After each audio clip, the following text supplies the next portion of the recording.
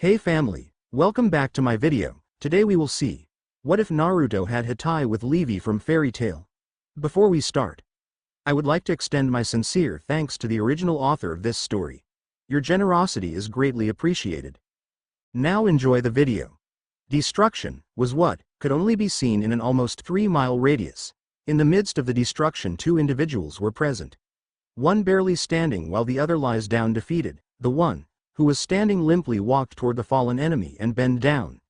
He held a strange three-pronged kunai on his hand and placed it on his enemy's eyes. You are defeated, Uchiha Madara.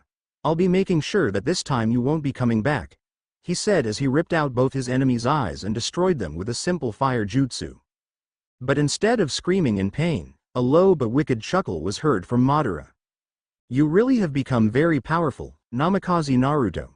I can't believe that even with all the 8 bijus on my possession together with the Rinnegan and Sharingan, you would still find a way to beat me by using only the Kyuubi and Sage mode. But you know, with all my years of being on this world, did you really think that I didn't have a backup plan? You are underestimating me, Namikaze. A backup plan, huh? I already sealed up your chakra, destroyed your Rinnegan and Sharingan. I also sealed your access of the chakra on the bijus inside you. What could you still possibly do? Naruto said with a smirk. You're not the only one who is good with seals, boy. Madara said darkly as his body started to glow and energy started to unstably pulsate around them. The smirk on Naruto's face suddenly disappeared and a look on panic was etched on his face. What are you doing? What is happening? Answer me, he shouted. Madara laughed like a maniac and said, the smell of fear. I love how a cocky brat like you panic in fear after second of thinking that you had won.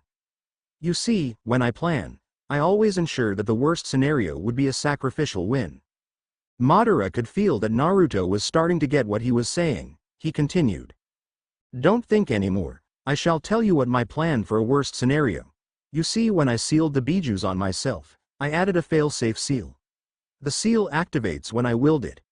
So you see, I am not just a god but also a ticking bomb, a bomb that is worth the power of the 8 bijus. Do you know how powerful of a bomb is that? Uzumaki?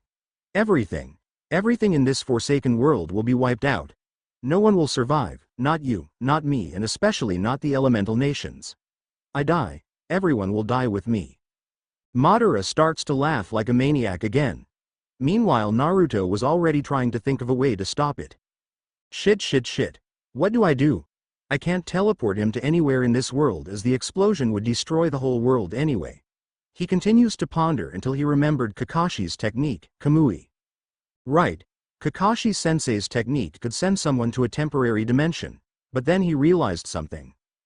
Kakashi-sensei is dead. He punched the ground hard. Is this the end? Is this the only thing I could do even with all my hard work? All of us are going to die in the end? No, I can't accept that. Even if there is only one string of hope, I'll grab into it because they have faith in me. There is a way, Naruto, the fox said in his mind. What? Tell me, he asked.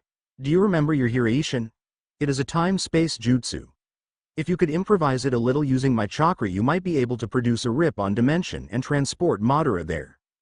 I see, let's do it then. There is a catch, however. I will die with Madara, won't I? Or worse, be trapped on that rip in reality where I might be sailing into oblivion for the whole eternity. Yes, are you still willing to do this? Of course, there is no other way. We would all die if I don't do this. I'm sorry that you would be joining me too. It is all right. At least I would be able to do something good in my cursed life. Now, let's start. Okay, how do we do it? Remember how you discovered that Hiraishin is a jutsu where it makes a time-space tunnel between two markers? Yeah, basically if I had a Hiraishin seal with me and I had a Hiraishin seal on another place. If I activate the seal that is with me, I would sense where all my markers are. Then I will be entering time-space dimension and then I would automatically exit on the marker I had chosen. The exits are those seals with the same chakra as what I had poured into the seal that is with me. But you know, we can't stay in the tunnel for a long time since if I don't choose a destination, I would randomly land on any of the markers I placed. Precisely. That is why you will use my chakra instead of your chakra. Since my chakra isn't the same as what you poured into those markers when they are made, there will be no exit on the tunnel. That is why I told you that it would be a suicide. Unless there is a chakra or energy that is the same as mine, there will be no exit. I see, then let's do it now, Naruto said as the demon cloak enveloped him and he poured the chakra onto his three-pronged kunai. Goodbye everyone, I hope you all live a happy and peaceful life, was what he last said before he and Madara were engulfed by a blinding red light. The midnight sky was currently illuminated only by a full moon. On the forest, a shadow could be seen moving at a very fast rate. The figure suddenly stopped, revealing a cloaked man, his head hidden by a hood. He looked at the moon. It's full moon tonight, perfect. From where he is standing, he could see the bottom of the hill. His eyes narrowed as he focused on a strange pyramid structure. Those humans, I really won't understand them. Don't they know that what they are trying to do might result to the destruction of this world? Or maybe they already know but would gladly let the world crumble just for power. That, I cannot allow, he thought as he quickly ran down towards the pyramid. Inside the pyramid, a group of humans are meditating and concentrating. In front of them is a platform where various relics are placed. Outside the pyramid, many people are standing guard so the ceremony won't be disrupted. A figure suddenly landed next to one of the guards. A hand clasped the guard's mouth as a sword pierced his chest. Seconds later he dropped dead. The shadowy figure moves quickly from one guard to the other and minutes later, the victims lay down dead on the cold ground. Meanwhile, inside the pyramid, one of the relics starts to glow weakly, so weak that it went unnoticed by the practitioners. Naruto couldn't believe it. Just my luck, I was able to transport Madara to a time-space dimension, but hell, he just had to explode in one compressed spot. Now, I'll be living in this limbo for all eternity instead of dying with him on that explosion. It looks like space here is distorted. It's true that if Madara exploded on our world, he would have destroyed it, but here, where space and time might constantly compress and decompress, anything could happen. Heck, we don't even know if how much time has passed since we were here. To us, it might be merely minutes, but in actuality we might be here for a century already. Just look at what it did to us, it separated me from you. The Kyuubi said while floating in front of Naruto. Good point. Oh well, so I guess we will be staying for whole eternity here, partner? The Kyuubi merely chuckled and said, don't lose hope, you never know what might happen, URK. Suddenly Kyuubi and Naruto felt like they are being ripped apart and then reformed. Kyuubi, what's happening? I think the space-time is changing, and it is changing us with it. After several minutes or so they thought, the changing stopped and instantly Naruto felt his body aching. Kyuubi, where are you? What happened? It's kind of dark and I can't see a thing. Kyuubi could only stare in awe, for right now, he is looking not at a 17-year-old Naruto but an almost 100-year-old Naruto. Naruto, I think we aged by a century. What? So you mean to tell me I can't see because I am already old? No wonder I feel so weak. The Kyuubi chuckled at Naruto. Well, even as a 100-year-old you still are loud and energetic, I give you that. Oh, just my luck, now I have to live like this for all eternity. Don't worry, if my theory is correct, we might change again. The hell, what would be next? Me, being only bones? Unfortunately or fortunately, they started to feel being ripped and reformed again. The hell, does it really have to be this painful?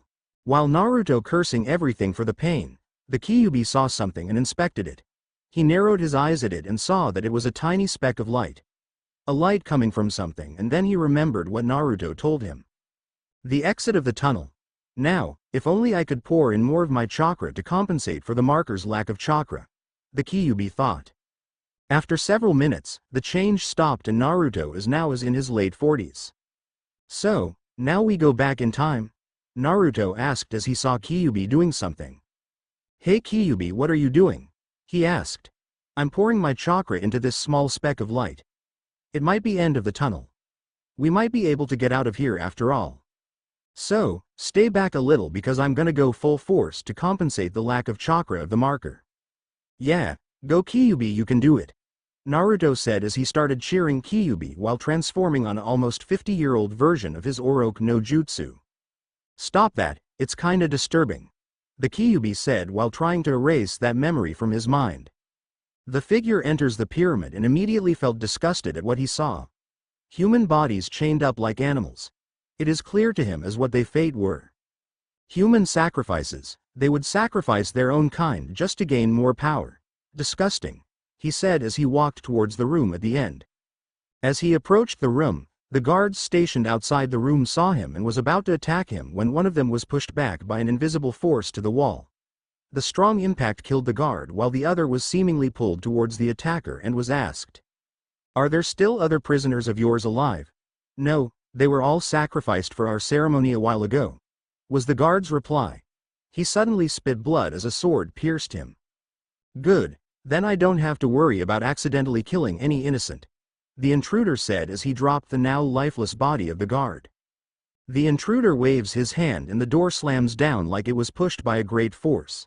The practitioners inside were startled by the sudden slam. They looked at the direction of the doors and saw their eyes went wide.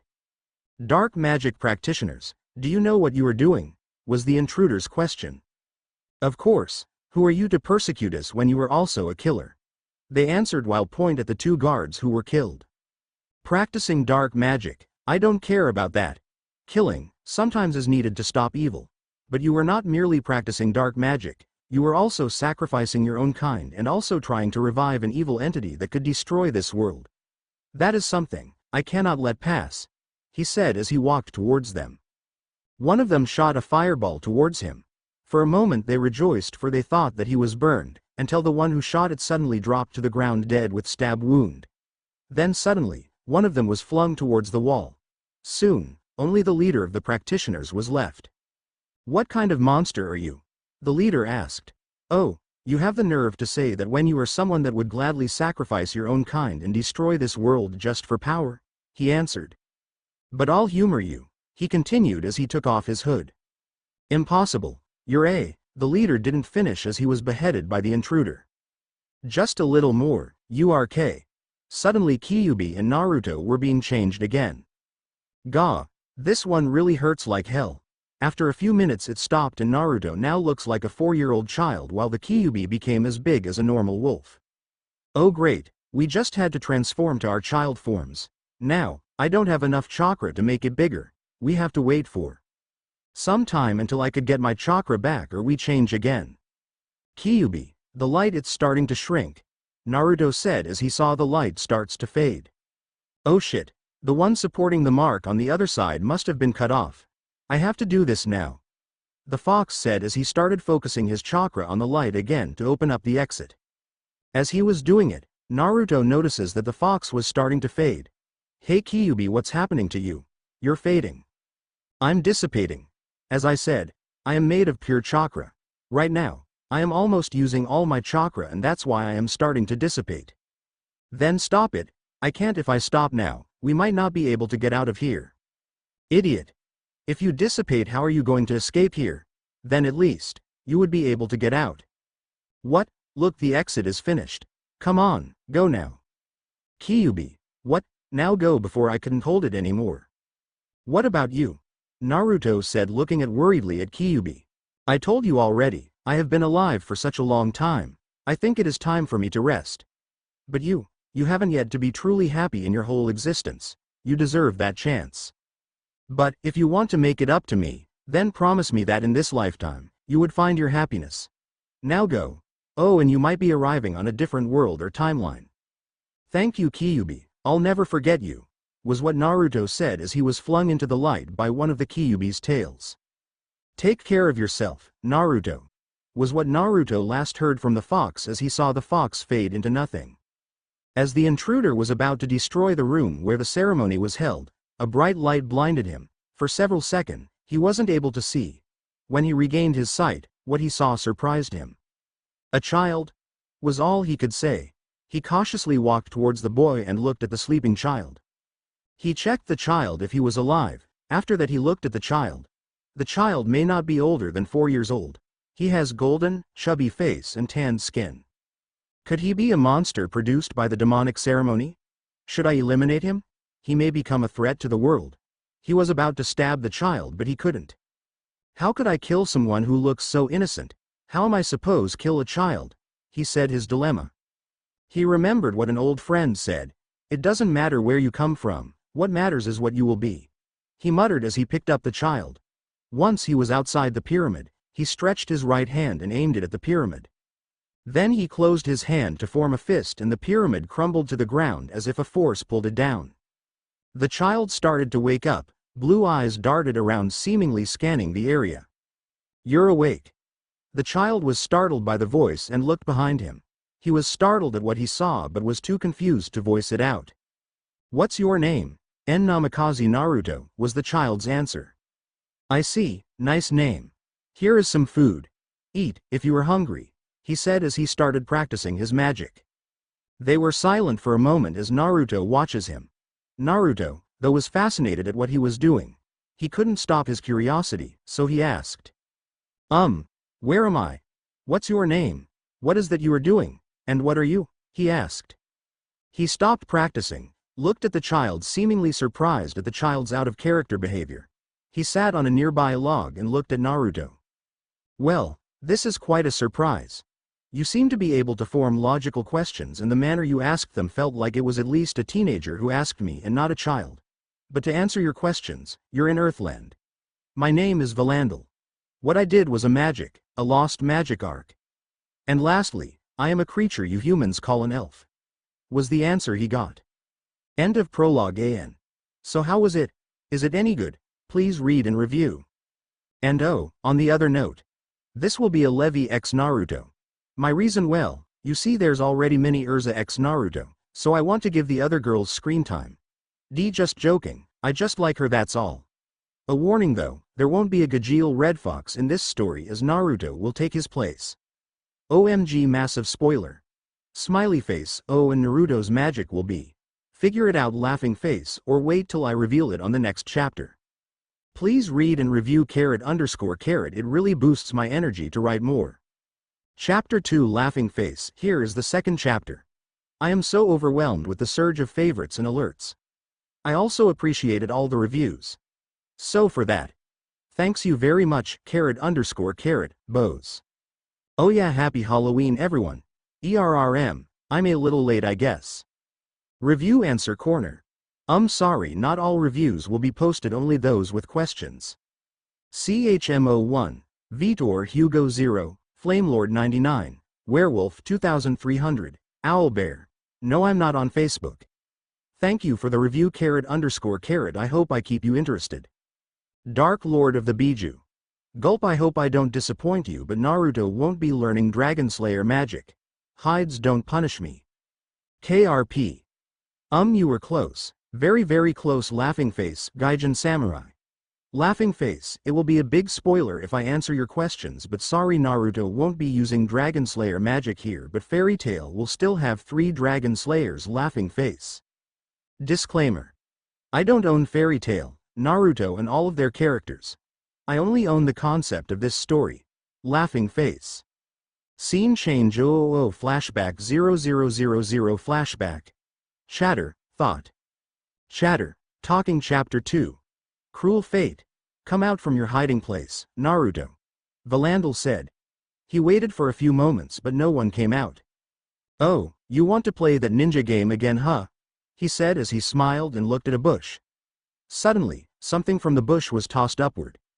A scream was heard as the tossed object was coming down fast. Valandel smirked as the screaming object was about to hit the ground.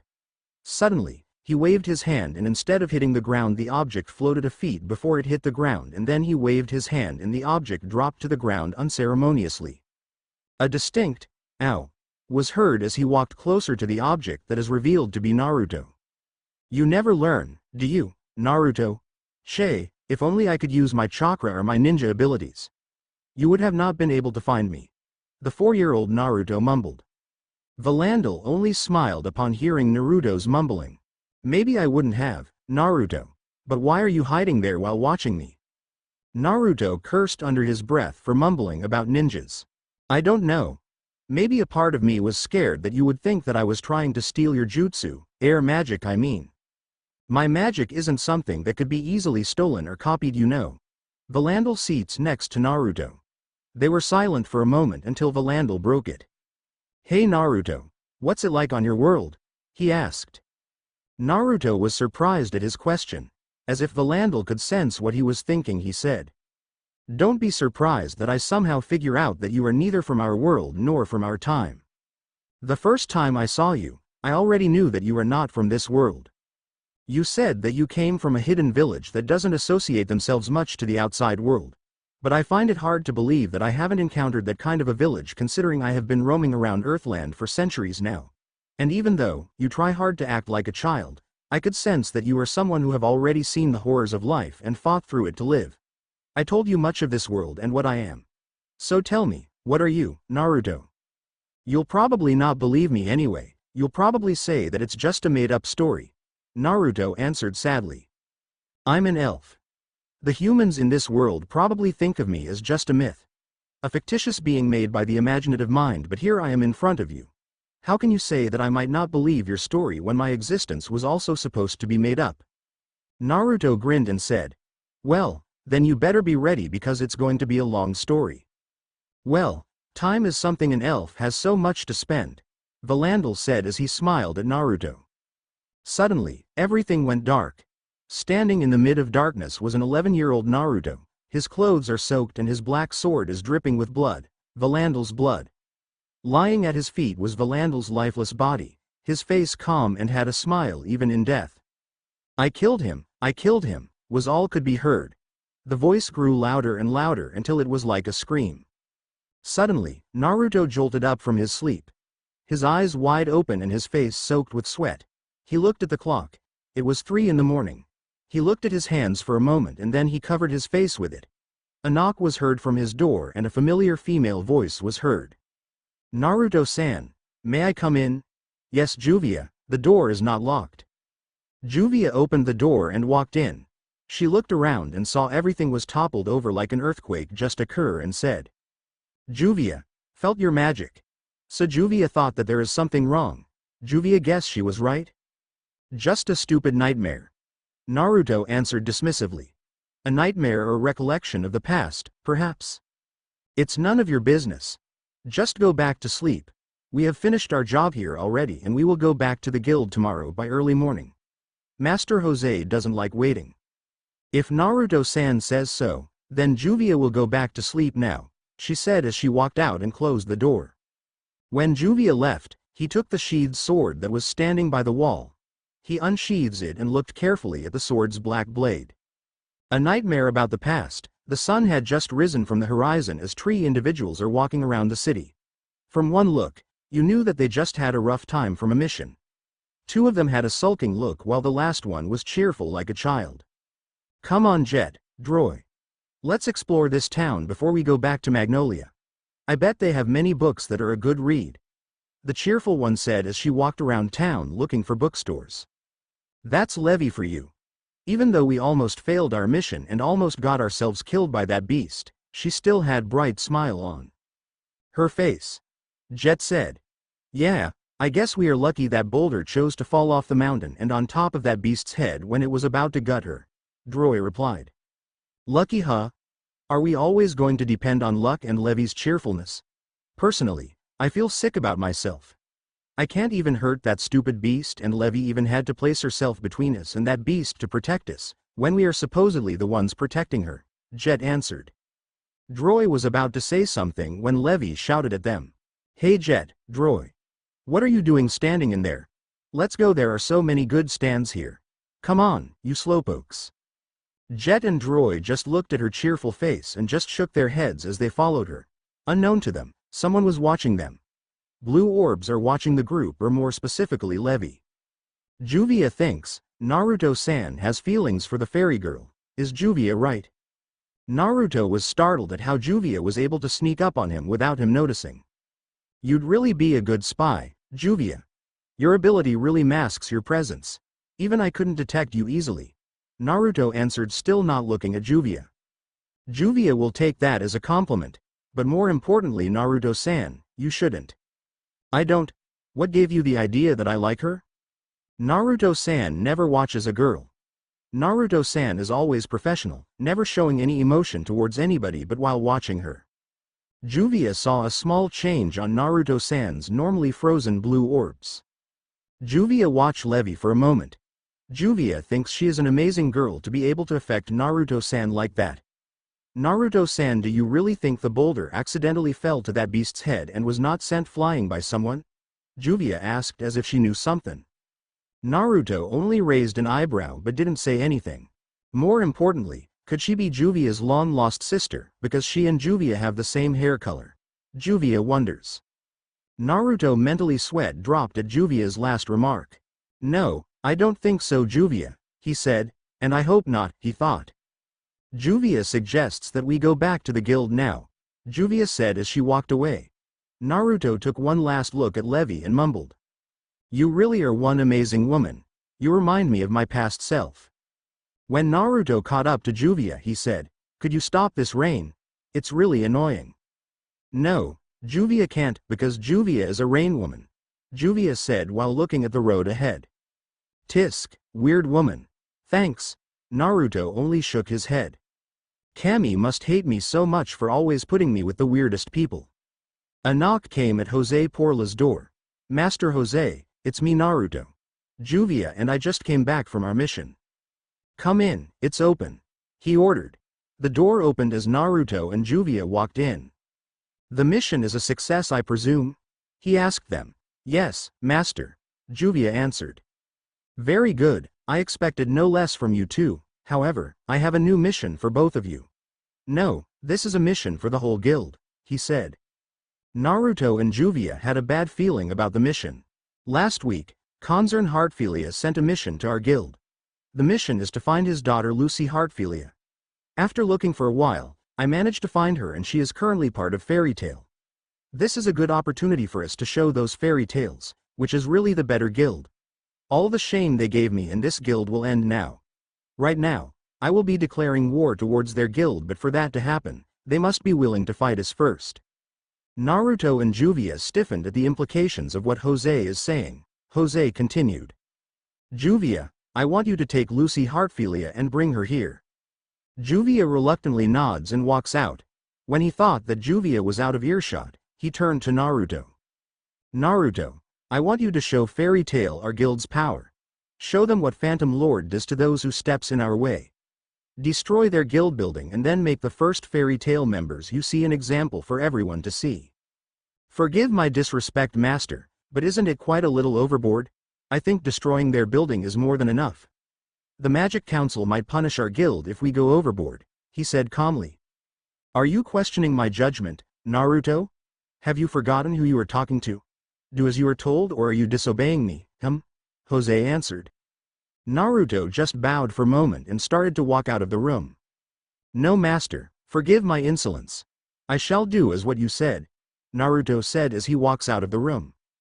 Naruto is currently sitting on top of the guild's roof. He is deep in thought as he looked at his sword.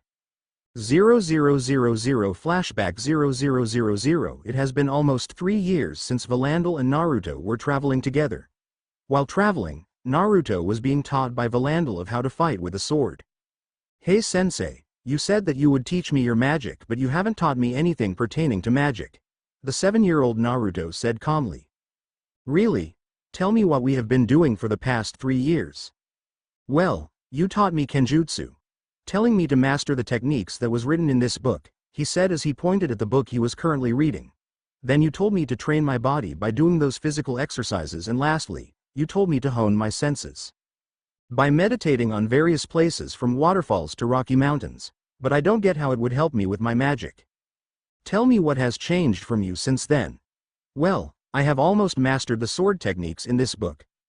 I am also quite physically better than most of the humans I have seen, and more importantly, I could easily sense things now. You forgot one thing. You are much calmer and patient now. Naruto only nods. I think you are ready to learn my magic then. But before that, I want you to promise me that you won't use this magic to hurt the innocent. I promise, I won't use it to hurt the innocent. I also want to teach you some basic elvish magic spells that might come in handy in the future. So you won't be a one-trick pony. It's good to always have something to surprise the enemy. 0000 end of flashback 0000. I'll never use that magic again. I am not worthy of it, Naruto whispered. He felt raindrops falling on his head. Juvia, what do you need? Reminiscing the past or thinking about that girl? Juvia asked as she sat next to him. Why do you need to know? Because Naruto-san is Juvia's partner and Juvia's only friend. Friend, huh? It's been a long time since someone called me that. Juvia feels that Naruto-san is somewhat similar. That Naruto-san is also sad from being alone just like Juvia. Why do you follow the master, Naruto-san? So you heard our conversation after all. I could ask the same way to you. Why do you follow him? Juvia was too shy to interact with others and felt like she was always out of place. So, Juvia ran away when she was 9 years old. Juvia met her sensei and she taught Juvia magic, but her sensei went missing after a year. That is why Juvia couldn't control the rain. She wasn't trained enough. When Juvia came back instead of being accepted, Juvia was more shunned because of her uncontrolled magic. But Master Jose, he took in Juvia. He didn't shun her, so this is the only thing Juvia could do as gratitude, was Juvia's answer. 7 years ago, when the person who taught me everything died, I lost my will to live. For 3 years I lived to die. I took every single suicidal mission as a mercenary. One day, my luck ran out and I was about to be killed by a monster, but Master Jose came. He saved me and in gratitude I pledged my loyalty to him. Naruto said, which startled Juvia because Naruto never tells anyone his past. Are you having second thoughts? Juvia asked, to which Naruto didn't respond, so she asked him a different question. So, what is your decision, Naruto-san? I live for the guild, let's go. We have a mission to do, Naruto answered. Naruto walked in the middle of silent night on the road towards the building of Fairytail. Talking to Juvia made him remember the past. 0000 flashback 0000. Before I teach you my magic, I think it is only proper if I teach you the kinds of magic. Naruto only nods. First there are those called the innate magic. Innate magics are inborn magics. They are not learned, they are just mastered. Example of this are takeover and telekinesis. Next type of magic is elemental magic. This type of magic uses the elements. There are mages born who are attuned to an element, making it possible for him or her to learn elemental magic. Next is sorcery magic. They are non-elemental and non-innate magic. They could be learned by anyone if they would dedicate enough time to learn it. Example of these is X-Quip, sleep magic, and illusion magic. Valandel paused for a moment. Now we go to the rarer types of magic. First is the forbidden magic. Forbidden magics are magics banned by all the mages, whether they are humans or not. These magics are commonly harmful not only to the caster but to others as well. Usually, this magic is attuned to evil and requires sacrifices. The next is called Dragon Slayer magic. This type of magic is more attuned to the elements. Think of them as a stronger and more potent version of the elemental magic. They're taught by the dragons themselves. But why would the dragon teach someone a magic that slays them? Naruto asked. That is something I am not allowed to answer. When you found a dragon slayer or a dragon, ask them yourself. Continuing on, the next type of magic is called the Lost Magic Arc. This type of magic is more on controlling the things that control things. Valandel smirks at Naruto's dumbfounded expression. You didn't get it, do you? Naruto only nods. I'll explain it fully to you, as the magic I would teach you falls into this category. Valandel took a small rock and dropped it to the ground, letting it freefall. Why did the rock fall down? He asked Naruto. Because you dropped it, of course it would fall down. But why didn't it fall left or fall right, or better rise up? Why are we standing like this at the ground instead of being upside down or floating? How am I supposed to know that? I just know that there is a force that is always pulling us towards the ground. Naruto's eyes widen in realization. So now you do realize that there is an invisible force dragging us down. Now do you understand what I am telling you? A little. Very well, let me ask you. After so many years, why do you think a building or a structure just collapses? Of course, because it's been old. The materials are having become brittle to withstand the force that is constantly pulling it on the ground. Very good, Naruto. That is the concept of the Lost Magic Arc, controlling the things that usually controls things. In that case, if you could have controlled time, then you could accelerate, decelerate, or reverse the aging or movement of things, or if you controlled the force, then you could have weaken, strengthen, reverse, or nullify the force that is acting on an object. I have to warn you, Naruto.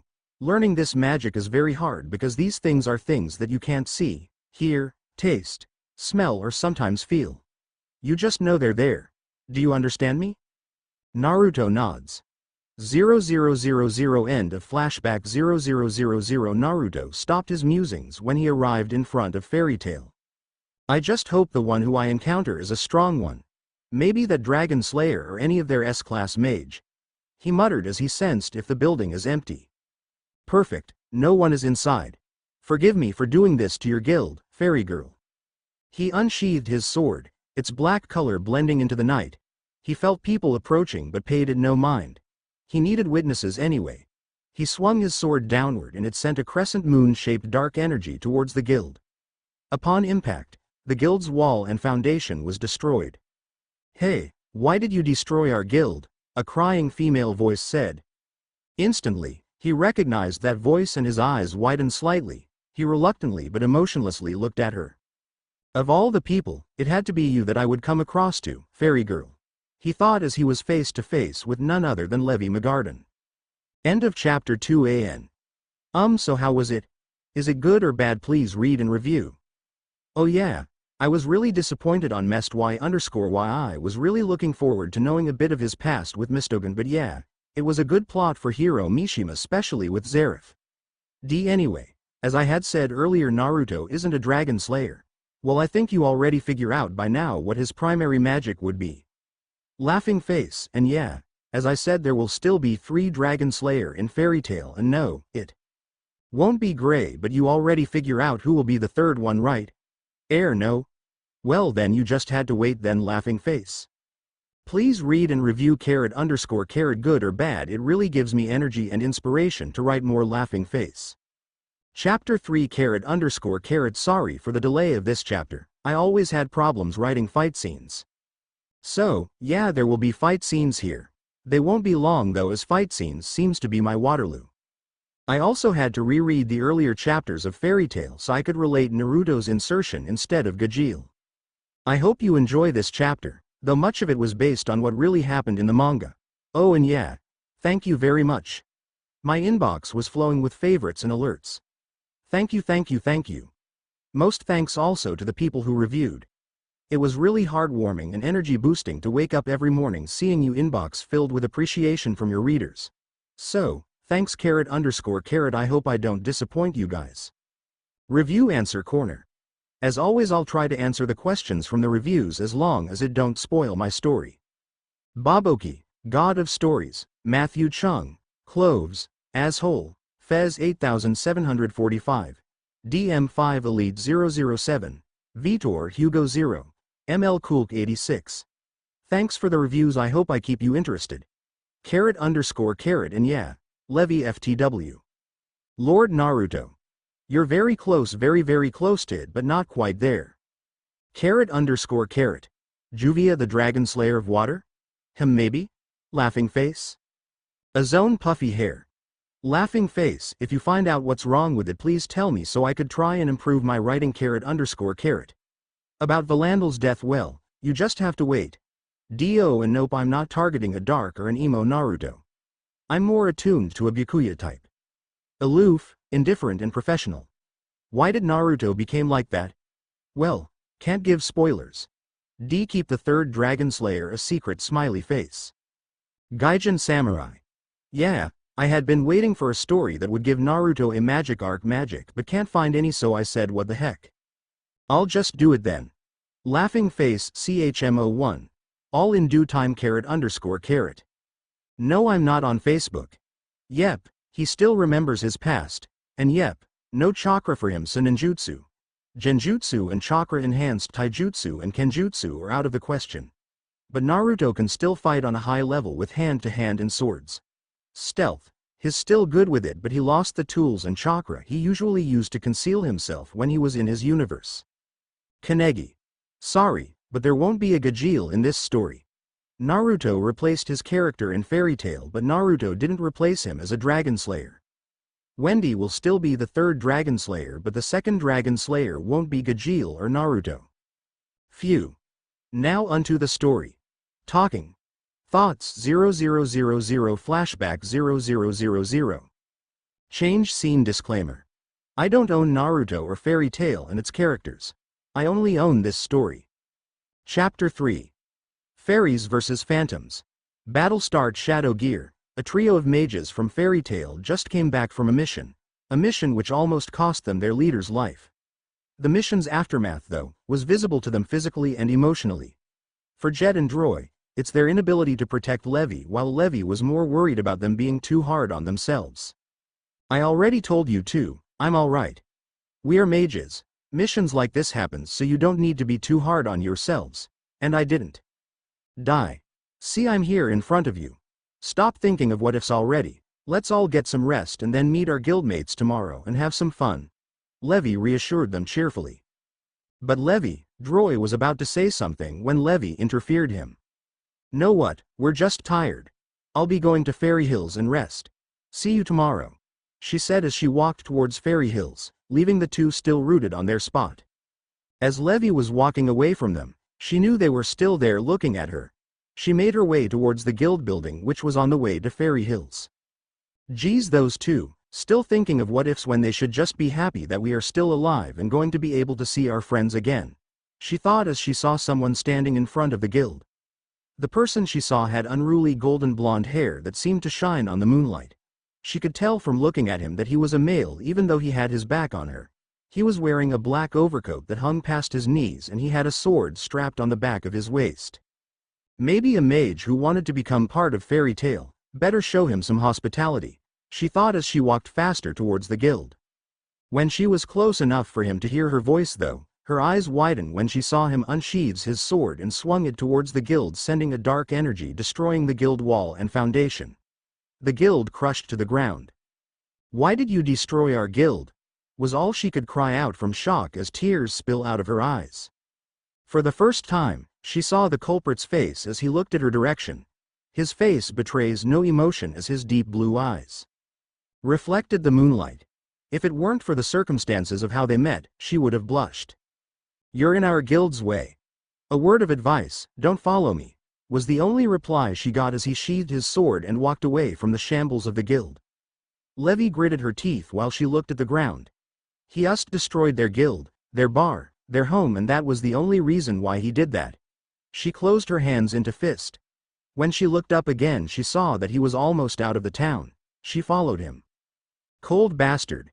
She screamed at him when they were outside of town. Her scream halted his movement for a moment. Maybe I am, was his reply as he continued walking away. Fire! Levy yelled as the word fire was hauled towards Naruto.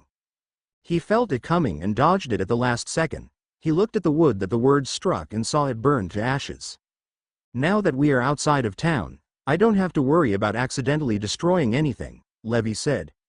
Solid script, an innate magic capable of creating almost anything by just saying the word. Interesting, he thought as he looked at her with the same stoic face.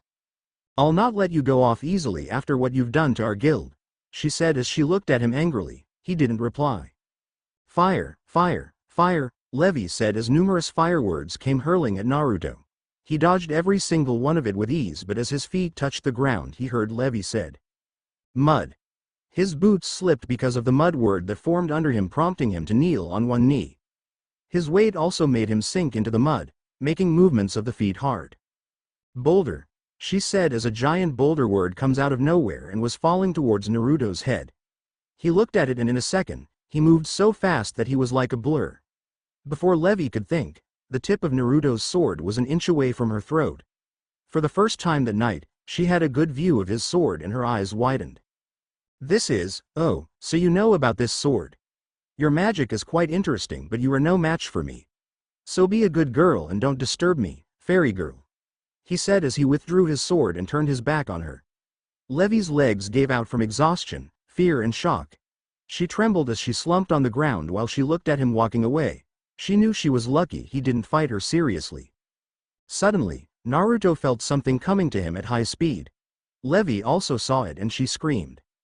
No, Jet, don't. Naruto dodged Jet's Falcon Heaven Soar and counterattacked. He caught Jet's leg and pulled him, roughly slamming him to the ground. He suddenly felt vines growing at his feet and the vines formed into fists and attacked him in a barrage of punches. He easily dodged them. Meanwhile, Droy ran towards Levy and asked, Are you all right? Did he do something bad to you? Why are you here? She asked. We saw you that giant boulder solid script and thought something was wrong, was Droi's reply as he continually grew the vines to attack Naruto. Naruto was getting annoyed at the vines. No matter how he cut them down, they always grew back. He knew that it was Droi doing it, but the vines kept him busy. He could send a magic attack towards him and Levy, but for some reason he couldn't do so. What's happening? Why can't I use magic? He thought as he looked at his sword. He sensed Jet coming towards him from behind and the fist vines are coming to him from the front. He smirked. Oh, he would be enjoying this. He narrowly dodged Jet's attack and grabbed him at the last second. He then hurled Jet in front of him and he took all the punches of the fist vines that were originally intended for Naruto. Droi's eyes widened at what happened and he immediately retracted the vines. At that slight opening, Naruto threw Jet towards Droi and he didn't have enough time to prepare himself as Jet came crushing to him. Naruto's attack didn't let up as he suddenly appeared in front of them and kicked them away from Levy. Before he goes, he said to Levy in a low voice, "Do not follow us." He tried again using his magic as he swung his sword towards Jet and Droi. This time, his magic didn't fail and a dark energy came out shooting towards Jet and Droi. Both of them were sent flying by the attack. He followed them, leaving Levy alone. "That sword," she said as she trembled both from seeing the sword, then she remembered. "Jet and Droi, I must help them. They're going to get killed," she said as she did her best to stand up. Meanwhile, Naruto was currently standing in front of Jet and Droi with his sword drawn. He looked mockingly at them as if they were insects. "Why are you doing this?" Droi said as he tried to stand up. Jet on the other hand was lying on the ground, his body aching all over from the attacks he took. "I have no personal vendetta on your guild, it was just an order from Master Jose," he said in a monotone. "Phantom Lords," Droi said. "Let's finish this," Naruto said as he prepares to give them a beating they'll never forget. Wall. The giant word wall was suddenly between Naruto and his victims. "And yet again, you are saved by Fairy Girl," he said. "Yet again?" Jet asked. "I remember all you did against that beast was hide behind her," he answered. The members of Shadow Gear suddenly went wide-eyed. "Fairy Girl, I warned you to not follow us. Now, you will also meet the same fate as them," he said as he suddenly appeared in front of her and punched her in the gut, knocking the air out of her. She slumped to the ground unconscious. "You bastard!" Droi shouted, but he was also silenced as Naruto started beating the crap out of him and Jet. "You scum," Droi said as he dropped next to Levy and Jet. Naruto was about to send a magic attack towards them, but his magic failed again. "What is wrong with me today?" he thought. He was lucky though, because when he looked at them, all of them were already unconscious. He took out the guild magic stamp and stamped her. Exposed Tomic with the guild's symbol. He then tied her on the trunk of a big tree by her arms and feet, making her look like she was crucified. For Jet and Droi though, it was worse. He tied their arms and hung them to the branches of the tree, making them look like decoration on a Christmas tree. He looked at Levy for a moment. "If only you didn't follow me, and if only these two weren't so weak." More importantly, he looked at his sword. "Why does magic fail today?" he thought. Regretting something, "Naruto-san." Naruto was pulled out of his thoughts by the familiar voice. "No, more importantly, how is your mission? It seems Heartfilia-sama isn't around town." "I see, my mission is finished, let us report. I'm sure Master will have a new plan to get her," Naruto said as he started walking. Juvia was right with how she felt, doesn't she? Someone did save the fairy mages from that beast by hurling a boulder onto that monster. Who and why they were saved, Juvia wonders. Naruto looked at her, just raised an eyebrow. "And you're implying something, I presume?" he asked. "Ah, forbidden love. Juvia likes stories like that, dark, tragic and romantic." "Someone remind me again, why am I paired with this weirdo?" Naruto mumbled. Backquote. "What happened here?"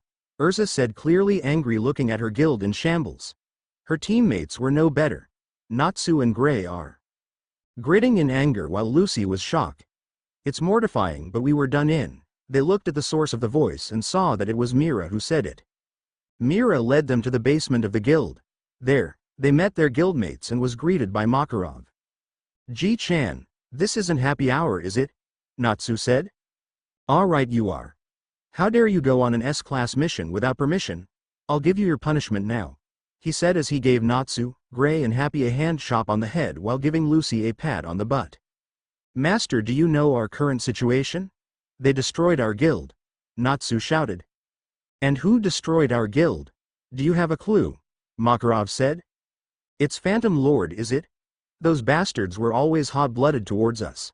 Always having fight with our mages, Urza said. Calm down, it's not something to make a fuss about, Makarov said. What? Was the reply he got from the team. First of all, though it's probably them who did this, we don't have concrete evidence. Furthermore, this is as far as those idiots will go. I don't see why they even bothered to attack an MPTY guild, Makarov answered. Empty guild? Urza asked. It seems they attacked in the middle of the night, Mira answered. So I see no one was hurt, we were lucky. There's no need to get cross with someone that resorts to surprise attacks. Leave them be, Makarov said. Natsu and Makarov argued for a while until Makarov said he would take a leak and escaped the conversation. Natsu, I'm sure the master is as just shocked as us. But warfare between the guilds are prohibited by the council, and on top of that, like master said, we don't have concrete evidence, Mira said. They're the ones who attack us first. They leave our guild in shambles. They're the guild who always bangs heads with us. What more evidence do we need? One of us being beaten to a bloody pulp and hanged to a high place for the whole town to see? Natsu shouted. If this is how the master feels about it, we have to accept it, Urza said. Sometime later, Team Natsu is lounging at Lucis' house. Do you really think Phantom attacked our guild? Why would they attack us all of a sudden? Lucy asked. I don't know, we've had some brushes, but this is the first time that they attacked directly, Urza answered. Their conversations led to the topic of 10 great mages to the effects of a war between guilds until it settled to the discussion of the strength of the guilds. Master Jose is said to have an equal amount of magic power as Master. They also had the Element 4, who are the equivalent of our S-class mages. But the most dangerous of the Phantom's mages is the one they call Naruto. They said that the only person stronger than him in Phantom was Jose. They say that he is more of a warrior than a mage. He opts to fight with sword or hand-to-hand than with magic. His magic may be sword-related, though that was not proven. If it really was Phantom who attacked us, then he is probably the one who was sent to do it, Urza said. Phantom Lord's guild members are all hype up at the news they got. Did you hear? Fairytail's guild is in shambles, one of them said. I bet their spirit must be pretty crushed by now. Serves them right, another commented. But who did it? Someone asked. Probably him. Someone whispered. Everyone looked reluctantly at the lone occupant of a table near the furthest edge of the guild. On his table, he had ramen and sake, but it seemed to be untouched. He was looking out of the window deep in thought. Naruto sensed everyone's eyes were on him. He raised an eyebrow and looked at them with an expressionless face. Everyone had suddenly had an eerie and turned around, leaving him alone. Damn, that guy is like a stone. He shows no emotions, but just from looking at him, you know that when you cross him, you're going to regret it. Someone whispered. Idiot, of course he's strong. Except for Master Jose, he is the only one who could command the Element 4, his friend answered. Naruto paid them no mind and started eating his ramen. His thoughts came back to what he was thinking earlier. Why does the magic fail a few times last night? I wasn't tired, nor there was nothing suppressing it. Thinking of last night brought his thoughts to a certain blue-haired girl. I wonder if anyone had seen them yet. She'll probably hate me and want me dead after what I did. If only she wasn't the one who saw me last night. No, I live for the guild. His thoughts were interrupted by someone. The wheels have been set in motion. Excellent job, Naruto-san, Master Jose said. Thank you for the compliment, Master. Though, it would have been better if you destroyed it while some of the fairies are there. It would be a problem if someone is accidentally killed by it. Don't worry though, I did leave a present for the town to see. Naruto answered indifferently. Oh, I seem to hear a little guilt in your voice, Naruto-san. No, Master, I was just thinking of something. That is all. I have to excuse myself to take care of something, Naruto said as he stood up from his chair and leave the guild. Someone frantically knocked on Lucis' door, interrupting Team Natsu's conversation. When she opened it, she saw that it was Kana. Just as I thought, I would find you here, she said as she tries to catch her breath. What happened, Kana? Urza asked. You You have to go to the southern entrance park. Immediately, Kana shouted. Team Natsu and Kana immediately run towards the southern entrance. What they saw made them want to destroy Phantom Lord. Magic Council be damned. In the big tree at the center of the park, was 3 of their guildmates, their friends, their siblings. Lucy had to look away as she couldn't stand looking at them. Levy was tied to the trunk of the tree by her hands and feet like she was crucified. On her stomach, the symbol of Phantom Lords is magically stamped. But what's worse, Jet and Droy were hanging on the tree branches by their hands alone, being tied like they were slaves. They felt someone approaching. When they looked to see who it is, they saw it was Makarov dressed in his wizard saint attire. Wrecking our shoddy bar, I could bear with. But no parent can remain silent after seeing their children's blood, Makarov said as the staff on his hands was crushed. This means war, he exclaimed. Lucy was currently on the hospital visiting the members of the Shadow Gear. This is too cruel. Phantom, she said as she started to remember her past conversations with Levy.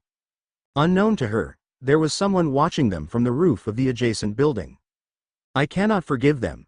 Don't worry, Levy-chan, me and the guild will attack Phantom this afternoon to avenge you. I must go now, we must prepare, Lucy said as she stood up and heads for the door. She opened it and looked at Levy for a moment before steeling herself and closed the door. Someone dropped by the window of the hospital when Lucy was gone. The stranger opened the window and came in.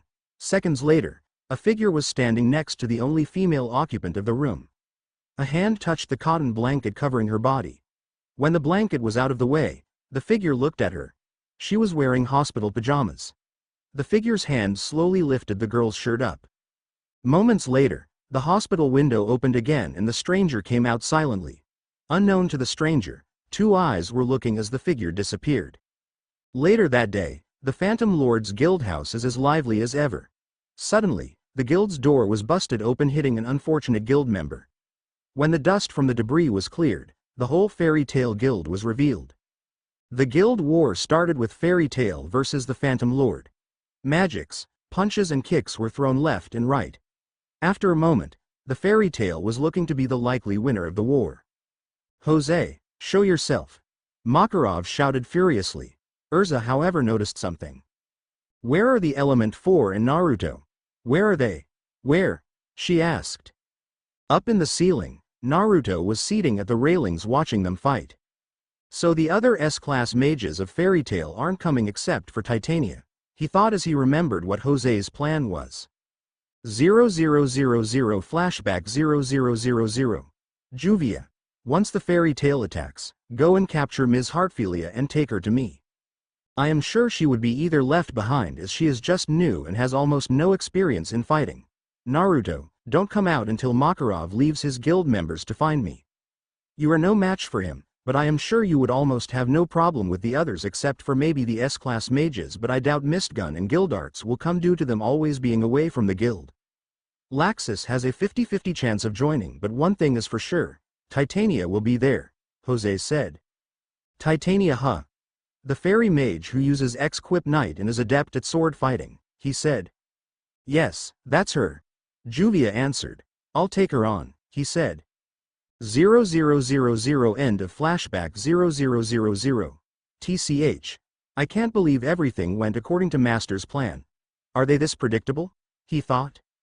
The fight continues inside Phantom Lord's guild house. Naruto watched amusedly at the blabbering of the Fairytail members. He heard Makarov. Urza, I'm putting you in charge. Jose is probably at the top floor, I'm going to tear him a new one. Take care.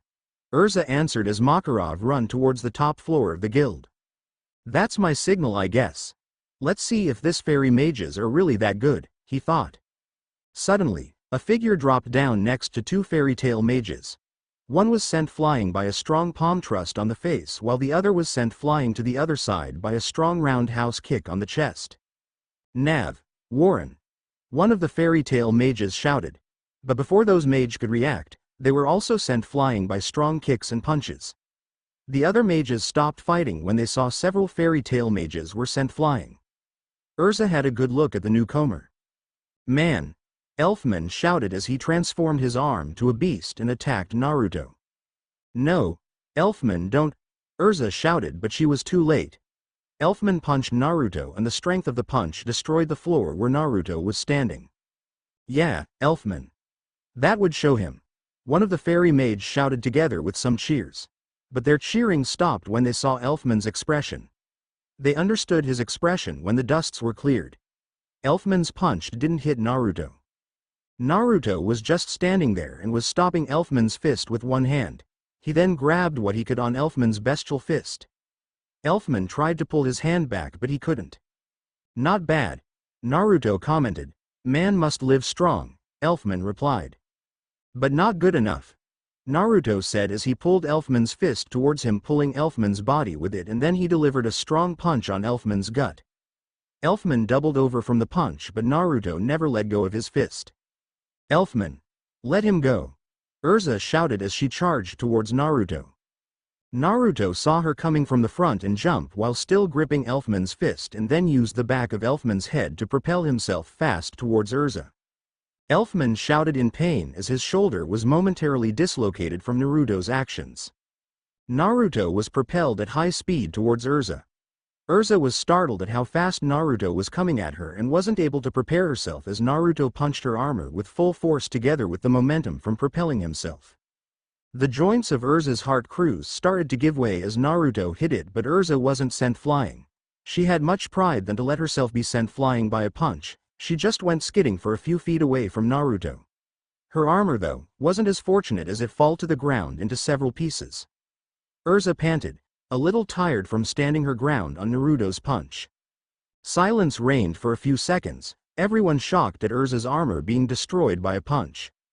Naruto Namikaze, they weren't exaggerating when they said that you were one hell of a fighter, Urza said. Naruto. Natsu shouted, looking at Naruto with gritted teeth and narrowed eyes. Naruto didn't pay him any attention, so he asked. Oh, were you the one who destroyed our guild and attacked Levy, Jet and Droy? And if I am, Naruto answered monotonously. Bastard, I'll send you to hell, he shouted as he charged Naruto with flaming fists. Naruto narrowly avoided Natsu's punch as he jumped up towards the ceiling rails, but as he landed on the rails, he was suddenly face to face with Natsu. Natsu delivered another punch, but this time Naruto didn't dodge. Everyone from Fairytail celebrated when Natsu's punch connected and Naruto jumps away from him. The mages of Phantom Lords were startled. Naruto-san got hit, they said. Naruto and Natsu, on the other hand, were startled at a different reason. I let him hit me to see how strong his punch is and to get out some of my guilt, but his punch was weak, Naruto thought as he jumped away from Natsu. That's all you have, salamander? It doesn't even sting at all, he taunted. Don't worry, that was just a friendly hello from me. Next time you won't be able to block my attack, Natsu said. Naruto just raised an eyebrow. Block your attack? I did not do anything. Is that the excuse you give for every poor punch you throw, salamander? Naruto asked. Suddenly, the grounds shook. Fairytail celebrated as they boast of how they won't lose as long as they have Makarov. Naruto just shook his head in dismay. All according to Master Jose's plan, they really are one predictable guild, he thought. While Naruto was deep in thought, Natsu was already at his side about to deliver another punch. Naruto saw it coming and didn't dodge again to see if Natsu's weak punch was just a fluke. As Natsu, fist connected to his cheeks, one thought was in his mind. Weak. His punches are really weak. Bastard, what did you do? How come I feel my fist was being blocked but I couldn't see it? Natsu shouted at Naruto. Another excuse for your weakness? Fairy was girl even better of an opponent than you, Naruto said. Invisibly blocked? Could it be? No, impossible, Naruto thought. Bastard. Natsu was about to attack again, but something fell from the top floor. When they saw what, or more specifically who fell from the top floor, the Fairytail rushed to his aid. I can't use my magic, Makarov said weakly. Sensing they would probably lose easily because of low morale and strength, Urza issued a command of retreat. Naruto felt someone beside him on the ceiling rails. You really did defeat Makarov, he said. Kami, everyone in the Element 4 is weird and creepy, Naruto thought. All part of Master Jose's plan. Sorrowful, Arya said as he cried. So, did we capture Lucy Heartfilia? He asked. We've confined her at the headquarters. Arya answered. What, Naruto? Natsu shouted. We will continue this some other time, Salamander. Naruto said as he and Arya disappeared. End of chapter 3. So how was it? I hope it didn't bore you and I hope the fight scenes weren't too bad. Oh and yeah, chapter 210 Gajeel and Levy FTW. I really love that pairing. Too bad I had to sacrifice Gajeel to insert Naruto in this story, cause if I let Gajeel here, I would have made this an Ultier X Naruto laughing face. Yeah, that was my choices when I was still thinking about this story. And of course if Gajeel was here then Naruto won't be in Phantom, meaning well yeah this story would probably a whole lot different. Please read and review. Good or bad, I appreciate it and gives me energy to continue writing and improve my skills. Chapter 4 Hello _. Release of the third chapter. Hope you like it. After this, there would be one more chapter before I end the Phantom arc. So, yeah you probably guessed that the conclusion won't be in this chapter but on the next. Before I forgot, thank you very much everyone _. I really appreciated all your reviews, faves and alerts. Thanks. Review Answer Corner. As always I'll try to answer the questions from the reviews as long as it don't spoil my story. No I'm not on Facebook. Frostius, Solidai, ML Kulk 86, Eclipsex, God of Stories, Cloves, Resuvius. Thanks for the reviews laughing face, I hope not to disappoint you. Kai Orahumanen. Thanks _. for the compliment but I have a very long way to go. I still need a lot of improvement. Yeah, Naruto being able to keep all his abilities makes him a jack of all trades when he comes to the Fairytail universe and might make him on par with the Wizard Saints if not better. Speedemon. Yeah, I'll probably do that pairing later after I had finished this or if I thought of a new concept laughing face. C and Mark. Thanks for the review and the flag on my grammar. English isn't my main language but I know it isn't reason enough for me to be bad at grammar. So thanks, I think I was depending too much on the Microsoft Word grammar check _. I'll try improving it, I hope I could. I shouldn't have skipped classes just to watch anime. Colin. No in the manga, Levy and Lucy are about 17 years old. Naruto on my story is currently 18 years old. He was reverted back to his 4 years old form when he was on the time-space dimension and then was flung to the Fairytail world. Laughing face and Naruto won't be learning Iron Dragon slaying magic. As I said in earlier chapters, Naruto will be taking Gajeel's place in the story but he won't be a dragon slayer but there will still be 3 dragon slayers in Fairytail. Though, it might or might not be an Iron Dragon Slayer. Kanegi.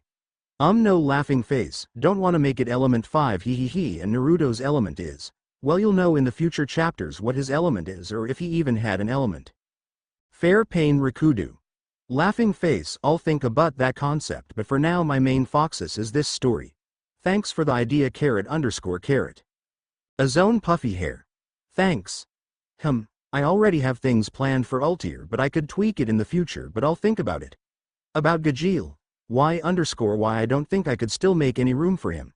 Yeah, my chapters are kinda short. I'm trying to release a chapter a week as my goal so I could prevent a writer's block. Smiley face. CHMO1. Haha you'll have to see for yourself laughing face Lord Arkin. Thanks.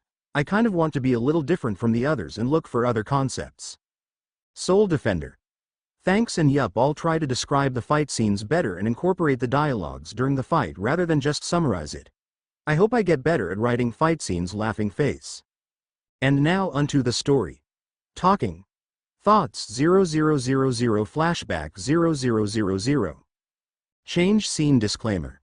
I don't own Naruto or Fairytail and its characters. I only own this story. Chapter 4. The Guild War rages on. They captured Lucy? Natsu said. We're leaving. Retreat. Urza ordered. We won't let you get away. The Phantom Lord members said. Oh. One of the Phantom Lords said as he was pulled by Natsu. Natsu, what are you going to do? Happy asked. What do you think? I'm going to save Lucy, he answered as he ran out to save Lucy. Tell me, where's Lucy? He asked the Phantom Lord member. I don't know, who is that? Was the answer he got, which aggravates Natsu's anger and he burned the guy. Speak up. If I find my friend is hurt, I might burn you to a crisp, Natsu threatened. Hiekai. I don't know, I really don't know someone by that name. But, our headquarters is located on the hill straight ahead. Maybe over there, the member answered. Up on the hill, Naruto and Arya appeared and saw Natsu pulling one of their members. Arya, go on ahead. I need to help the member Salamander took, Naruto ordered. If that is what you want, Naruto-san, Arya said as he disappeared. Naruto looked on from the hill and took out his sword, its black color visibly seen under the sunlight. He charged it with magic. The sword started to have a dark glow as dark energy gathered from it. He raised it above his head and mentally locked on his target. Dark Pulse, he said, exclaimed as he released the dark energy towards Natsu. The attack rushed towards Natsu at high speed. Natsu, Happy exclaimed as he saw the attack coming while flying around. What the hell? Natsu shouted as he suddenly saw a blade-like dark energy coming at him from above. He tossed the Phantom Lord member away and then took Happy as he narrowly avoided the attack. Rocks, dusts and debris were thrown out as the attack exploded when it collided to the ground Natsu was standing. Who did that? Where did that come from? Natsu asked Happy. I don't know too. I just saw it coming suddenly. Happy answered. Nah, Naruto-san. The Phantom member exclaimed in shock. Naruto? Where is he? Natsu asked while trying to look for him. Natsu, Happy exclaimed again. Natsu looked towards Happy and his eyes widened as he was suddenly face to face with Naruto. Naruto then dropped down and spun around to deliver a swift kick on Natsu's feet. His kick connected and Natsu was swept off his feet. While Natsu was still on midair, Naruto kicked him on the midsection that sent him away from the Phantom member he previously dragged. Bastard, I'm going to smash you to bits, Natsu said as he stands up. He was about to attack Naruto when Happy shouted. Natu, Lucy is in trouble.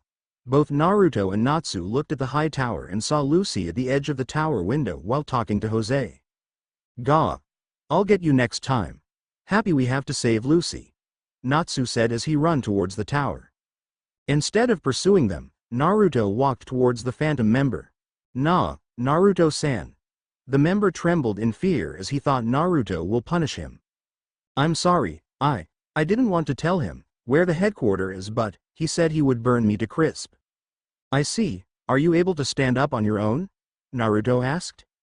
Yes, the member said as he hastily stood up for fear of being punished. Will you be able to go back to town by your own? Yes, I don't think he did any fatal damage. Very well, go back to town and have yourself examined. Then, go to the guild and check for any injuries on our members, he ordered. Yes, Naruto-san. The member answered as he hurriedly ran back to town. Naruto looked back at the tower as he saw Natsu caught Lucy. He felt water drops on his shoulders as he watched them argue. Not going to stop and catch them, Naruto-san? Juvia asked. My mission did not include catching Lucy Heartfilia or stopping Salamander from rescuing her. My main concern was the guild's members. I don't see any reason to do something I wasn't asked to do so, Naruto answered. You say that, Naruto-san, but Master Jose might not be happy seeing Heartfilia-sama escaping. If you're really concerned about that, then be my guest and stop them. Juvia already finished her mission of bringing Heartfilia-sama to Master Jose. Juvia does not remember any orders for recapture of Heartfilia-sama. Let's go, Juvia, before Master Jose sees us here and decides to give us another annoying mission, Naruto said, to which Juvia only nods as she transformed into water and Naruto disappeared in a blur. A meeting just after a battle? Our members haven't even able to get back to the headquarters yet. Master Jose must be really pissed off, Totemaru said as he and the rest of the Element 4 walked towards the guild master's room. It seems Heartfilia-sama has escaped his grasp. Non. You shouldn't taunt the guild master like that, Monsieur Saul, Juvia said. This turn of events are sorrowful. Stop crying about anything, Arya. Naruto reprimanded him. The Element 4 looked back and saw Naruto. Bonjour with non-Monsieur Naruto. Saul greeted. Enough chatter, the master awaits, Naruto said, seemingly quite irritable as he walked past them. It looks like Naruto-san isn't in a good mood today, Totemaru whispered. Juvia suggests to hurry up before Naruto-san and Master Jose shows their wrath. The Element Four walked a little faster towards their destination. When they reached the door, they heard Naruto and Jose talking. Naruto-san, I saw you and Juvia not far away from where Lucy Heartfilia was caught by Salamander. Why didn't you stop them? Jose said in quite angry manner. Forgive me, Master, but I was more concerned about the well-being of our members who were left behind fighting the fairy mages. Naruto answered calmly. So you're telling me that you would rather abandon a mission just to see if one or two of our mages are slightly hurt? Jose asked, seething. Yes, Master, I would gladly forfeit a mission if it is needed to save a hurt comrade. And furthermore, I don't remember you issuing any order to recapture Ms. Heartfilia. I was only doing what a guild mage should do. Naruto answered with no hesitation. It is also a guild member's duty to ensure that the guild's mission is finished. Seriously, Naruto-san, ever since we decided to wage war with Fairytail, you have been using loopholes to lessen the damage to them. If I didn't know you any better, I would have thought you were slightly helping them, Jose yelled. No, Master, I am not helping them. I was just doing what I feel is right to do, and that is ensuring the guild's well-being, was the only answer he got. Enough of this, I am seriously doubting your loyalty, Naruto-san, but I'll let you redeem yourself. This time when we attack Fairytail, I want you to track down Lucy Heartfilia and personally take her back to our guild. Understood? When Naruto didn't answer, he shouted, Amiundrstood. Naruto closed his eyes for a moment. As you wish, Master. He answered as he turned his back at Jose and opened the door. Outside the door he saw the Element Four in there looking at him. He paid them no mind and just walked past them. When he was out of view, Jose addressed them. Come in, I will now relay our battle plan. Naruto's mind is in turmoil. On one part he knew that what they were doing isn't right and that what they were doing would probably endanger the whole guild. But there is this part of him that tells him to follow Jose. While he was thinking, his body was like in autopilot. When he realized where he is already, his eyes widened. He was already on one of the rooftops of Magnolia. He looked across and saw the familiar window of a room he had been looking for the past day. He sat down and continued to look across the window. I wonder if this is my punishment for my actions that day. Ever since that day, all I had was bad luck. I couldn't even feel a single flicker of happiness anymore. It seemed like everything has been turning against me. The magic sensei taught me left me. I couldn't feel magic inside me anymore, as if it was taken away from me. Even Levantine's magic is failing me. I even have to hurt and take away the smile on Fairy Girl's face. Now, I have to capture and probably hurt a girl who just wanted to live freely. He whispered as he remembered someone. Haku must be laughing at me right now. I was the one who repeatedly told him that people shouldn't live as tools for someone, especially when they were asked to do something bad. Yet, here I am mulling over things that I shouldn't even mull over if I just follow my own words. Haku was right. I didn't understand. I didn't understand how is it to choose between doing what is right and doing what your loyalty tells you. Back then, I always had a purpose in life. I lived for my ideals and for my dreams. The people around me would never command me to do anything against what I think was right. How naive I was, thinking decisions like this was easy. Naruto's eyes focused on the sleeping occupant of the room he was looking on. I wonder what would you do if you were on my shoes? He asked, and as if expecting for the room's occupant to answer.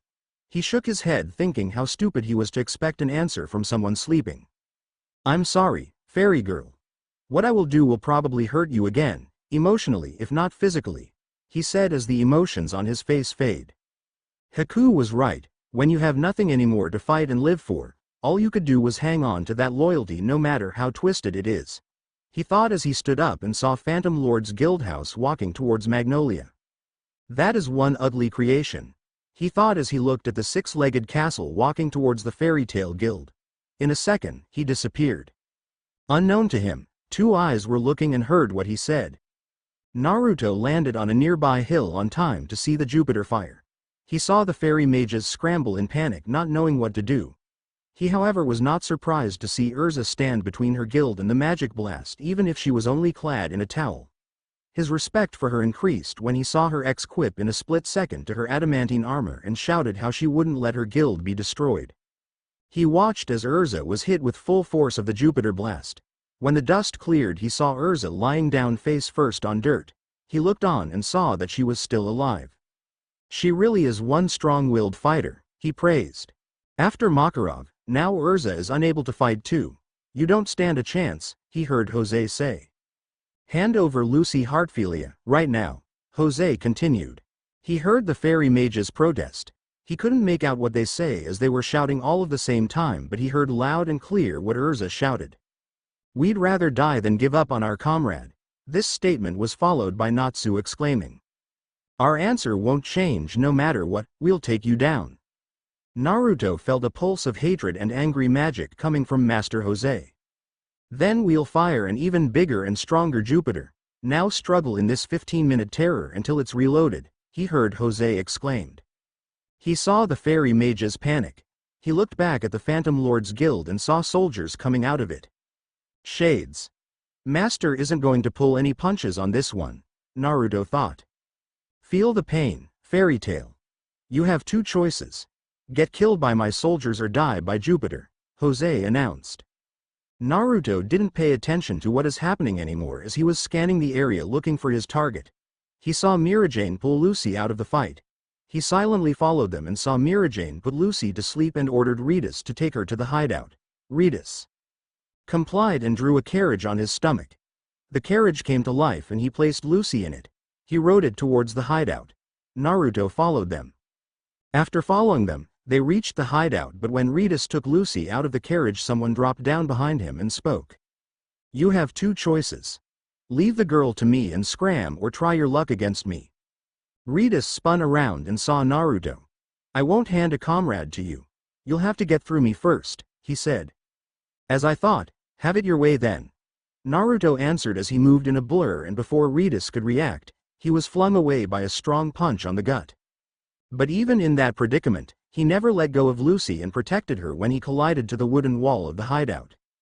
He tried to get up, but before he could even move, his eyes widened when he saw Naruto in front of him and is about to deliver a kick. He immediately let go of Lucy so she wouldn't be flung together with him. The kick connected to his left cheek and sent him flying further inside the hideout.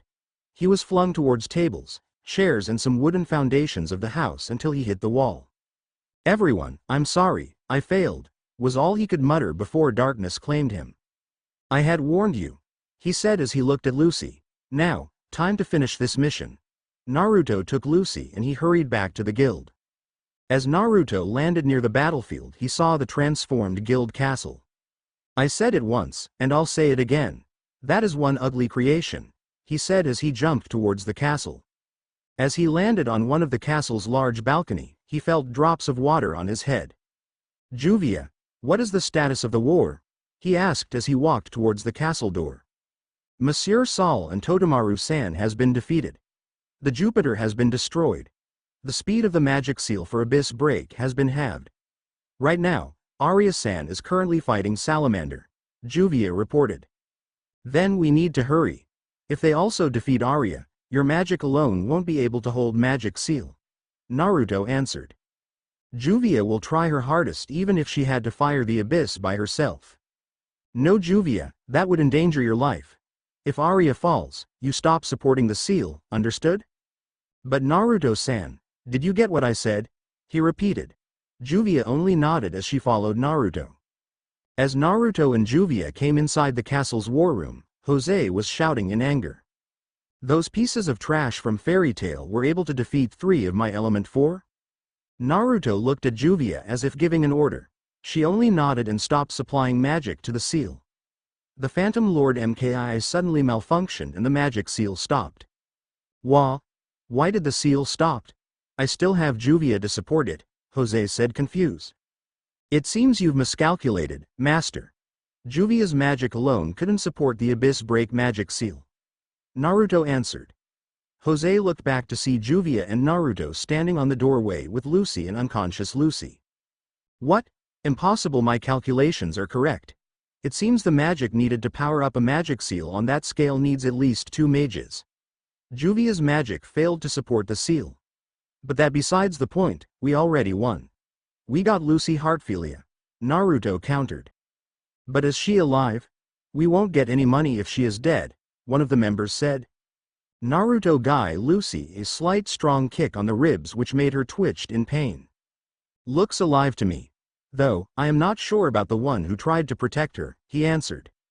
As expected of the strongest man in my entire guild. Good work, Naruto-san. Jose praised. Naruto and Juvia though were quite startled at what Jose announced. All you Fairytail members out there, we have succeeded in capturing Lucy. Our first objective has been achieved. At the same time to prove his claim, one of the Phantom members pulled on Lucy's hair making her scream in pain. I'm sure you all heard that. We have but a single objective remaining. To slaughter the lot of you, disgusting brats, he continued as his shade becomes stronger. The shades started to dominate the battlefield as the fairy mages start to lose their morale. You too, keep an eye on Lucy for me. A few insects seem to have invaded Aotobi Natsu Guild. I shall let them know that there won't be any miracles. I will deal with them myself. Jose ordered as he started to hunt the fairy mages. Natsu was currently holding the fallen Urza. Natsu, release your power. There is an untapped power sleeping within you. Believe in yourself and make it through. Awaken it. The time is right, Lucy. The guild protect them. Now go Natsu. You are the man who will surpass me. Urza said shouting the last sentence. Natsu stood up with a determined look and took off searching for Lucy.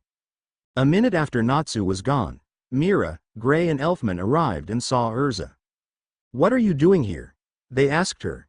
Don't tell me you actually fought somebody on that state, Elfman said. Then the one who defeated Arya was you? Mira asked. I didn't want you to see me in such a pitiful state. I still have a long way to go. Urza answered as she looked at Gray. Gray, could you do me a favor? She asked him. Yeah, what is it? Gray answered. I asked Natsu to save Lucy, but I feel that he might need help since Naruto-san and one of the Element 4 is still out there. I want you to help Natsu. Follow the path he had gone through, she said as she pointed to the way where Natsu was gone. I will. Rest now, Urza. Natsu and I will finish this, Gray said as he ran towards the path Natsu had gone through. Lucy is currently chained to the wall while the Phantom members including Juvia and Naruto are looking after her.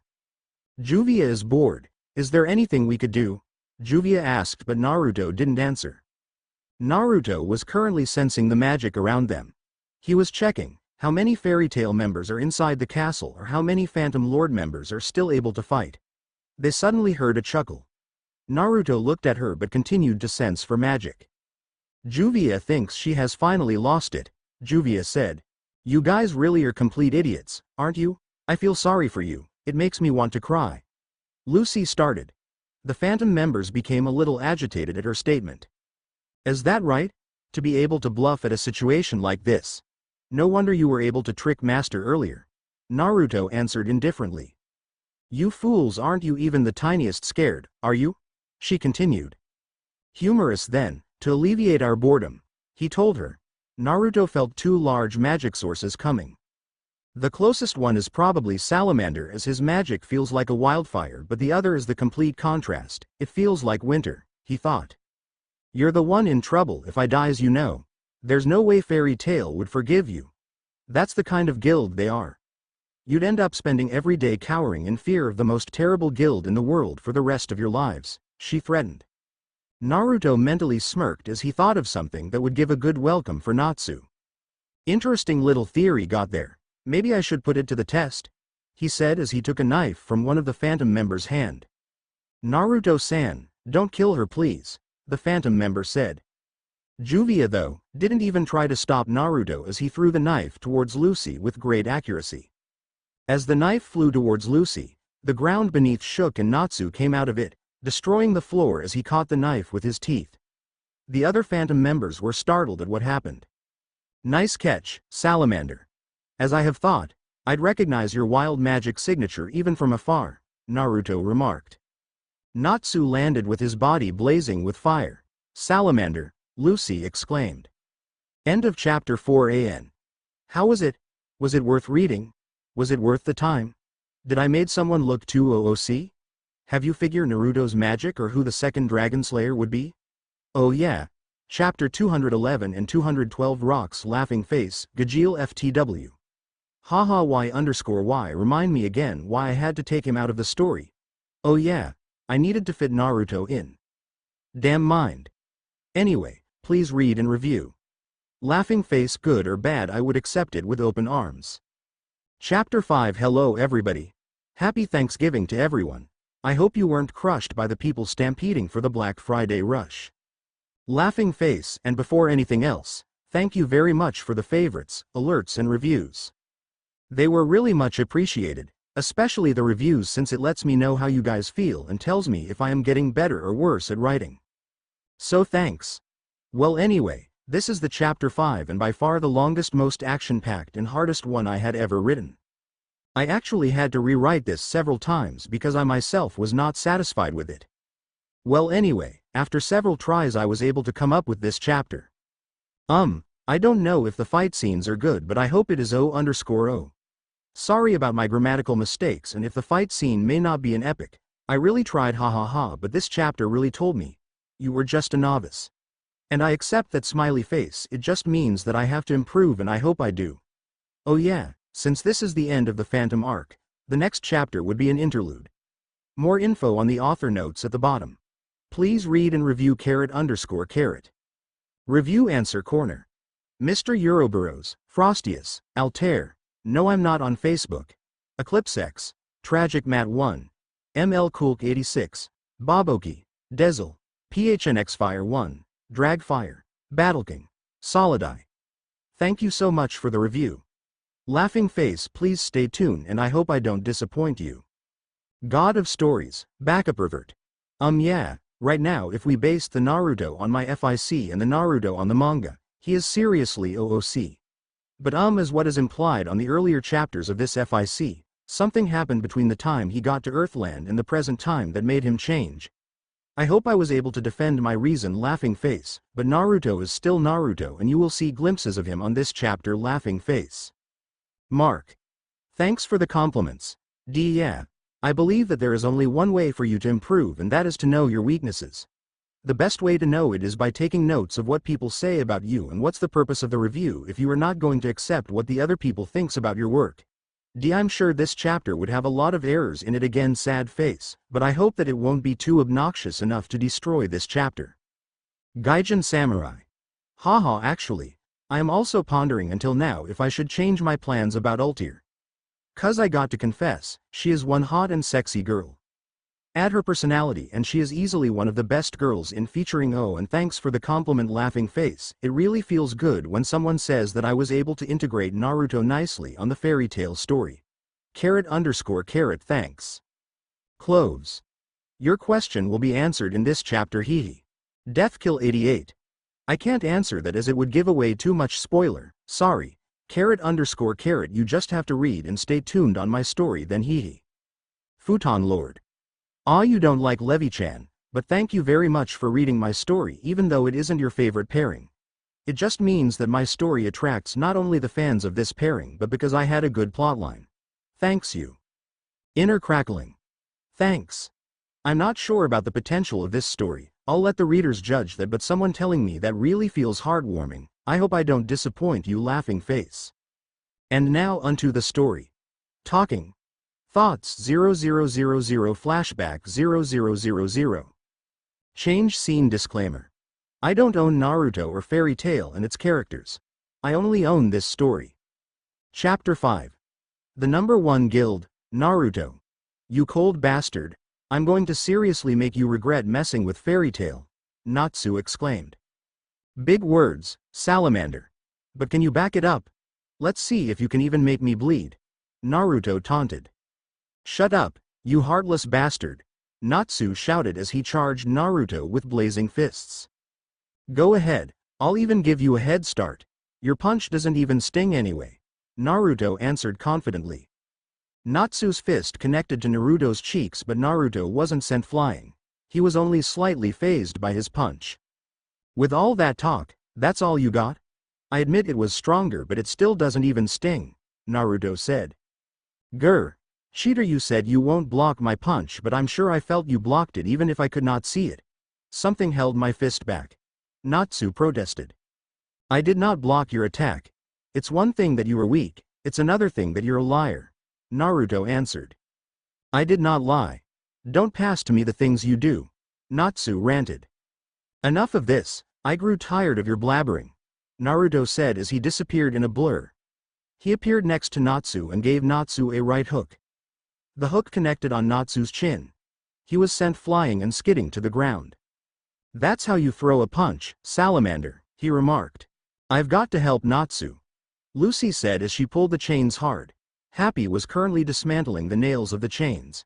Seconds later, she was freed from the chains. Gah! Natsu shouted as Naruto stepped on the back of his head, burying his head a little to the floor. I've got to help Natsu, Lucy exclaimed as Happy handed her the celestial keys he found on the table. Lucy picked out the Taurus key. She raised it and was about to summon Taurus when she was hit by a strong current of water. Juvia seems to be forgotten. Juvia won't let you interfere with Naruto-san's fight, Juvia said as she continually hit Lucy with a strong current of water. Grr! Was the only thing Lucy and Happy could say as they were being pushed towards the wall by the water. Lucy! Happy! Natsu shouted as he tried to get up despite Naruto's feet stepping on his head. He's gaining strength, Naruto thought as he jumped away from Natsu. Natsu's body became shrouded with flames again as he charged towards Juvia. I'm not letting you go any further, salamander, Naruto said as he appeared in mid-air directly on top of Natsu with his body on a crouching position. He then stretched his legs and his feet hit Natsu's back, prompting Natsu to crash into the ground. Arg! Natsu said as he stood up, propelling Naruto out of his back. Ice make! Freeze! They heard someone exclaim. The water current attacking Lucy and Happy suddenly froze. Juvia had to stop supplying the water so she won't be frozen. Someone then punched the ice surrounding Lucy and Happy, releasing them from the ice holding them. Gray, oh, I'm so glad to see you, Lucy said as she hugged Gray.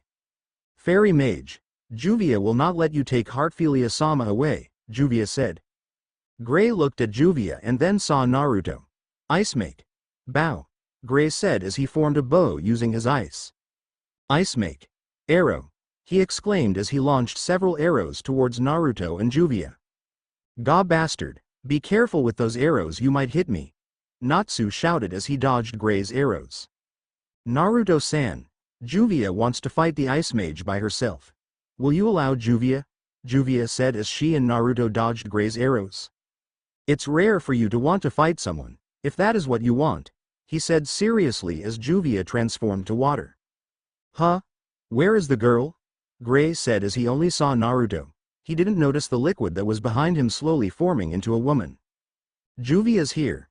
Water cane, Juvia said as she produced a high-speed and strong water current. It took Gray by surprise and he wasn't able to prepare himself as he was flung away by the strong water and was thrown outside the castle window. He stumbled outside into the porch. Juvia then started to turn into water and the water followed Gray outside. Letting that girl fight Gray, are you underestimating him? Gray's power is ice. He will just freeze her and then crush her. Gray is one of the strongest fighters of our guild. She won't have a chance against him, Natsu said cockily. You're the one underestimating her. Seriously, you don't even know what she is. Why do you think Master Jose gives her very important missions if she could easily be beaten? Other than me, Juvia is the only mage here on Phantom who has never failed a mission even if it was an S-class. Naruto answered indifferently. What do you mean? Natsu asked. Enough talk. This battle is between you and me. Heartfilia-san, if you don't want to get hurt, don't interfere, Naruto said. Lucy, I'll handle this. You and Happy stay back and relax, he said as they saw Naruto slowly took out his sword. Lucy's eyes widened when she saw it. Hey, why do you have that sword? No man should use that. Why do you have the cursed sword, Levantine? Lucy said. Just like Fairy Girl, you knew of this sword. That's quite a surprise since almost no one recognizes this sword, Naruto answered. Fairy Girl. Levy. Of course she knew that. All book lovers about ancient artifacts would know that. How could anyone like me forget the very sword that Zeref himself crafted? The sword that is known to grant a certain amount of dark magic to its bearer, but also possesses him, Lucy said. Bastard, you'd sell your soul to the demon just to get stronger. I knew you were a scum who'd gladly hurt anybody for your own happiness, but to sell yourself to the devil? You're the lowest of all," Natsu exclaimed. Naruto didn't answer him, but for a moment Naruto winced inwardly of what Natsu said. "I've got to help Natsu. I know, I'll use that new key I got," Lucy said as she took out the new key she got. "I am one who forges the path to the stellar plane. Answer thee now my call and transcend the gate. Open, gate of the centaur." "Sagittarius," she exclaimed. "Yes, you called?" A man in a horse suit said. "What the hell?" Lucy said. "A guy in a horse suit," Happy shouted. We'll go this properly later, but can you make a fire? So, Natsu could eat it and power up to match up with Naruto and his sword?" Lucy asked. "Nay, I am afraid my skill lies in archery," Sagittarius said. "Then help Natsu," Lucy said, but was interrupted by a shouted from Natsu. "I said stay out of this, Lucy." Happy and Sagittarius stepped aside while inwardly Lucy was comically crying. "I'm so useless," she thought. They completely forgot Naruto. "Dark Pulse," he said as he released a strong dark energy attack towards Natsu. Natsu avoided the attack and his whole body is blazing with blood-red flame. "Bastard, I'm not going to lose to someone like you," he said as his flame rages on and becomes stronger. "I can't believe it, his magic, I can feel it exponentially getting stronger," Naruto thought.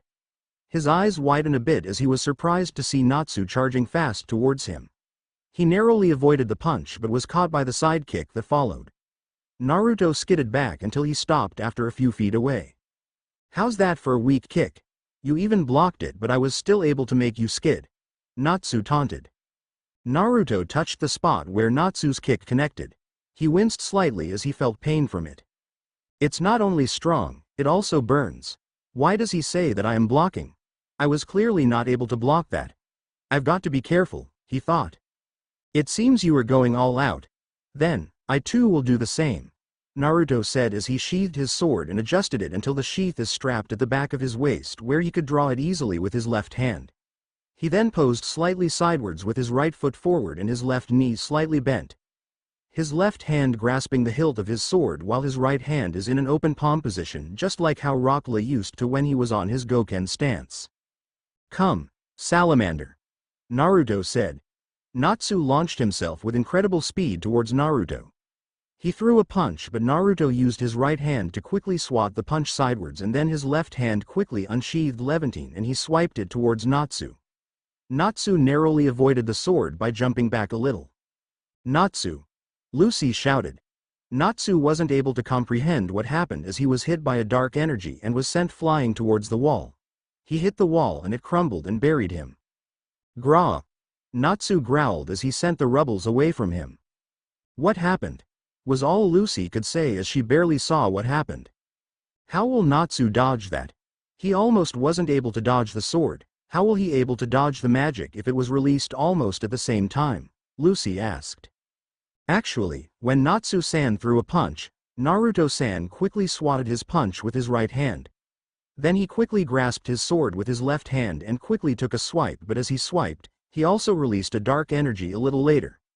The timing of the swipe with the release of the dark energy was so fast it was probably only a split second after he determined where Natsu-san will dodge. Sagittarius commented. "You saw all that in a split second?" Lucy asked. "An archer's eyes are trained to be the best," Sagittarius remarked while saluting. "Why the hell are you saluting?" Lucy's sweat dropped comically. "Natsu," Happy said. Gray stood up as he was thrown outside by the water cane. "Rain? I didn't realize it was raining outside," he said as he looked around to find any enemy. Pitter-patter, Gray heard. "Yes, Juvia, the woman of rain of the element 4. Pitter-patter," Juvia said as she reveled herself to Gray. "The girl that was with Naruto. So, you're the one who would fight me," Gray said. "To think that you were able to defeat 3 of the element 4, however, Juvia and Naruto are not to be taken lightly," Juvia replied. "Sorry, but it doesn't matter if you're a woman or even a child, I don't go easy on anybody who hurts my nakama," Gray declared.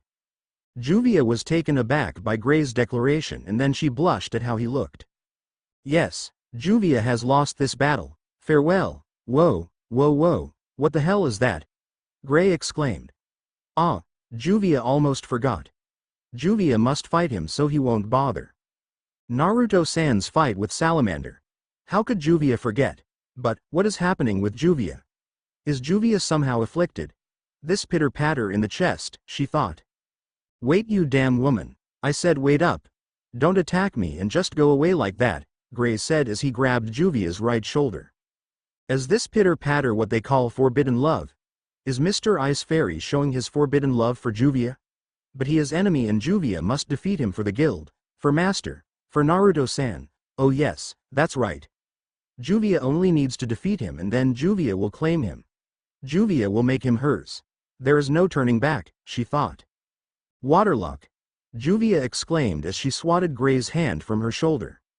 What the? Gray said as he saw a glimpse of her magic seal, but before he could recognize it he was trapped into a ball of water.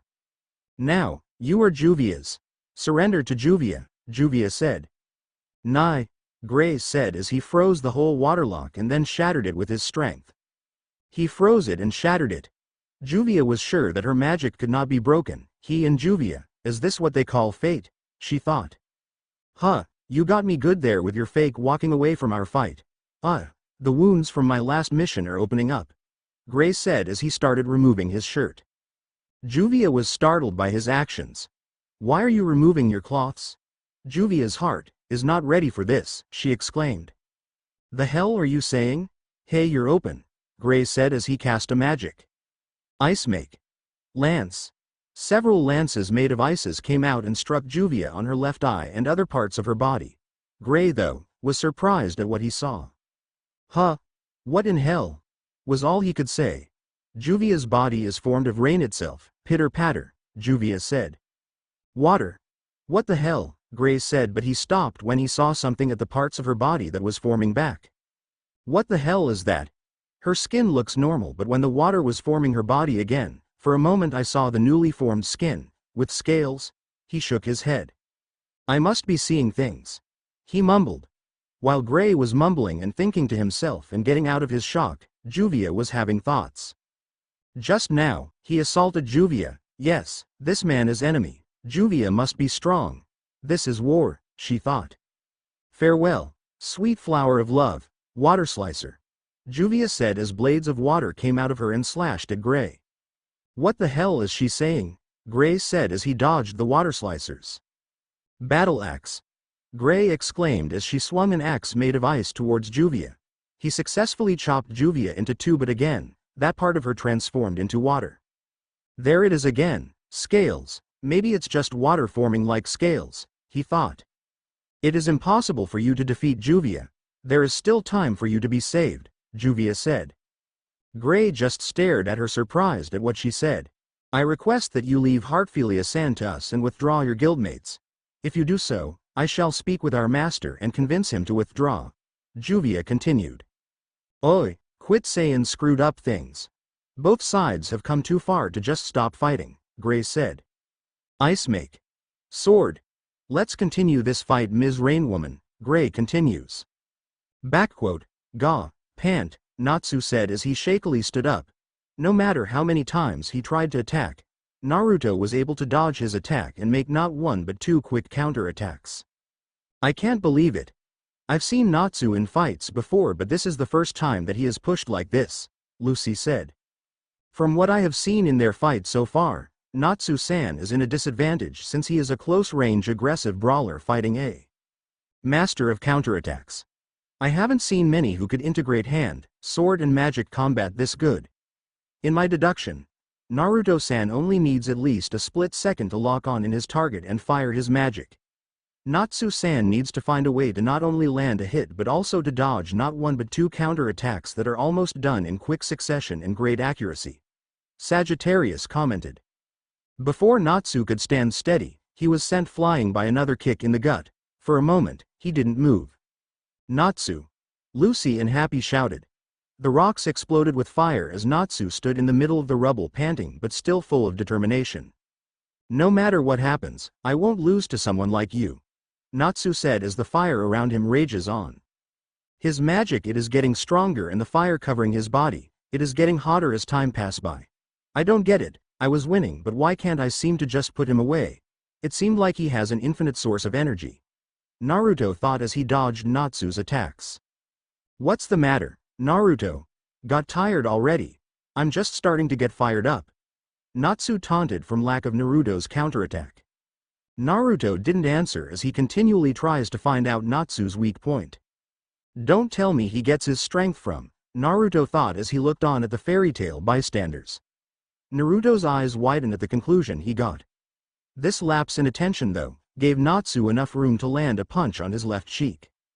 Naruto was thrown towards several seats that were present in the room until he stops when he hit a table, and just like Natsu earlier, he didn't move. How's that for a punch? You weren't able to block my punch this time by your invisible blocker. Still think my punch is weak? Natsu declared. Darn it, I lost concentration. I almost lost consciousness from that punch. Not only does it bruise, it also burns. He's getting stronger and stronger. So, this is how it feels like to fight someone who would give everything for his precious people, he thought. Oi, are yo just going to sleep there all day? Natsu taunted. Naruto stood up and said. That was quite strong. But don't get cocky just by landing one punch, because there won't be any next time. Come, salamander. Natsu charged again towards Naruto. Natsu, you idiot, don't attack so recklessly, Lucy shouted. Naruto suddenly struck his sword towards the ground. He then caught Natsu's fist but inwardly winced as he felt the heat coming from Natsu's fire, but he didn't let go. He gave Natsu a kick towards the side of the ribs, but Natsu used his free hand to catch the kick. I saw that move once, you ain't going to be able to pull that again on me, buddy, Natsu said. Too bad, that was just a feint, Naruto said as he used his free foot to spin his body like a propeller with the foot Natsu previously caught as the center of rotation. On the midway of the spin, his free foot was on top of Natsu's head. He struck his foot downward on Natsu's head. This resulted with hitting face first to the floor. Before Naruto could celebrate, though, Natsu grabbed his foot, and before he could react, Natsu was already spinning with his 2 feet on the air like propeller blade. Naruto was struck by Natsu's spinning kick and went skidding back. Your invisible blocking magic seems to be failing. It's still blocking my shots, but it's not as strong as before, Natsu said. Again, with those nonsense to cover your weakness, was the reply he got. I'll show you what's weak, Natsu said as he charged again. Naruto was about to counter when he changed his mind. He dodged away from Natsu as Natsu roared the name of his attack. Fire Dragon's Claw, he said as he was suddenly propelled at high speeds by the flames that were covering his feet. His kick struck a nearby post and completely destroyed it. Good thing I changed my mind. Being close to that would certainly give much damage no matter how I counter, he thought. He was pulled out of his thought as he felt an arrow coming from the castle window. He and Natsu momentarily looked towards the projectile. Damn, you're one tough cookie. I have been striking you, but you just turned to water. No wonder you're in element 4. Gray said as he dispersed his bow made of ice. Gray was starting to get exhausted from continually using his ice make magic to either freeze Juvia's attacks or create a weapon to attack Juvia, who until now has not yet taken any damage. He, on the other hand, had some stray bruises and wounds from the attacks that he wasn't able to freeze in time. Heartfilia-san is just one girl from your guild. Why go to this length for her? Juvia asked as she used Water Cane to attack Gray. Gray, on the other hand, froze it with his ice make freeze. I already told you, I'll just freeze your magic, and don't say that she is just one from our guild, because Lucy is our nakama. I won't hand her over even if I die, Gray said with full conviction. Juvia was inwardly shocked as the words repeated in her mind, and she came up with one solution. A rival in love, she thought. Suddenly, the rain picked up. Gray stared at the silent Juvia and then was startled when smoke comes from her body. He was further freaked out as he saw Juvia go ballistic. Juvia cannot forgive this. Juvia shall not forgive Lucy. What the hell? What is this? Boiling water. Why is she mad at Lucy? Gray asked. His eyes widened at what he saw next. Don't tell me you're a. Gray must be winning his fight also, Natsu said. You're saying that as if you were winning against me, and I don't have to worry for someone like Juvia, Naruto said indifferently. Cold bastard. Your friend is probably losing and you say that you don't worry about her. But don't worry, Gray is not like you. He won't do the things you did to Levy and the others. Natsu answered. For some reason, the mention of Levy's name made remember what he did to her and guilt started to flood him again. Natsu saw this slight falter on Naruto's guard and took advantage. Fire Dragon's crushing fang! Natsu exclaimed as he quickly swiped Naruto away. Naruto was caught off guard from a brief flashback he had of Levy. He went stumbling on the floor a few times before lying with his back on the floor right beside his sword which he struck on the ground earlier. I lost concentration on the fight again. What is happening to me? I shouldn't be bothered by these things. I must fight for the guild, he thought as he stood up. I can't let Gray be the only one do the ass kicking, Natsu exclaimed. You really think Juvia could be defeated that easily? I don't worry about Juvia because I don't have to. Unless something unexpected happened, I don't think your friend could defeat her.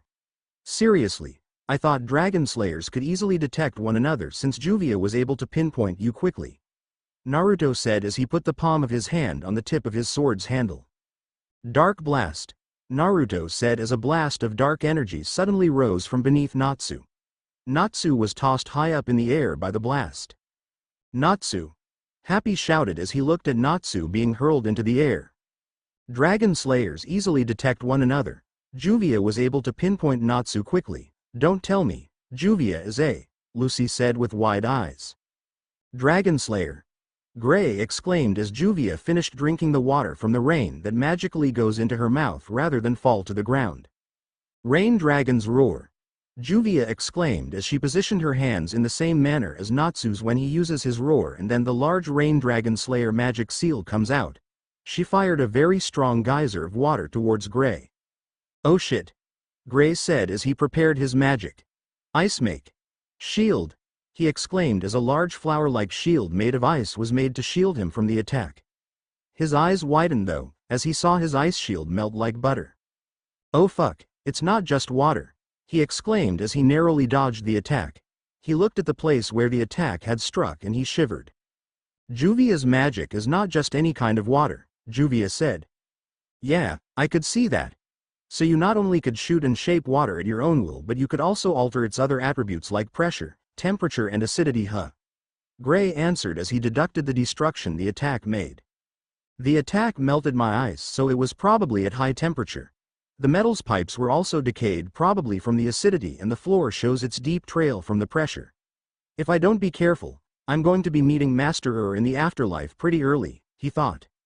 From now on, Juvia won't hold back, Juvia said as all the raindrops suddenly stopped in midair. What the hell? Gray said. Rain Dragon's bullets, Juvia exclaimed.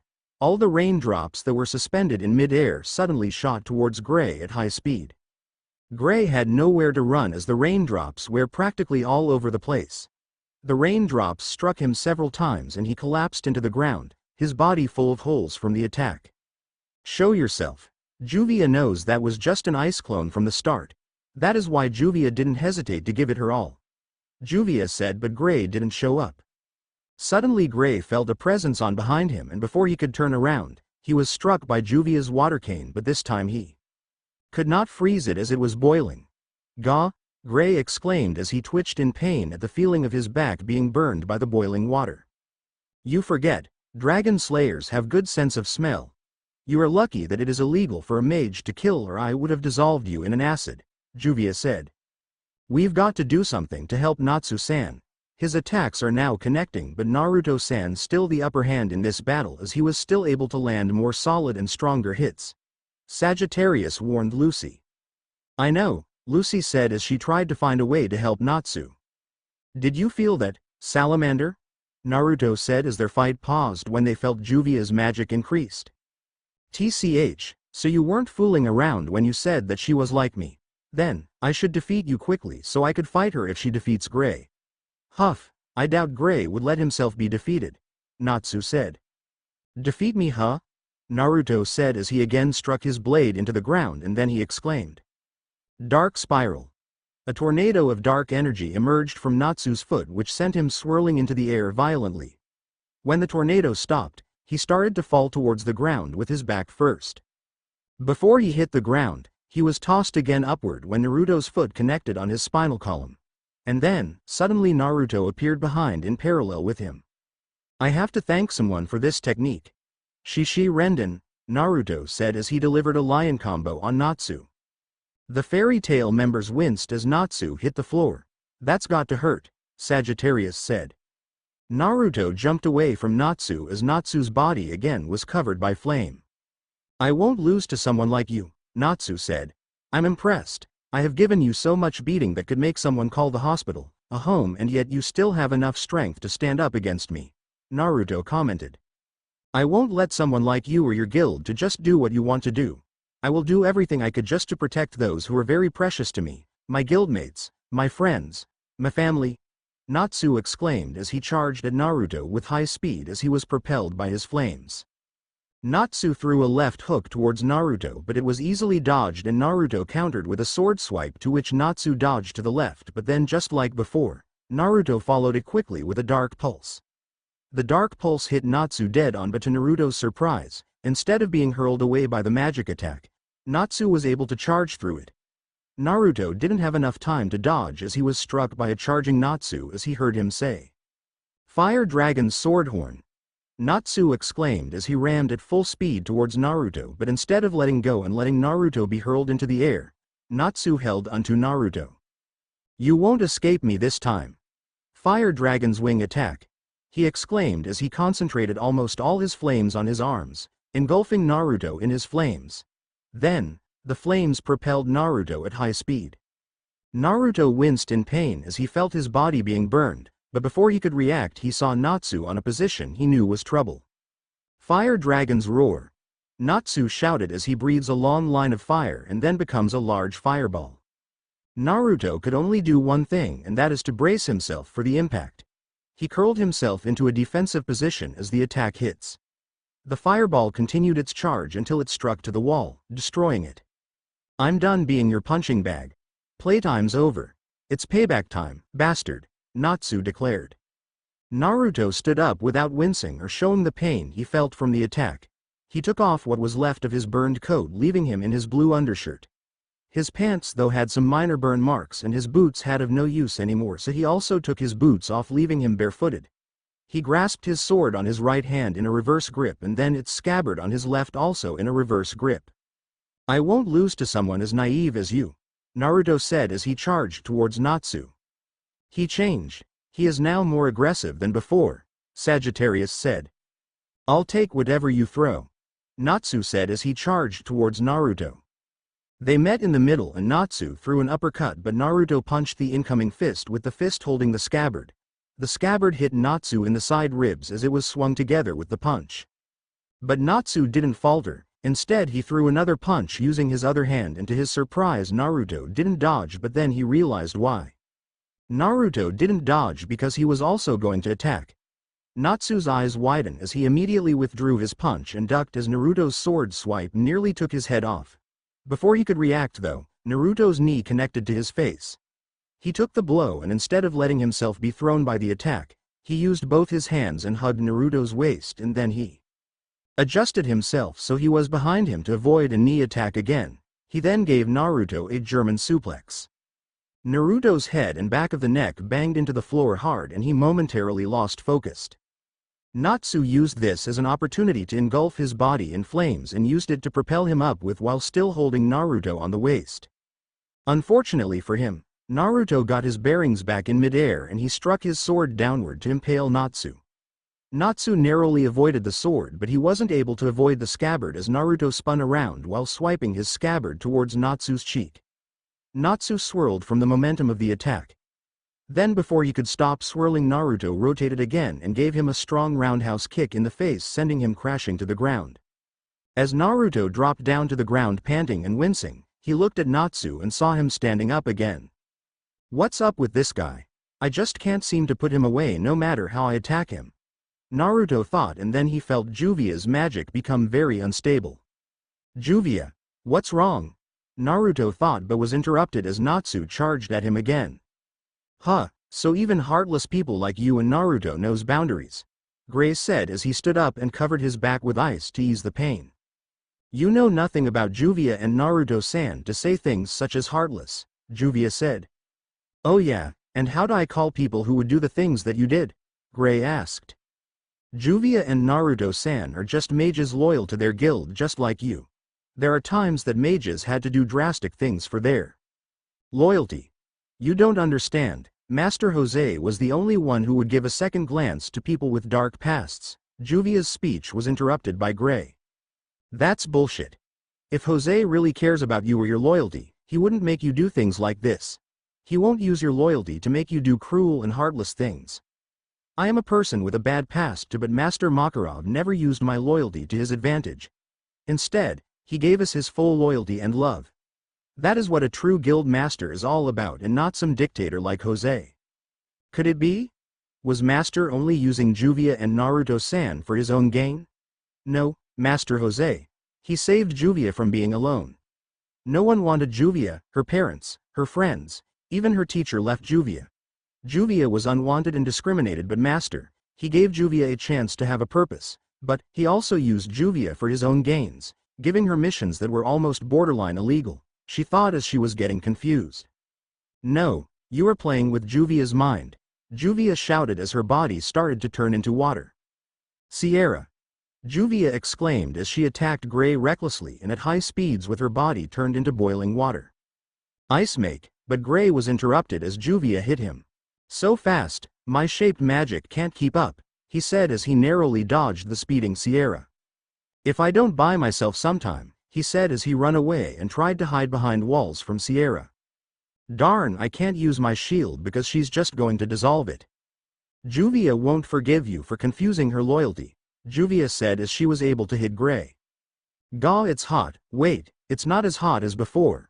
Her concentration had slipped up due to her going berserk. I can freeze this if only I could find the right timing. Ah, there it is. He thought as he plunged his right hand inside the raging Sierra. Ice make. Freeze, he exclaimed as he was able to freeze Juvia.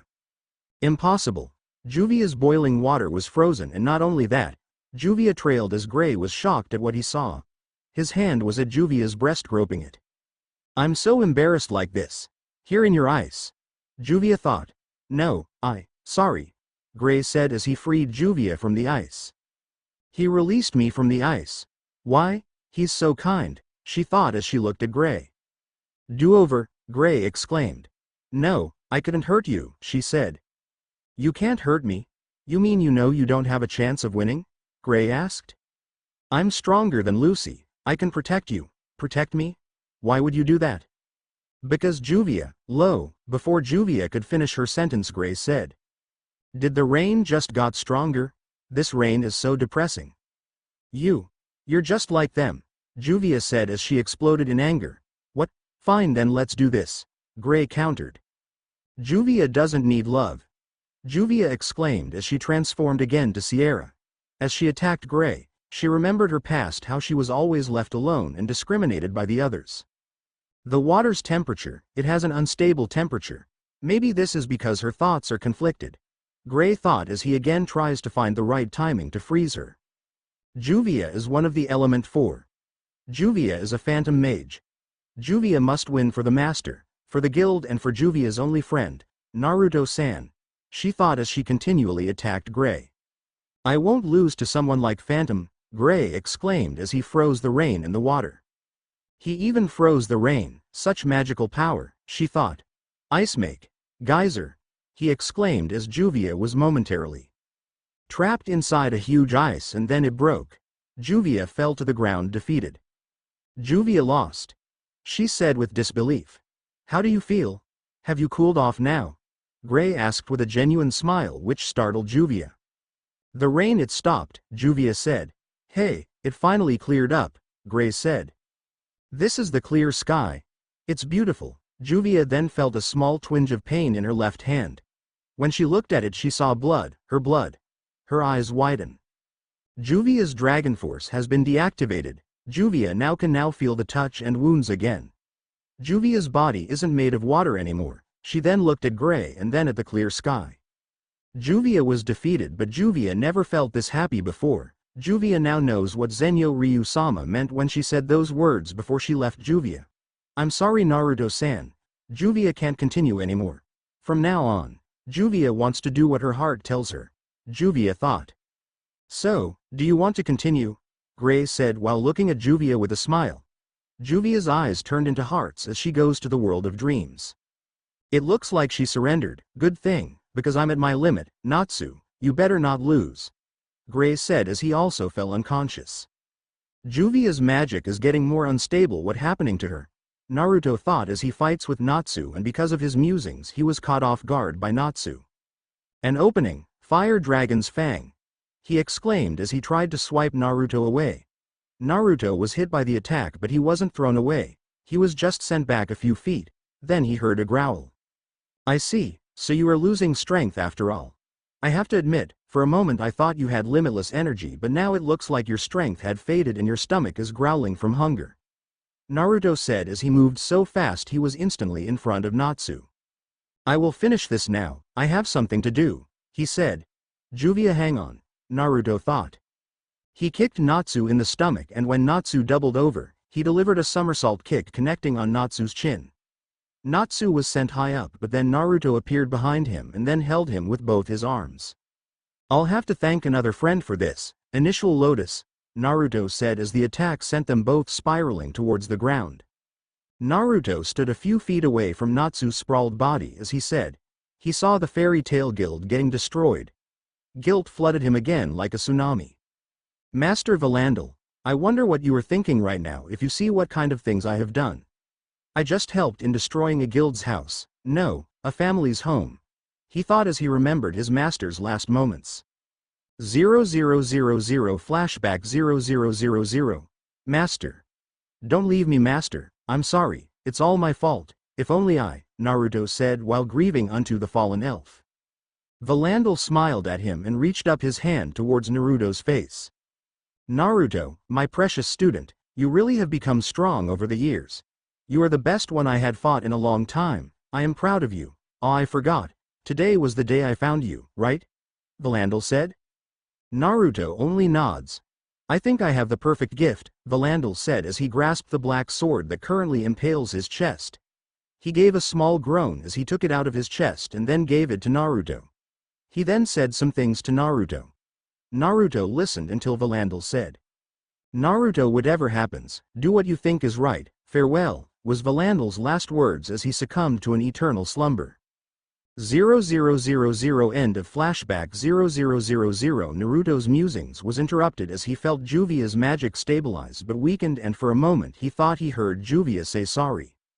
And that she was happy. His hair covered his eyes as he thought. Juvia, you also didn't want to fight anymore for something like this, right? I guess that Ice Mage gave you the strength to do what you think is right, Naruto thought.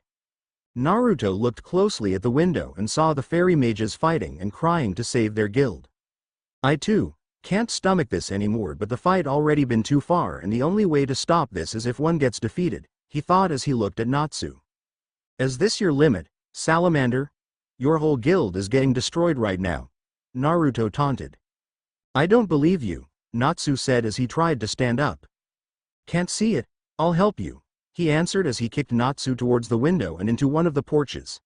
Natsu stumbled until he stopped on the railing in time to see his guild crash down to the ground. Natsu remembered all the happy memories he had on the guild. He groggily stood up and walked towards Naruto. Lucy was about to help him, but Happy stopped him. Your guild is in shambles. What are you going to do now? Naruto said as he backhanded Natsu, sending him stumbling to the rubbles of the destroyed wall. What is this all you got? It can't be that this is all you are. Stand up and fight me. Where is that fierce attitude? He said as he continually strikes him with kicks and punches. Just so you know, I am not a merciful person. Just like you said, I would do as I please. After I am through with you, I will do the same to each of your friends, starting with that girl. Naruto taunted as he pointed to Lucy. The Jupiter Cannon, the Elemental 4, he used too much magic. If he had fire to eat, he'd definitely kick your ass, Happy shouted. I see. It seems that there is something of a misunderstanding. When you asked me if I could produce fire, the obvious answer was no. However, it would appear that the issue is not about whether I can produce fire per se, but whether or not I could help generate it. Sagittarius said as he aimed his bow and arrow. It's been fun, Salamander, Naruto said as he was about to impale Natsu with his sword. Stop it. Happy shouted as Sagittarius let the arrow fly. The arrow flew past Naruto and Natsu and struck the machine. Fire, Natsu said. He created flames from blowing up the machine, Lucy exclaimed. Natsu greedily ate the fire as Sagittarius continually let his arrows fly towards the machine. Naruto, on the other hand, just watched. To set machinery aflame is mere child's play for my arrows, Sagittarius said. Great job, you really are a master archer, Sagittarius, Lucy complimented. Man, that was good. I owe you one, Lucy, Natsu thanked. Naruto was suddenly behind him, about to strike when he turned around and countered and connected with a flaming uppercut. Levi, Jet, Droy, Gigi, Lucy, all my nakama and Fairytail, Natsu said. Dark Pulse. Naruto shouted as he swiped his sword towards Natsu, but Natsu just deflected his attack back at him. He deflected it, Naruto thought as he was sent flying by the impact. How dare you lay your filthy hands on them, Natsu shouted. I'm paying you back along with some added interest. You're gonna wish you never set foot onto Fairytail. I see, Naruto thought but made no action to dodge or counter Natsu. Gurren Karyuken, Natsu exclaimed as he lighted his hands with fire and started to rapidly punch Naruto. Each attack caused a Fie explosion that destroyed the Phantom Guild's castle. As Natsu was about to give the knockout punch, he looked at Naruto's face and said, "It was a mistake to lay you hands on Fairytail. I bet you really regret messing with us, right now," Natsu said. What he saw surprised him because for a brief moment that he saw Naruto, his face was not in pain but had a subtle smile. His fist connected onto Naruto's cheeks that sent him flying, and for a moment he thought he heard a silent, "Thank you." Naruto landed on a pile of rubble of rocks and woods caused by Natsu's attack. He lay there as he heard everyone panic and evacuate as the castle collapse. So, this is the end, he thought as pile of rocks rains down, narrowly missing him. Master, I did what was right, didn't I? Naruto said as he looked at the sky, too tired and aching to even move an inch. Juvia woke up from the rumbling. She also felt two strong magics clashing. The castle is collapsing, and Master Jose and Master Makarov are probably fighting. Juvia must evacuate, she said as she saw Gray lying there. She looked at the balcony and saw the fairy mages at the bottom. She turned back to Gray and said, "You saved Juvia, now Juvia will save you." She used her waterlock and tossed Gray towards them. The fairy mages on the bottom were surprised when they saw a ball of water fall from the sky. When the water hit the ground, it splashed and they saw Gray lying on the ground. They took him and run away from the castle. Juvia then activated her dragon force and transformed into water as she searched for Naruto. When she saw Naruto lying on the pile of rubbles, she was about to call him when she saw a huge light about to engulf the whole place, so she hurried and trapped Naruto inside her water body. "Thanks you, Juvia," was what she heard from Naruto before he passed out inside her water. When the light subsided, Juvia let Naruto go as she deactivated her magic. "Yo!" Juvia was startled and looked at the source of the voice. She saw Natsu lying there on top of some rubbles himself. "What do you need?" "You already won." Juvia and Naruto-san didn't want to fight anymore. Juvia answered as she stood to protect Naruto's unconscious body. "I know, I've noticed it at the last moment, but Naruto and you were just like us. You do your best for the guild.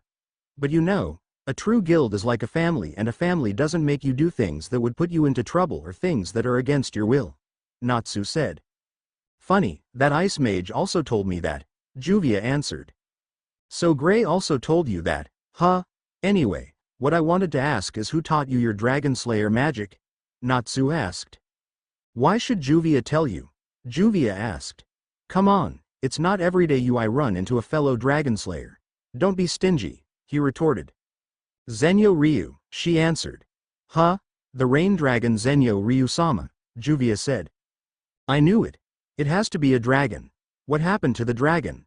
Natsu asked. "Vanished. She just vanished one day. She just left Juvia without telling where would she go or when will she come back.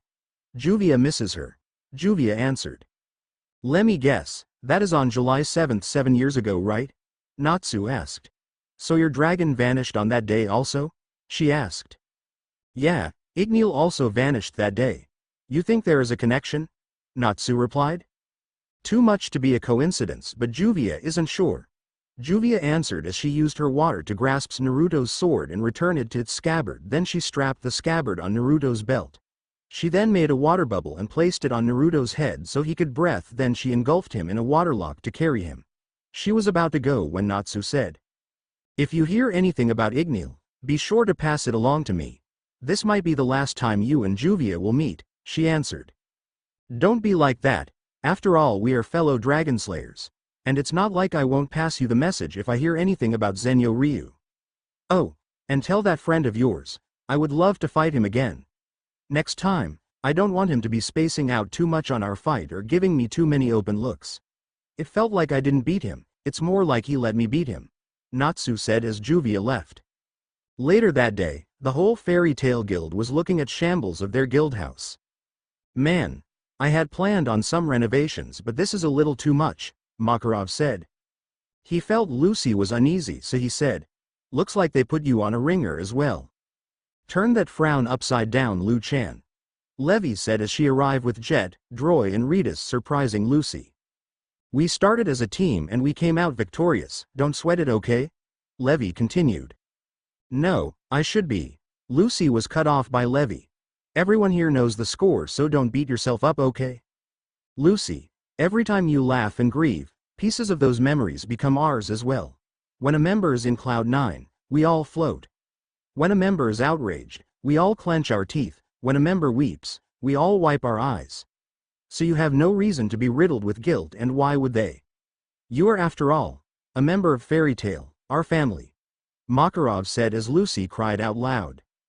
Everybody laughed until they are surprised because Makarov also suddenly cried out loud. As everyone was laughing, Makarov noticed Natsu looking up at the sky. "Oi Natsu, you looked thoughtful. What's on your mind?" Makarov asked, which made everyone looked at him. "OMG. Natsu is thinking," Happy said. "Just how low do you regard Natsu?" Lucy said. "It's just that today, I learned so much," he answered. "Wah? Natsu learned," Happy said. "You really don't hold Natsu on high regards, don't you?" Lucy asked. "What did you learn?" Urza asked. "That there are people in this world who are like us. People who were also abandoned and lost, but unlike us they didn't find a good family," Natsu answered. "People like them makes us appreciate our family more, right?" Gray finished having an idea who Natsu was talking about.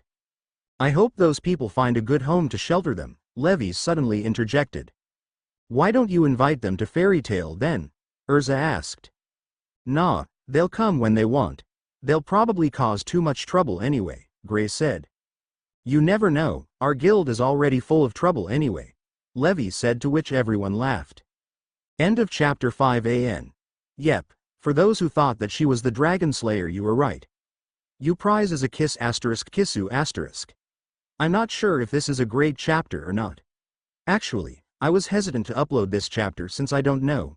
Every time I wrote a fight scene I get a cold feet sad face, and this one is full of it. But nothing will come if I don't give it a try, right? As I have said earlier, the next chapter will be an interlude and the chapter after that will be the festival arc. Yup. I'll be skipping the Tower of Heaven since Gajeel wasn't involved there in the manga, and I have other plans. The Oracion Cease arc, I'm still contemplating about it, but probably be skipped also. This is kind of a heads up so you guys won't be confused in the future when I skip an arc. Oh, and yeah, I already have Ultier's fate all planned out, but I am contemplating if I should continue with it or tweak it. Well, anyway, I'll think about it. I still need to see if it would fit the concept I had in mind.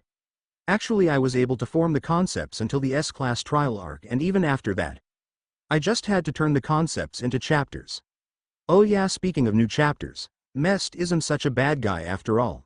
He did saved Wendy, though I think the Magic Council is useless, haha. Some things. Zenyo Ryu. Well, I got that name from Wikipedia, laughing face, search for it. Juvia and her Dragon Force. First, why I chose Juvia. Well, you see, as was stated earlier in my FIC, Dragon Slayer magic are like stronger version of elemental magics, so I already have fire, wind and water, earth. Nah, laughing face. Second, Juvia's magic. Well, you see, Natsu's fighting style with his magic is close combat, right? Wendy on the other hand is more on support magic. I figured that I should add a long-range fighter hehe. THRD. Yep. You see Natsu's Dragon Force increases his strength and speed. I don't want the Dragon Force to be similar to each Slayer. I want them to have different benefits from their Dragon Force. So, instead I used her water body transformation as her Dragon Force mode. Well, I don't think it is gimped since she was practically indestructible from any physical attacks on that state. Not to mention she could do so many things with it. Well, that's it for this chapter. Please read and review. It really helps me a lot. Thanks. Chapter 6. Hi everybody. First of all, I want to thank all those who submitted reviews. Thank you very much. I also want to thank for the favorites and alerts. As I have said in the previous chapter, there won't be a Tower of Heaven arc, and instead I would make an interlude for the next arc. Oh, and before I forgot again, Naruto doesn't have any whisker marks here. I know it was a birthmark, but I don't feel it's right to still put it in him when he doesn't have the Kyuubi anymore. And yeah, Naruto will have a new outfit and hairstyle. Laughing face. This chapter will answer some questions but will also give new ones. I hope you like it even if it's not action-packed than the last one. Laughing face. Author's Review Answer Corner. Cloves, Mr. Euroboros, CHMO1. Lightning Blade 49. Backapervert. Boboki. Frostius. Thanks for your reviews. I hope my story continues to entertain and keep you interested. I'll always give it my best. Futon Lord. Thanks. You'll probably find out Naruto's lost magic in this chapter. Yeah, I don't want Naruto's defeat too humiliating as it wouldn't fit my story. God of Stories. Laughing face. I actually thought of doing that, but I felt that it wouldn't be right if I do that. Hope you like my decision regarding Juvia. ML Coolk 86. Laughing face. Naruto just walking away doesn't feel right. I wanted him to realize his mistake and do what he thought is right. Battle King. Thank you very much. I really appreciate your compliment. I hope I could keep it up. No, I'm not on Facebook. Thanks. Your curiosity might be answered in this chapter. Dragon Master Flex. Thank you. Stay tuned and I hope you like how I do it. Altair. Thanks for the compliment.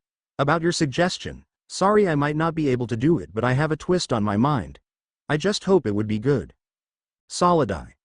I have gave some clues on how he received the sword last chapter, but yeah, I will reveal it as the story goes. Kurznick 02. Natsu wasn't able to completely defeat Naruto, just as Natsu had said it near the end of the chapter. Naruto as of now is handicapped, and Naruto's skills when he was a shinobi mostly rely on the use of chakra, so he lost so much when he couldn't use his chakra anymore. But yeah, he still have his wits, hand-to-hand and weapon, but I don't think it would be enough for him to try and fight someone like Makarov. Laughing face. Inner crackling. Thanks, yeah haha, I noticed it too that I forced some scenes. Juvia's power boost was strong. So much, that Naruto and Natsu had to pause when they felt it. It's just that she more like jeopardized herself by not being able to control her emotions, and some will also be answered in these chapter. I hope I do keep you interested in my story. Oh yeah, thanks for the heads up, I'll do that next time. I did not usually use Japanese moves in these stories, so it slipped my mind. Thanks. Urza Scarlet. Thanks. I'm happy you liked how I integrate Naruto into the story. Mark. Thanks. Nope, he won't be following Gajil's path all the time. Yup. I'll do my best to lessen those errors even more. And now unto the story. Talking. Thoughts 0000 flashback 0000. Change scene disclaimer. I don't own Naruto or Fairytail and its characters. I only own this story. Chapter 6. Time to move forward. Here it comes, Naruto. Valandel said as he hurled a rock towards the 7-year-old Naruto. The rock flew towards Naruto. At first, Naruto focused his concentration to the rock, but as seconds passed by he turned it to a glare and then his eyes widened and he dodged the rock. I told you before we start to make it stop, not dodge it. Valandel said as he used his magic to lift the rock again. Let's try it again, shall we? He said as he hurled it again to Naruto. Naruto stretched out his hand in a stopping motion. Ah, shit, Naruto said as he again dodged to the side. Valandel shook his head. Naruto, Have you forgotten what I said on how to control your magic? I thought you already got the concept when you were able to control those small stones. No, sensei, I haven't forgotten it. It's just that it already took me all the concentration I have just to control that small stone. How am I supposed to do that with a rock that is almost 100 times bigger? Do you doubt yourself, Naruto? That is not the Naruto I know. And your concentration is not the problem. Your concentration is superb. You know what the problem is? Valandel asked. What is it?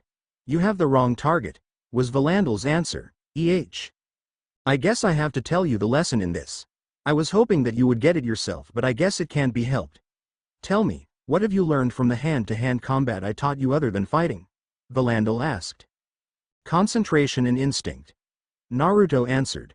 Right, now what have you learned from the sword combat? Composure and patience.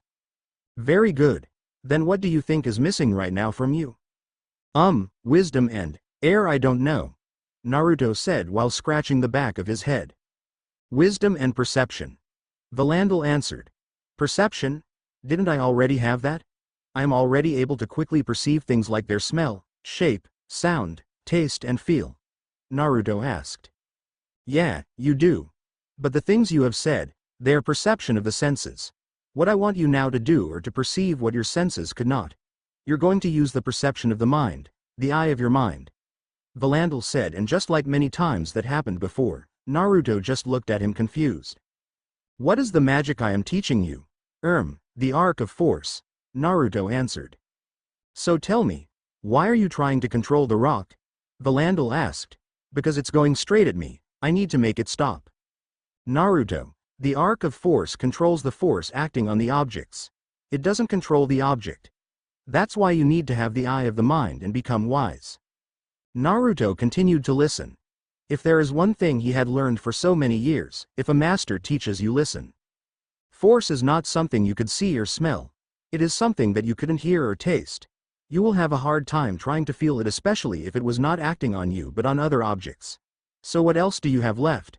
Valandel asked. Naruto thought for a while, taking into consideration all the things Valandel said, and then concluded. My mind, my ability to imagine how the force is acting on that object and what would happen if I try to control it. Very good, look at that rock. It is currently on the ground because there is probably a force pulling it towards the ground, but it is not sinking into the ground because there is probably also a force of equal quantity pushing it away. So, the result is it resting on the ground and forces reacting on equilibrium. What happens if I lessen or strengthen one of the forces? Valandel asked. Then it would probably sink into the ground if you lessen the one pushing it, and it would float if you lessen the one pulling it. The same could be said if you strengthen one of the forces. Valandel smiled and threw a stone forward. They watched it until it slowly descended to the ground. Valandel looked at Naruto as if asking him to tell him what happened to the stone. Naruto deducted what happened and then said, when you threw the rock, you transferred a force to it. That force was enough to momentarily neutralize the force pulling the rock onto the ground. But there are also forces out there like the wind which has enough force to move objects. Eventually the force you transferred will weaken due to the other forces reacting to it. Valandel put his hand on Naruto's head and uffled his hair. You see, you already got it. So, ready for training? Valandel asked. Yeah, but could we use a little smaller rock? Naruto answered. That's what I like about you. You love to joke around. Valandel said as he hurled the giant rock towards Naruto again. The hell, I wasn't joking. I swear you're one sadistic sensei. Naruto shouted as the rock flew towards him. A giant rock was hurled towards Naruto as he stood inside a forest. But when the rock was about to hit him, he raised his hand towards it and it stopped in mid-air. He then thrusts his free hand forward, sending a wave of invisible force at a high speed. The force hit something big and it toppled over. He then flicked his wrist and the rock flew up, and then he sent it falling at high speed towards the toppled being. The rock hit it dead on, but instead of resting, Naruto disappeared in a blur and then reappeared in front of the rock. He felt the rock move slightly. Oh no you don't, Naruto said as he appeared floating on top of the rock. He reared his fist back and then compressed so much force in it. He then punched the rock and instantly released the compressed force. A loud bang was heard as a shockwave of force literally crumbled the rock into sand, burying the monster with it. After that, he sat on top of the sand panting. Damn it. Compressing the force like that really takes too much energy from me, Naruto said as someone appeared behind him. Yeah, because it is something that would continually try to be freed. It will push and pull until it is free. That is why it gives a devastating blow and shockwave after you released it instantly. But I commend you, even I didn't dare try that because it was very taxing to the body and mind as there are so many forces you would need to control inside that compression, but you seem to be very adept at that, Valandel said. When I was still a shinobi, I was taught how to control two things at the same time though. I needed a special technique to use it, but as time goes by I was able to even detect the energies around me. It does also help that I had friends who had the similar technique, though they used chakra instead of force, so I kind of got the idea. But hell, this is too taxing. I'll probably only have 1 or 2 shots of this a day, Naruto replied. You're only 10 years old, you'll get better as time goes by, Valandel answered. Want me to teach it to you? Naruto asked. Nah, I want it to be your own and own only. For me, it's enough that my protege was able to develop his own technique. Nay sensei, this monster, it was once a human, right? Naruto asked. Yeah, but he became corrupted because he carelessly used those possessed artifacts. Did we do the right thing? I mean to kill him, even though we knew that he was once human? Naruto asked. What do you think? I'm not sure, but if we let him roam like this he would probably kill many people, and I think he wouldn't also like that. But was it enough reason to kill him? Naruto replied. Valandel sat next to him and said, I believe that there is no such thing as absolutely right or wrong, that things shouldn't be viewed as black or white. I am more leaning to the shades of gray, that everything we do in here will probably cause good and bad. The degree of it being good or bad is the thing that we should monitor. We killed him and that is bad. Even how you look at it and reason it, killing is bad. But if we let him roam, he would cause so many catastrophes and one way or another someone would kill him. But I ask you this. If you had the chance to end it all right here but you decided to spare him and after a while you found on the news that he took down a whole village and some mage who were trying to defend that village, will you be able to live in peace? No, I would have nightmares about it every night, Naruto answered. If I had the choice, I would have tried to turn them back to normal or exile them till I could turn them back. But until now, I haven't found that solution, Valandel said as he clenched his fists. Naruto stayed silent, so Valandel said, Naruto, always do what you think is right even if it's hard. Valandel's voice trailed as everything went dark. Master! Naruto exclaimed as he shot up from the bed. For a moment, he was confused at where he is. He looked around and saw an unfamiliar room. Where am I? He said to no one as he tried to remember what happened. Realization hit him as the memories came. Oh yeah, we lost. Phantom Lord is probably disbanded now. The last thing I remember was Juvia's water covering me from that light, he said. Speaking of which, where is Juvia and where did she brought us? He asked again to no one. The door opened and in came a lady wearing white dress. Oh great, the place that I hate most, the hospital, Naruto mumbled. You shouldn't say that, sir. The lady who brought you here was very worried and even paid for all the bills. She said that she was your little sister and that you had a rough mission, the nurse said. Oh, I see. Where's my sister then? Naruto asked. She said she had a mission to do. She'll probably be back in a few days, the nurse answered as she checked him up. How long was I out? He asked. About 3 days. Thanks. May I know when will I be discharged? Your checkup shows that you are in perfect health. All you need is some food and you'll be good as new. We can discharge you in 2 days, she answered. A few minutes later, food was sent to Naruto's room. 2 days passed since then and he was about to be discharged. Do you have a way to contact your sister? The nurse asked. Yeah, may I get my things back? Sure. The clothes your sister gave are in the closet. The one you were wearing when she brought you here were close to garbage. Should I leave the room or would you like me to dress you myself? The nurse said seductively. Excuse me? You're no fun, but if you change your mind, just call for me, okay? The nurse said while winking and then she left. TCH, stupid fangirls. Naruto opened the closet and looked at the clothes Juvia left. Where the hell did she get these? Was all he could say as he looked at the clothes. Hanging inside the closet there are a white sleeveless undershirt and a navy blue almost black cassode with pants. Under the cassode, is a pair of black sandals that looks like of what he wore when he was still in Konoha. What caught his attention were the white sleeveless haori and the fingerless gloves. The fingerless gloves had metal plates in them, and for a moment he thought he saw the Konoha symbol in it. Same with the white haori, as he thought he saw red flames licking on the bottom. "TCH, I think that salamander fried my brain too hard," he said as he shook his head and started changing. Once he had put on his kasode and pants, he frowned. "Juvia got the wrong size, it's big for me," he said as he tucked in the kasode and his undershirt in his pants and then tightened it with a narrow-width white sash. But he still had a problem: the sleeves of the kasode and his pants were a little long. "I can't fight like this." "Oh right, I can do that," he said as he thought of something. He quickly changed back to his hospital clothes and looked for the nurse outside. Lucky for him, she was just outside of the door. "May I ask for body wraps?" he asked. "What for?" the nurse asked. "I'm a mage, so I needed extra protection on my hands and feet," he reasoned calmly. "Oh okay," she answered. He got back to his room and changed back to the clothes Juvia gave him. A little later someone knocked on the door. He opened it but didn't let the nurse in, saying he was in the middle of changing. He just put out his hand and let her hand it to him. No way in hell I would let myself be seen like a kid trying on his big brother's clothes, he thought. Once he got the wrappings, he pulled the sleeves back until the edges on his wrists, and then he wrapped his forearm. The wrap extended from halfway of his forearm till halfway of his fingers. He did the same with the other sleeve. He then pulled the pant legs up till they are the right length, and then he wrapped his ankles and a few inches above it.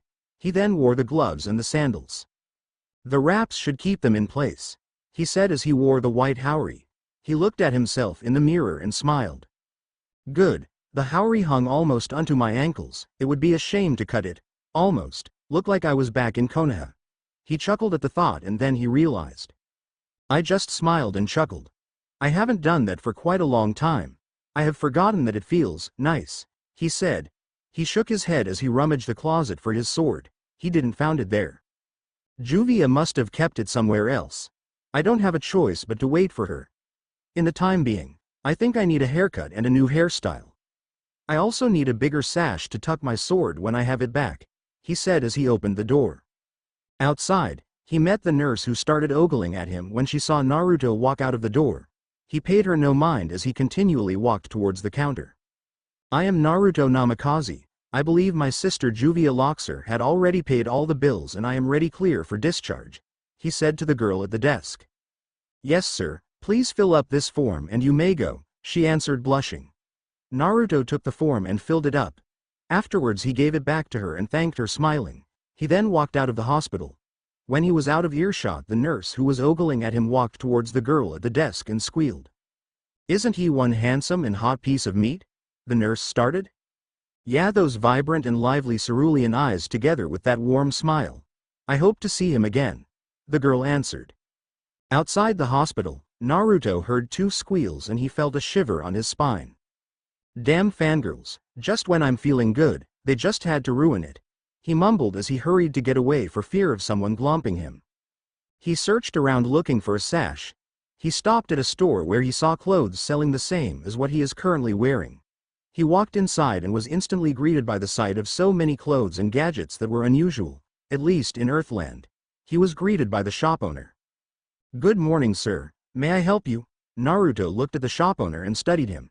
He was an old man, a little thin than average, but certainly looks strong and quite knowledgeable of the things around him. "Yes, may I ask if you had other sets of clothes like this? And also a bigger sash?" he asked. "Why yes, in fact I am sure that clothes were brought here," the man said. "How can you say that?" "Because my shop is the only shop that sells this kind of clothes. You see, I inherited this design from my ancestors." "Well, I don't see this kind of clothing nowadays. If it is very old, then how come you are the only one knowledgeable of it? Shouldn't others know it as well, since it may be part of history?" Naruto asked. "Actually, my grandfather once told me that our ancestors don't come from here. That our family came from far away," was the answer he got. "Still, it's quite unusual to see these kinds of things. Do you know from where your ancestors got these concepts?" Naruto asked as he checked on the clothes on the rack and various unusual weapons he doesn't normally see in Earthland. "I'm sorry, but I certainly remember nothing about where my ancestors got these ideas. They just passed it to me. From your asking, do you know anything about it? The owner asked. Just a little curious. Say, could you tell me the name of these blades? Naruto asked as he showed the man a blade of about 60 centimeters. He also showed him a four-pointed star-shaped blade with a hole at the middle. If my memory serves me right, I think my old folks just called it a peculiar dagger and the other one is a throwing star. I see, pretty interesting. They looked very good for stealth attacks and quick movements. I think I'll also buy some of them together with the holster and add a spin of that metal wire. Oh, and don't forget the set of clothes and bigger sash. Naruto finished. After a while, the owner came back with Naruto's purchases. Naruto took the holster for the dagger and tied it on his right thigh. He took the pouch of the wire and throwing stars and pinned it inside his haori. He then took the slightly bigger sash that is the same color as his kasode and tied it on his waist over his haori, which concealed the weapon holster and pouch. That should keep the haori from flailing too much from the wind, and this would conceal those holster and pouches. The owner commented. Yeah, it would also give me a place to tuck my sword, Naruto said as he paid. So you really are a weapon master. Thanks for purchases, the owner said. I'll come by again sometime. Naruto answered. As he was about to go out, he noticed something out in the corner of his eyes. What is that? He asked the owner as he pointed at a black cloth with metal plate in it. Oh, that? It was supposed to be a headguard, the owner answered. I think I'll buy it too. The owner took it and gave it to Naruto. Nah, consider this as a freebie for your purchases, the owner said. Thanks a lot, Naruto said as he gets out of the shop. First the clothes, then kunai, shuriken, and now a forehead protector. Am I really on another world? Why'd I only notice this now? He thought. 3 days passed and he felt Juvia's magic. He followed it until he saw her sitting by the edge of a cliff overseeing the city. Juvia loves this kind of places because she could see how ordinary people lives, Juvia said as she smelled Naruto's scent. Can't fool the nose of a dragon slayer, huh, little sister? He asked seriously. Juvia looked at him and her eyes widened at how he looked. Juvia apologizes for saying those things to the nurses. She doesn't want to look suspicious, she answered. I see, though the clothes you gave me, he let it hang. Another apologies. Juvia can't find anything that is like Naruto-san's dress, so she bought dresses that she felt would fit Naruto-san's fighting style. The owner said it is good for fighting. Though, Juvia never thought that it would look good on Naruto-san, she admitted. Hey, don't be joining my fangirls now. You're supposed to be my little sister, or you? Naruto teased as he sat next to her. For a moment there was silence, so Naruto looked at Juvia. He chuckled as he looked at her and saw her surprised expression. What? He asked. Naruto-san just teased Juvia. Naruto-san just chuckled. Naruto-san just showed emotion.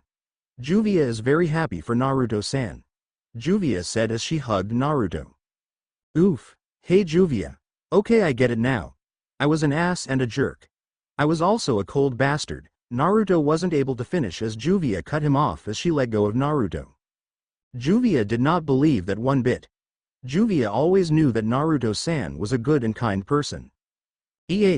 Why do you think that? When Juvia first arrived on Phantom, she didn't have any friends. So, she was always alone on a corner. No one wanted to go with Juvia on a mission. Juvia always did things alone. Until 4 years ago when Naruto-san was introduced by the guildmaster to the guild. Instead of mingling with everyone, Naruto-san walked towards Juvia. He didn't say anything to Juvia, but he sat with her. When everyone was avoiding Juvia, Naruto-san stayed. Naruto-san was also the only one who would ask Juvia to accompany him on his missions, and even though he never said it, Juvia knows that he trusts her with his life, and for that, Juvia wanted to be stronger for Naruto-san, her friend, no her big brother. Master Jose gave Juvia a guild, but Naruto-san gave her a family. Even if he always calls Juvia unpleasant, gloomy, annoying and weird, she knows it is his way of caring for Juvia. Juvia said as tears started to streak down her eyes as she looked down. To her surprise, Naruto took the cap on her head and then placed his hand on her head. He ruffled her hair for a bit and then said, "You too are like sister to me. When everyone in Phantom was scared of me, you stayed. You were the only one brave enough to stand against me and even banter words with me. Thank you," he said. Juvia cried so much and water goes out of her eyes like river. Oi Juvia!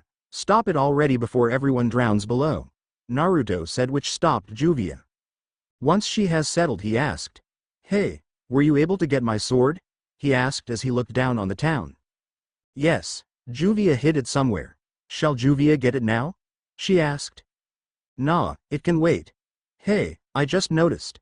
The rain isn't following you around anymore. Were you able to control your magic now?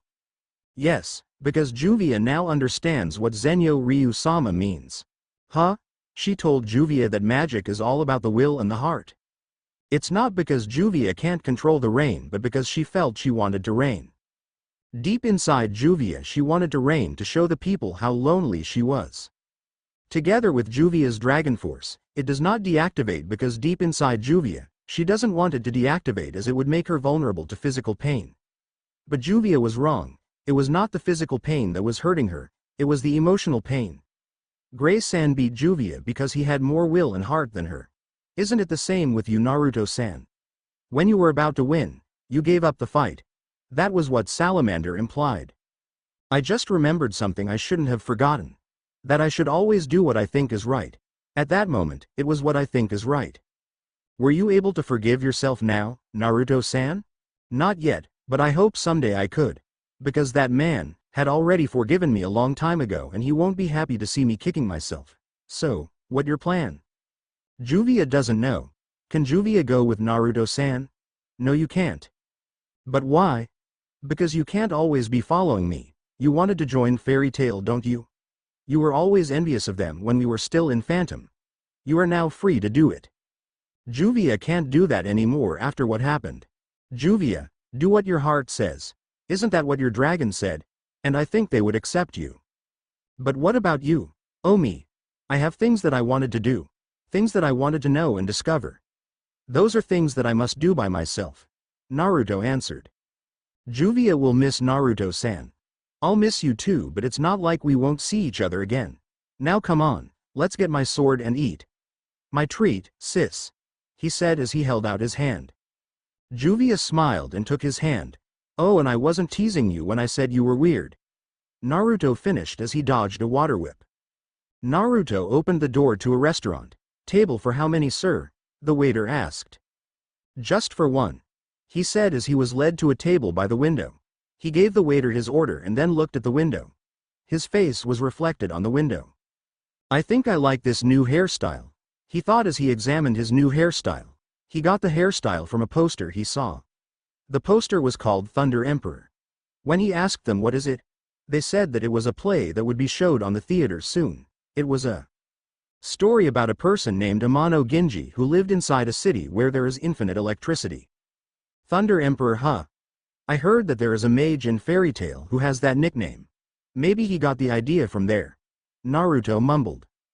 His food arrived and he started to eat. He looked outside the window again. Wonder what Juvia is doing right now. We had separate ways for some time now. Hope she was accepted in Fairytail. He thought. He then looked in front of his table and said. Now that's a face I haven't seen in a while. Your detection is really good. I almost didn't recognize you with your new look. The guest said. Naruto noticed the teal orb. Your magic signature is too unique and familiar. You like my new look? Never knew you would become a fortune teller though. I know about your magic, but come on, never thought you would use it at that kind of business. He said as the guest placed the orb on the table and said. You idiot, that's not a crystal ball, that's a lacrima. So you say, cut the crap. Why are you here? I fail to believe that you are here for a friendly chit-chat. Naruto answered. I've joined a dark guild. The guest replied. I see, you were always the adventurous, thrill-seeking and twisted one anyway, so I'm not surprised. And what your entire mouth spout is still nonsense. But I'm not here to argue with you, I am here to offer you something. You want me to join you, am I right? Basically yes, but hear me first before you decide. I'm listening. Naruto answered. The guest started talking and after a while their conversation finished and the guest stood up and started to walk away. You haven't told me my fortune yet, Naruto said. I told you this is a lacrima and I'm no fortune teller, you idiot. Oh, and better wish you find a way to use your magic again because the next time we meet, we'll be enemies.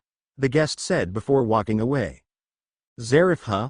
I guess I'll have to join a guild after all. Kya. Naruto heard as he was going back from a mission on the forest. The mission was easy enough for him, just killing wild beast who kept on attacking the villagers. He immediately runs toward the source of the voice. He stopped when he saw a bandit camp. He stealthily came closer and looked around the camp until he saw 3 mages. 2 of them are male lying face down. He looked at the girl who shouted and his eyes widened. What the hell? I know some people unlucky, but they are borderline cursed. I mean, for all the times that I run into them, they are almost always on the wrong end of the straw. Naruto said as he shook his head. Wonder if they'll recognize me, if I don't show them my sword. He wondered as he left his sword on a shroud of bush. You guys are quite lucky today though, he said as he disappeared in a blur. Levy closed her eyes as she bowed slightly as if shielding herself. One of the bandits was about to grab her shirt. Jet and Droy are already out and she was the only one who could fight, but as things are looking she would be raped. No, please somebody help me. As she thought of this, for some reason a face came to her mind and it was the face of a person one would thought that she would last ask for help. What the? She heard.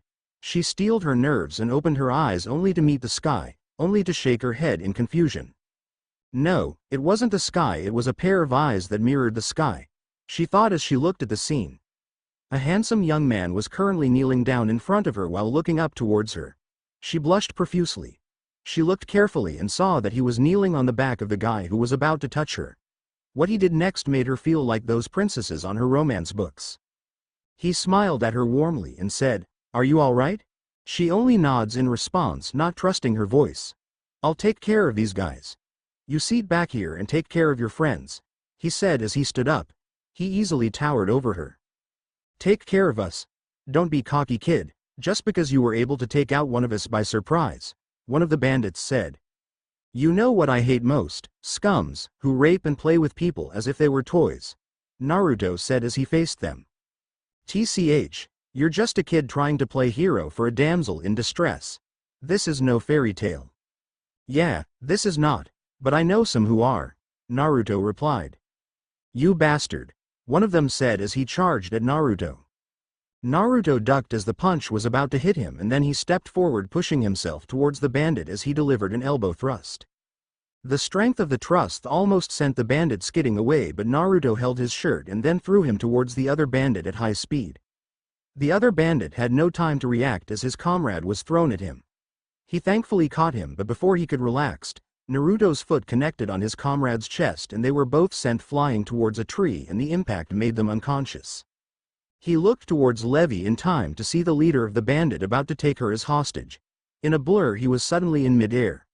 His body was parallel to the ground as he caught Tay Bandit's arm and then he used it as a point of rotation to deliver a spinning kick on the bandit's head. The bandit's leader dropped to the ground unconscious as Naruto stood beside him. The other bandits started to panic and run away from fear. Naruto easily picked them out one by one to beat them up. Afterwards, he tied them up and dragged them towards Levy. "Here. These bandits are your mission, right?" he said as he walked away. "Wait. Why are you giving them to me?" she asked. "Because they're yours. A village is near here. You can ask for help in there," he answered as he left. "Thank you, I hope we meet again," was all she said, and then she realized. "I wasn't able to ask his name. Wonder who he is. But he does remind me of him," she said as she started to remember a certain blonde. "It's very nice to look up on the clouds and the sky on this kind of a beautiful day, isn't it?" Naruto heard as he was looking up at the clouds, similar to what Shikamaru usually does. He looked at the source of the voice and saw a dwarfed old man. "Master Makarov?" Naruto asked, confused. "Yo," Makarov said as he waved at Naruto. "What do you want? I didn't do anything bad to your members this time," Naruto said, a little nervous. "Yesterday, Juvia joined our guild," Makarov said. "I see, I already saw that coming. But why seek me? She was really worried about you, too." "That girl, I already told her not to worry about me. You look different from the last time I last saw you. Your eyes are not void of emotions anymore. It looks like you got part of your humanity back, but I believe that there is still a chance that you might come back to the dark. Juvia said that you couldn't forgive yourself for something you've done in the past, and yet you yourself believe that that person have already forgiven you. Why don't you come to our guild as well? Maybe we could help you move forward. Maybe all you need is a good family." Why? After all I have done to your guild, how could you just forgive me like that? I destroyed your guild. I don't care about you destroying our guild house. It would have been destroyed sooner or later by those children who are always fighting inside. Makarov answered. And your members, you hurt them, and no matter what happened I won't forgive you for it, Makarov said as he released a small amount of magic energy. But from looking at you now and from what I had gathered from Juvia and Natsu, I know how sorry you are. And I am sure that you feel worse than how I feel. Makarov said as Naruto looked at him wide-eyed. And to top it all, if I were to ignore a young man like you who are trying to come back to the light, fall into darkness, I won't be able to forgive myself even more. Makarov finished. Will they accept me even with all the things I have done? And I have things that I want to do on my own? I'm sure my children will understand because they are just like you, kids who are trying their best to stay out of the darkness and walk to the light.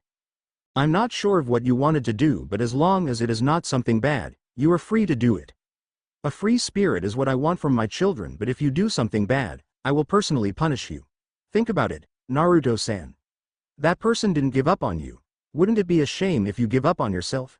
Makarov said as he stretched out his hand towards Naruto. This is not salvation. It's simply a helping hand and a guide towards the light of tomorrow. Continue or stop dead, do it alone or with a family, fall into the darkness or walk towards the light, kick yourself or allow forgiveness. In the end, you have to make those decisions on your own. Makarov finished as he continued to offer his hand. Thank you for giving me a chance. I'm a Fairytail mage, Naruto said as he grabbed onto Makarov's hand and let the tears fall. Everyone listen, Makarov announced. The members of Fairytail stopped what they are doing and gave him their full attention. Yesterday, I have finished the papers and legalities for our 2 new members, Makarov announced. New members? Are they strong? Let me see them. I want to fight them now, Natsu said. Now Natsu, be nice to our new members.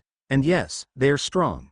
Actually one of them was promoted by the council to S-class and not by his former guild, so his status carries over to the guild. The other one though, was once promoted to S-class by her former guild, but as guild standards are different, I demoted her back to A-class. Makarov finished. I see, so the 2 newcomers are S-class and A-class, huh? Nice. Where are they? Let me see them now, Natsu said. There they are, Makarov said as he pointed his finger towards the door. Everyone looked at the 2 newcomers. You 2 look familiar, but I just can't pinpoint where I saw both of you, Lucy said. On one side Levy was blushing profusely. I saw him again, now I have a chance to thank him, she thought. Natsu then suddenly sniffed the air and then pointed at the 2 of them. What the? I almost didn't recognize both of you. Both of you changed so much, good thing I had a good sense of smell. Natsu said as he smirked and continued. So, you joined Fairytail after all, Juvia, Naruto. Silence reigned over Fairytail, trying to process what Natsu had said until it was shattered by a collective shout by the members. EHHH. End of chapter 6 AN. So how was it? Oh, if you want to see Naruto's hairstyle, just look at my Thunder Emperor avatar on my profile. I hope you like it.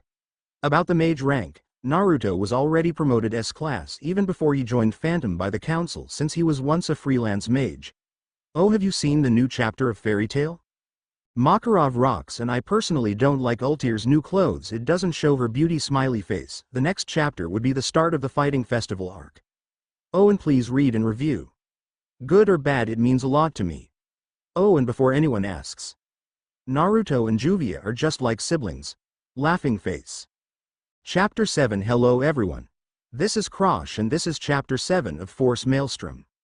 As I had said, this would be the start of the next arc. The Fighting Festival arc. And yeah, sorry for not being too clear about Juvia's outfit and involvement in Tower of Heaven arc, but it would be answered here. Juvia's outfit and appearance is of her new appearance when she joined Fairytail, and yep, she was involved in the Tower of Heaven mission. I also included a song here and I hope you liked it. D.O. and before I forget, thank you very much for the favorites, alerts and especially the reviews. I am really very happy that many are entertained by my work. It really gives a good and warm feeling. Thanks. Author Review Answer Corner. Cloves, Backapervert, Dezel, Mark, Frostius, Mr. Euroburrows, ML Coolk 86, Speed Demon, Eclipse X, Kittymaru, Jimbo Bob 5536, Boboki. Thanks for the review and reminders. I really appreciate the time you give for reading and reviewing my story. Thank you very much, Laughing Face. Flame Lord 99. You will get a clue on this chapter. D. Thanks for the review. Agora of the Darkness. Thanks for the compliments. And about Naruto's power, you'll know when the time comes. _. Oh, and I haven't watched Star Wars yet. Black Overman-san. Haha, thanks for the heads up. I was really relying heavily on M-Sword's spellchecker and grammar checker to flag me for error so I could recheck what's wrong with it. I'll keep it in mind. Thanks, Laughing Face. Solidai. Laughing Face, I hope you like how I would insert him in Fairytail. CHMO1. Haha, you may be right. Stay tuned. _. Battle King. Utmost thanks for the praise. _. I hope I would not disappoint you. Hades 252-2. Thanks, Laughing Face. Naruto x Juvia. Well, I don't think I would do that, at least on this story, but hey, we can't predict the future like Charles Wright. Laughing Face, maybe along the way it happens or maybe not. _. Renegade 156. Read this chapter and you will know if I did or not. If I did. I hope you like how I portrayed it. Laughing Face. Vandans. Haha, I'm happy you like his new look. Yeah, it would have been so hard to accept. Futon Lord. Nope, actually I haven't watched Star Wars yet. I've heard it and saw its trailers but never got the chance to watch it. I actually got the idea from Naruto and from another anime. An anime also involving magic. Laughing Face. OMG, massive spoiler warning again, ha. Oh, and yeah, the author of Fairytail committed a grave sin. How could he do that to Ultir? No, I won't stay silent for this. Natsu better burn those clothes off or Gray better infect her with his stripping disease. Evil laugh, he just murdered Ultir's image. TT. Inner crackling. Thanks. Juvia's attire is the same as the manga when she was introduced as a fairy mage. And yep, she was present in the Tower of Heaven arc, but I'm not sure if Natsu was really expecting her to join, since it was mainly Gray and Lucy who she had an interaction with and the one who welcomed her to the guild. Laughing Face. About Levy, well, you'll know why soon. I gave clues on the previous chapter. Laughing Face, but it'll be revealed on the next chapters or so. About the beta, I'm not sure. I'm not a person who likes to bother other people. You know the problems of having a beta. _. I hope I was able to answer all the questions. Yeah, Makarov better crush Ultir's clothes. I mean Hades, right Hades. And now unto the story. Talking. Thoughts 0000 flashback 0000. Change scene. Disclaimer. I don't own Naruto or Fairytail and its characters. I only own this story because if I did, then Ultir won't be wearing those hideous clothes. Scratch that, she might not be wearing anything at all. Better stop my rant before I need to change my story's rating to M. Chapter 7. Phantom Fairies. Master, what is the meaning of this? Elfman shouted, as almost everybody panicked but stood on guard except for Gray, Natsu and Makarov. Now let's not be too rowdy, Makarov said while waving his hand on a calming manner. What do you mean not too rowdy? Master, you just let 2 Phantom Lords join us. Phantom Mages, who just destroyed, hurt and almost disbanded our guild not a month ago. How can we be calm? Kana said, still a little agitated at what happened to their guild. Yeah, will we just let them go into our guild like that? One of the members shouted while many shouted in agreement. On the far corner, Jet and Droy are seething in anger while Levy is just silent. Juvia is not a problem as she didn't directly attack any of us unless she needed to, not to mention that we had a gratitude to her for helping us last time. But Naruto, he's a whole different story. He directly assaulted our members and also is responsible for the destruction of our guild. I'm sorry, Master, but this is just hard to accept, Urza said. Let's not let Phantom enter our guild, Jet and Droy shouted as the members closed in on them. Juvia got a little scared of the hostility and started to revert back to her old self. Her hands started to tremble. Naruto felt Juvia's predicament and to everyone's surprise he stepped in front of her.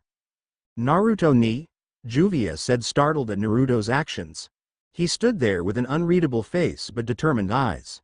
Doing something like that won't change our impression of you easily, one of the members said. We didn't come here for any fight. If you can't accept me, I'll leave.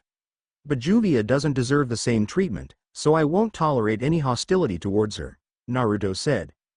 Everyone was stunned at what he said and silence reigned over the guild until Gray broke it. Juvia is of no problem with me as she proved to be a good person.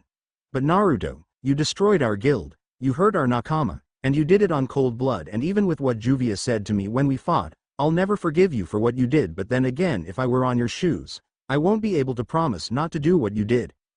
Master taught me that everyone deserves a second chance, but I don't think Naruto being here would help the guild's recovery and harmony. Sorry. Oi, what's wrong with you guys? Why can't they stay here? I know they did some nasty things, but wasn't that all Jose's order? Natsu questioned. Natsu, sometimes those things are not enough, Lucy answered. What? I don't get it. Natsu was cut off. Thank you for the chance and offer, Master Makarov. But I don't think this would work at all. I'll be leaving, but please take care of Juvia for me. Naruto quickly bowed to Makarov and then turned towards Juvia and put a hand on her shoulder. Hey, you be good, okay? Do your best and take care of yourself, he whispered as he walked past her and out of the guild. Juvia didn't move for a moment, but then she suddenly turned around and ran out trying to find her surrogate brother. Inside the guild, silence still reigned until Makarov spoke. Disappointing. I am really disappointed. I never expected you to bear so much grudge to someone, especially when all he did was do what his master ordered him. Just because Jose was a scoundrel doesn't mean that all of those in Phantom were scoundrels as well. You have to understand, just because Fairytail isn't under a scoundrel master doesn't mean that all the other guilds are the same. Have I been spoiling you too much that you have been blinded of the real world? Makarov took a deep breath and then continued. I thought you should know better, because many of us here are people who tried to reach the light and stayed there. Those two, they also wanted to walk towards the light and prevent themselves from falling back into darkness. Don't tell me that they should have done what was right from the beginning. How would you refuse the only person who gave you a home, a person who gave you a purpose, a person who took care of you when no one wants you, and to top it all, do you know what kind of person Jose was? He would punish you in a way that even a person with much confidence would break down. Haven't you learned how he taunted me to fight him and then defeat me? He doesn't know boundaries as long as he gets what he wants. Makarov shook his head, letting what he said sink in.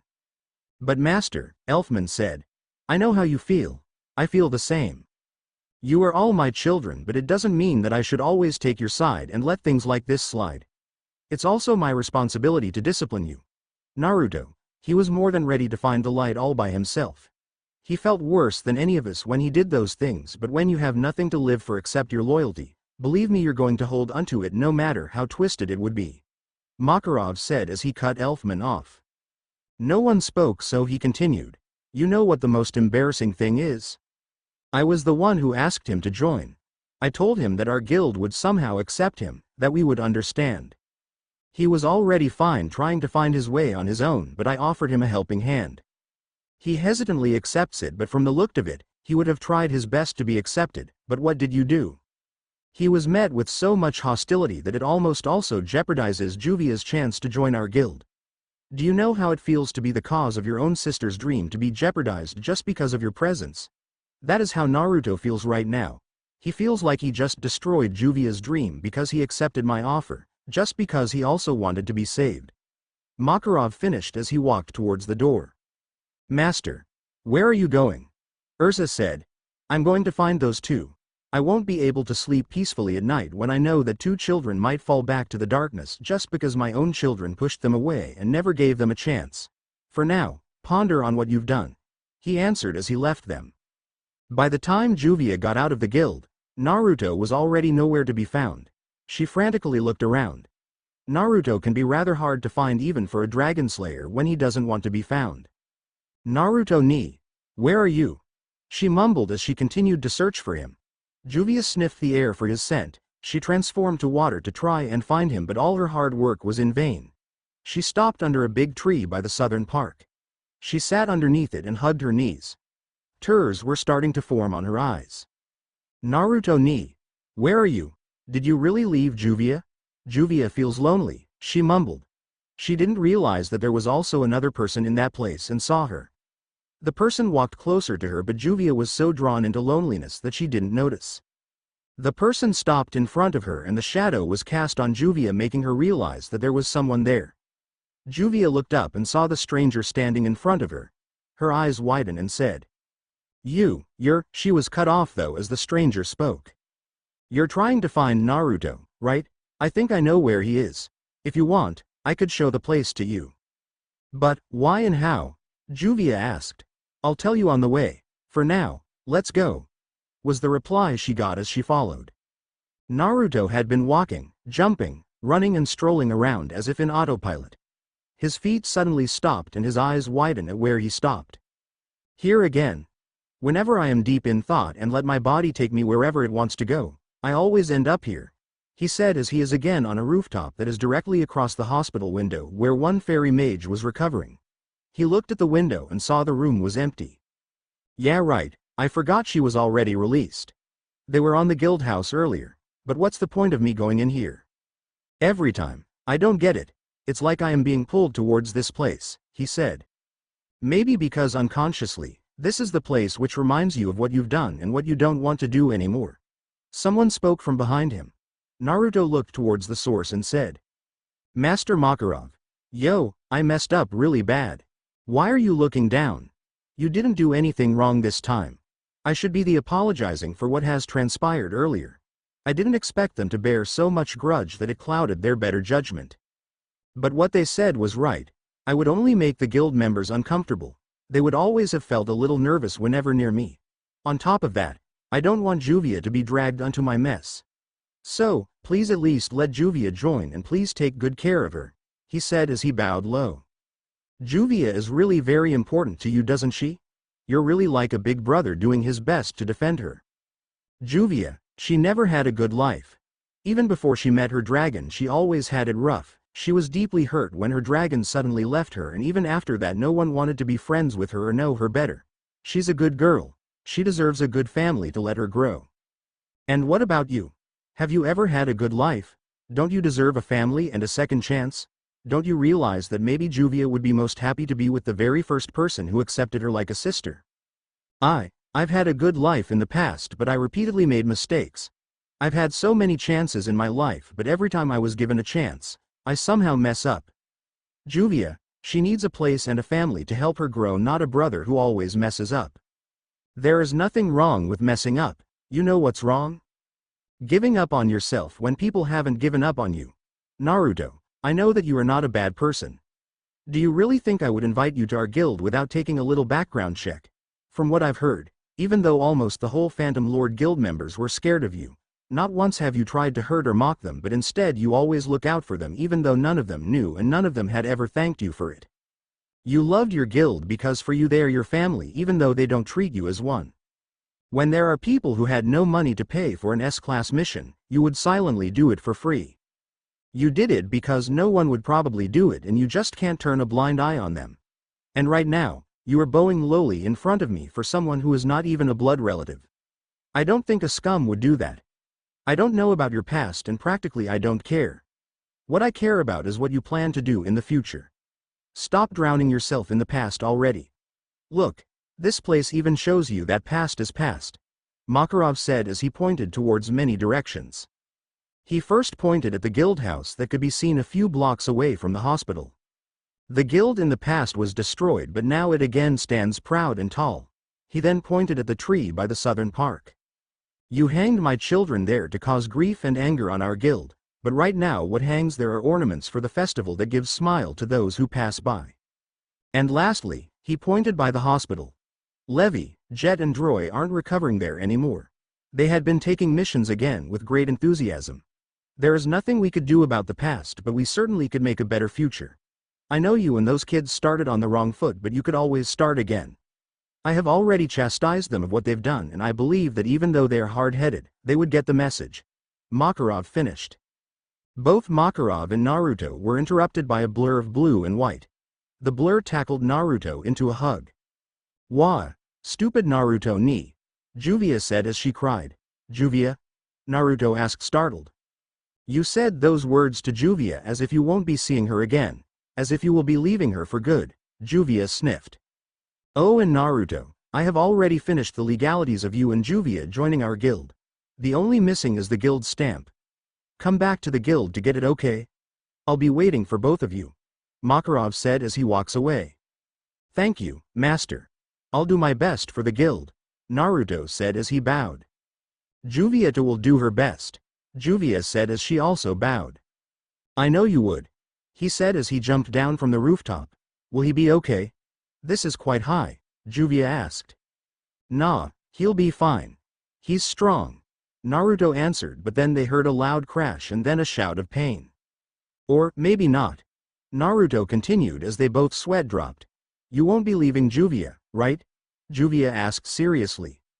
Seriously, I'm starting to think that you like me more than a brother, Naruto teased. Don't kid yourself. Juvia's heart only belongs to one person. Juvia isn't fond of incest, she answered dismissively. Naruto laughed and then said, Yeah sis, I won't be leaving you anytime soon. Anyway, how'd you find me here anyway? Naruto asked. Juvia can't tell you who brought her here. It's her secret, she answered. TCH, still a weird woman, Naruto said as he dodged a water cane. Below, as Makarov stood up, he walked towards the stranger who helped Juvia find Naruto. He smiled. So, it was you who brought her here after all. I wonder how you knew Naruto was here.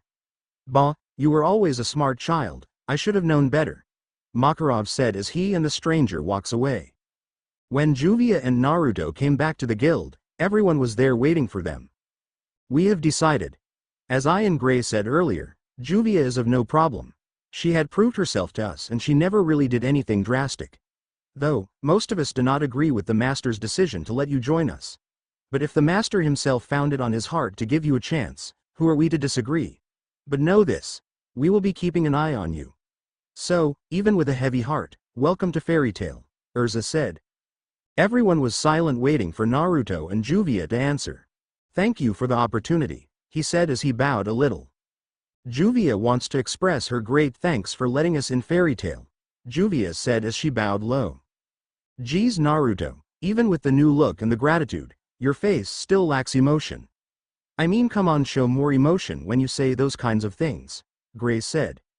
You have to forgive Naruto ni, he always had trouble expressing his emotions to others, Juvia answered for him. I didn't need someone to speak for me, you know, Naruto told Juvia. All right, let's start the feast, Makarov said as the foods and drinks were laid out on the tables.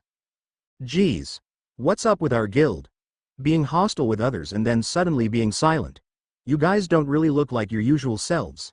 It just doesn't feel right at all, Natsu said. Oh, just hurry up and take a seat.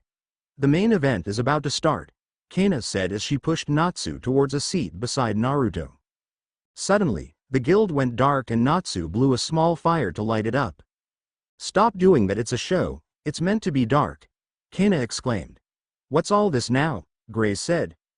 There's a stage over there, Lucy answered. As the stage was revealed, they saw Mirajane sitting at the center with a guitar and a flying mic. Most of the fairy mages rejoiced and cheered upon seeing her. She started singing and everyone felt a surge of warmth and happiness, almost. This is great, Lucy exclaimed. It's a song for mages leaving on their mission, Kana replied. Juvia and Naruto, though, had their heads down. When they were in Phantom, they never had this kind of feeling. A warm feeling that threatens to burst out of your chest. They've been in Phantom for a long time and yet they never felt like this, and yet here they are not a day in Fairytail and they already felt this strange but happy feeling. Is this how it feels to belong? Juvia loves this feeling. Juvia doesn't want it to end, Juvia whispered to herself. Naruto looked briefly at Juvia and saw her bowed a little and had a small smile. He bowed his head to hide his smile, but unfortunately for him, Natsu, who was extremely bored, saw it and decided to have his fun. What are ya smiling about? This the first time you hear that? Probably because no one on Phantom knew how to sing or had a good voice, he teased. You sound so confident about your claim. May I know where you got the confidence? Naruto answered. I don't know, maybe because you look like someone who can't sing. You shouldn't presume things, Salamander, Naruto said. Oh really? Let's see if you could sing, let alone sing a ballad with that emotionless face of yours. Ho, you shouldn't judge people just by how they look, because in truth the first time I saw you I thought you were just a street punk picking a random fight, Naruto countered. Want to be reintroduced to my fist? Want to know how it feels to lose again, huh? Natsu taunted. Oh please, you really believe you defeated me? That's just a fluke.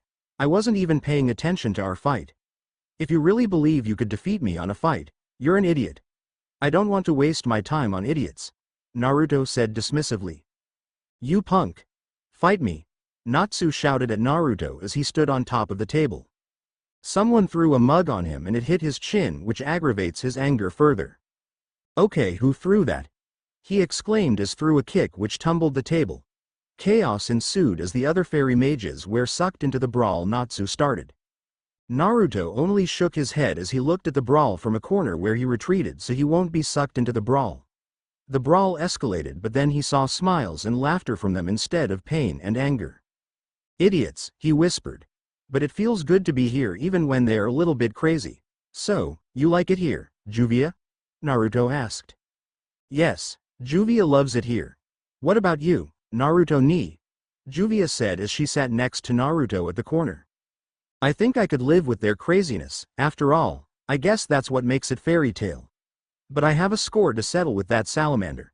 Saying I couldn't sing in a ballad no less, he's going to eat his words, Naruto said. So you're going to sing like that one time when you did that mission on a wedding? That would be great. Sing that love song you sang that time. Juvia is sure they'd like it and make you closer to them, Juvia said a little excited. You really like love songs, huh? Fine, I'll think about it, Naruto said as he stood up and walked out of the guild devising a plan. Do your best, Naruto ni, Juvia whispered. That night as the barmaid of the Fairytail bar was closing the guild, a shadow appeared behind her. She was startled at the sudden presence and turned around to see who it was. She sighed in relief as she saw who it was. Oh, it's only you, Naruto, thank goodness. Don't do that again, I almost had a heart attack. What's wrong? Do you need something? She said with a warm smile. Naruto never get this girl, she always had that warm and happy smile like a mother speaking to her child.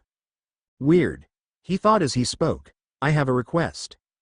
Oh, what is it? She asked. May I be the one to sing for tomorrow? Why would you want that? I mean, I'm not saying you can't sing, but are you sure? Yeah, I'm not sure. You see, tomorrow the reporters will come and if we screw up, it'll not be good for the guild, she answered. Are you doubting my singing skills, Mira-chan? Naruto said mischievously and a little seductively as he leaned in until his face is only inches away from hers. Mira looked at his blue eyes and can't help but be a little mesmerized. He was good looking already when he had those emotionless facade, but he is damn hot when he showed even a single flicker of emotion on those eyes. No, it's just, please, pretty please. Naruto pleaded with those big puppy dog eyes. So cute, so hot, must not fall for those charms. Must get away, Mira said as she tried to pry away her eyes from him, but it looks like her mind and body aren't in sync at the moment. I'll give you a kiss if you agree, Naruto said, acting like a shy kid. That did it for Mira. Okay, she said a little louder because of surprise and excitement. Naruto kissed her on the cheeks and she passed out. Naruto smirked evilly and said, Score. Just you wait, salamander. You're going to eat your words. Let's see if I could still remember the tune and the lyrics of that love song Juvia likes so much. I got the feeling that she wanted to dedicate that for her Gray-sama. He hummed the tune as he carried Mira-Jane bridal style, intending to deliver her to her dorm on Fairy Hills. The next day the Fairytail Guild is as busy and noisy as ever. A reporter has been circling around interviewing the members. The male reporter literally took Urza away from Lucy. Lucy tried hard but struggled to get the reporter's attention. She even lost to Happy. The lack of attention almost made her lose it and she couldn't take it anymore. She ran towards the changing room and suit up the bunny suit.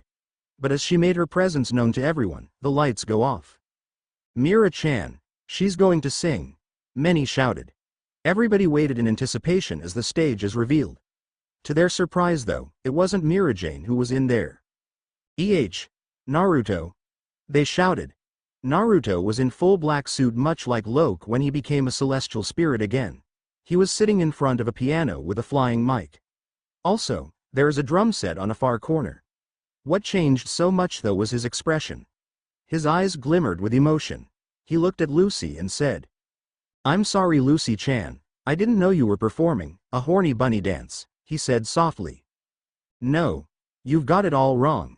I wasn't performing or anything, she answered. I see then, may you please get a sit and watch my performance? He asked. Sure, Lucy said a little confused as she sat down on one of the chairs. This is a song I sang on a local wedding some time ago. Someone requested that I sing this today, so please enjoy the show, he said softly. What in hell? Natsu was about to say when he was cut off as Naruto started playing the piano. This is a song from a band on my country. It's called Forevermore, New Version, by Side A. Please look it up on YouTube if you want to hear it while reading and imagine Naruto singing it in front of Fairytail with his eyes full of emotion. Hope you like it. Laughing face asterisk. I may have run out of songs to sing, I may have run out of words to say. But all that I want you to know is what I feel for you. I love you as endless as forever, our love will stay together. You're all I need to be with forevermore. Naruto singing a ballad now, that is something new, Urza said. There are times when I just want to look at your face with the stars in the night. There are times when I just want to feel your embrace in the cold night. I just can't believe that you are mine now, you were just a dream that I once knew. I never thought I would be right for you, I just can't compare you with anything in this world, you're all I need to be with forevermore. He told me that he wanted to sing for today. At first I didn't want to let him, but seeing at it now, I think I made the right choice. Mirajane spoke as she sat down next to Urza. Are you sure he didn't threaten you or gave you a deal? Urza asked. No. Why do you think that? Mira asked a little flushed. All those years, I've longed to hold you in my arms, I've been dreaming of you. Every night, I've been watching all the stars that fall down wishing you would be mine. I just can't believe that you are mine now, you were just a dream that I once knew. I never thought I would be right for you, I just can't compare you with anything in this world, you're all I need to be with forevermore. What the hell, not only his music and lyrics are good but his voice is great as well, Gray commented while shaking a little. Do you best, Naruto ni, Juvia cheered, time and again. There are these changes that we cannot end as sure as time keeps going on and on. My love for you will be forevermore, wishing you would be mine. I just can't believe that you are mine now. I can't believe it, he really could sing something like that, Natsu said, gaping like a fish. Happy answered. Who would have thought? Lucy said, a little flush at how Naruto looked right now. I must admit, he is kinda hot with that suit and those mesmerizing eyes. If I hadn't known him earlier I would have thought he was a guy next door. Kana admitted as some of the girls were also blushing in agreement. You were just a dream that I once knew, I never thought I would be right for you. I just can't compare you with anything in this world, as endless as forever.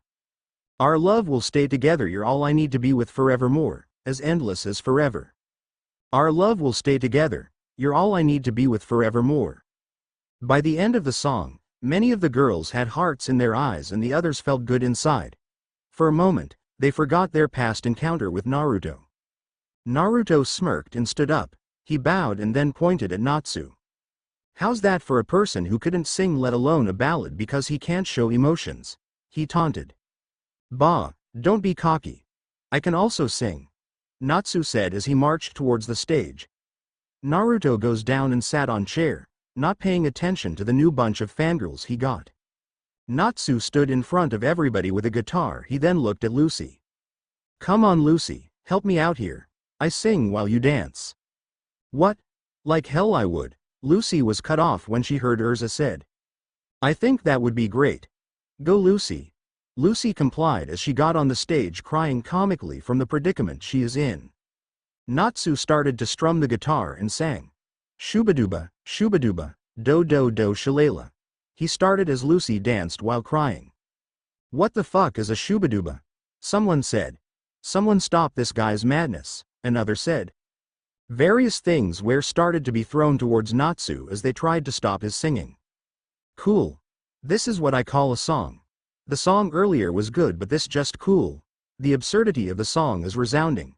It's the hit song of the year, the reported shouted. What the fuck?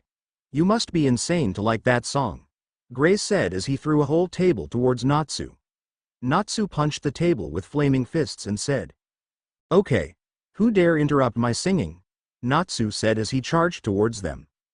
Naruto looked around as chaos ensued. He saw Lucy still crying comically from being so ashamed on the stage. He also saw Master Makarov crying, though he didn't know why. Crazy idiots, he said. Maybe, but that's what makes it fairy tale, Mira said beside him. Oh, so you made it after all. You should sing a lot more, she commented. Nope, he said as he walked out of the guild before any fangirls start to pool over him or he got sucked into any fight. The next day, the magazine was published, and well as what they had expected, their reputation has gone down again. Naruto is walking towards the exit of Magnolia for a mission, but he was stopped on his tracks as he saw a team of mages on his path. Ho, I don't know what kind of twisted destiny it is that we always cross paths, but I sure don't think that this is time it is just by accident. So tell me, why are you waiting for me in here?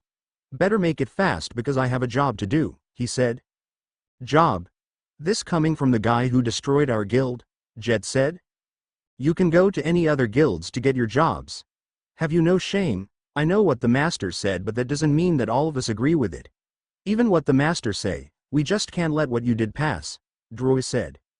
I see, so you still hold grudge against me, so you came here to get your revenge, thinking you will be satisfied when you are able to hurt me.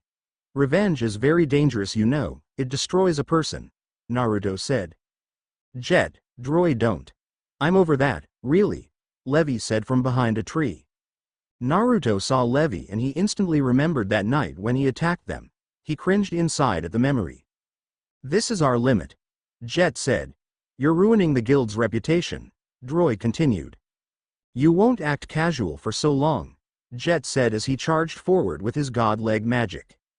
He punched Naruto and then kicked him in the gut. Droy on the other hand scattered some seeds on the ground and it grew into vines with fists. It attacks Naruto at various angles and sides.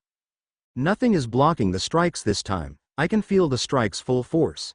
Just as I thought, I didn't completely lost control of my magic, Naruto thought as he let the strikes hit him freely. At the distance Levy could only look on as Naruto was barraged with strikes. Hey, what are you up to? That can't be it for your power, Jet said. You being picked on, huh? Luxus said as he arrived at the scene. Luxus? Droy said. Oh great, Captain, I don't care what happens to my guild arrived, Naruto thought. So, this guy is the punk that turned my guild into a mess, and that old fart, he let you join us for some reason? Luxus said. Oh scratch that, he is master asshole, Naruto thought as he looked unwavering at Luxus. It's because of this that we're looked down upon. Damn it, Luxus said as a lightning struck Naruto from above.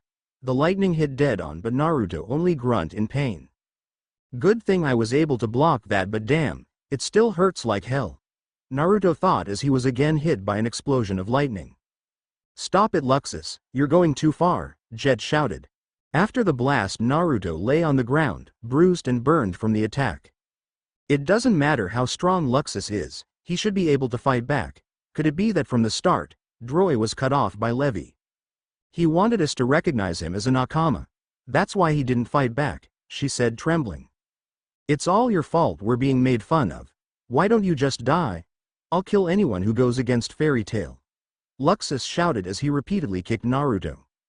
Stop it, Luxus, that's enough, Jet shouted. Shut up, little riffraffs should be quiet, Luxus said as he fired a lightning towards them. Jet and Droy by reflex dodged the lightning, but realization hit them at their mistake as the lightning was directly going to Levy. Levy! They both shouted. To their surprise, a blur came in front of Levy and was the one hit by the lightning. They were shocked when they saw Naruto standing but panting and shaking a little. Naruto, Levy said, startled. He protected Levy, Jet said. Naruto stood there with determined eyes as he spoke. I may be a cold-hearted bastard for executing my missions for my guild, even if it was drastic, violent and unreasonable, but at least I am no scum. Naruto coughed a little and then continued. You bunch of hypocrites, you say you were nakamas, but even for a cold bastard like me, I have never run away from danger even by reflex and let my nakama get hurt, nor have I tried to even hurt a single hair from them, he said as he started to walk away from them a little wobbly. If that is enough, I've got work to do, he finished. Naruto, you're in no shape to. Levy was cut off by Naruto. Don't worry about me, It would take more than some scum just to take me down. Honestly, you are a lot stronger than any of them, he said as he walked away. Naruto walks wobbly alone again in autopilot.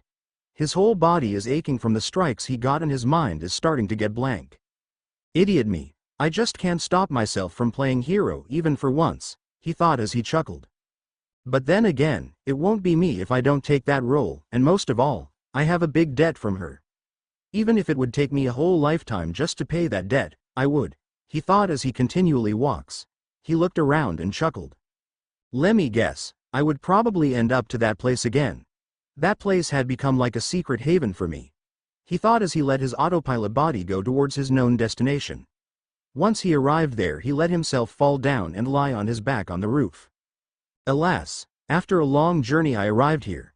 How long had I been walking slowly and wobbly? I must have looked pathetic to everyone who was looking, he said to no one as he lay there. His eyes widened though, as a shadow was cast unto him. He tried his best to look at the intruder of his personal space and he was shocked when he saw who it was. You arrived at last. What took you so long?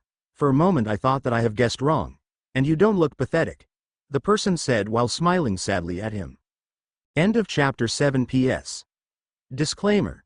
As I have stated earlier, the song belongs to a group named Side A from our country, so I don't own any from it. An. Well, how was it? Was it worth your time? Was it good, bad, or hideous like Ultier's clothes?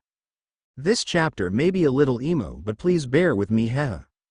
Oh, and yeah, I hope you like the song I made Naruto sing. It's a favorite of mine, so I wanted it to at least appear on my story. Laughing face, you probably know from where I've come from. Don't issue a manhunt for me. Hides. Oh, and no Fairytail chapter this week. TT. Need to endure 1 week without Fairytail. God, they better have 2 chapters next week and Makarov better destroy that clothes. Airship, yes, airship. I hope you like how I portrayed the magazine reported chapter and how I made the fairy mages accept Naruto at least partially if not fully. Oh, and please, read and review. Good or bad, it's really like a fuel that gives me energy to go on. _.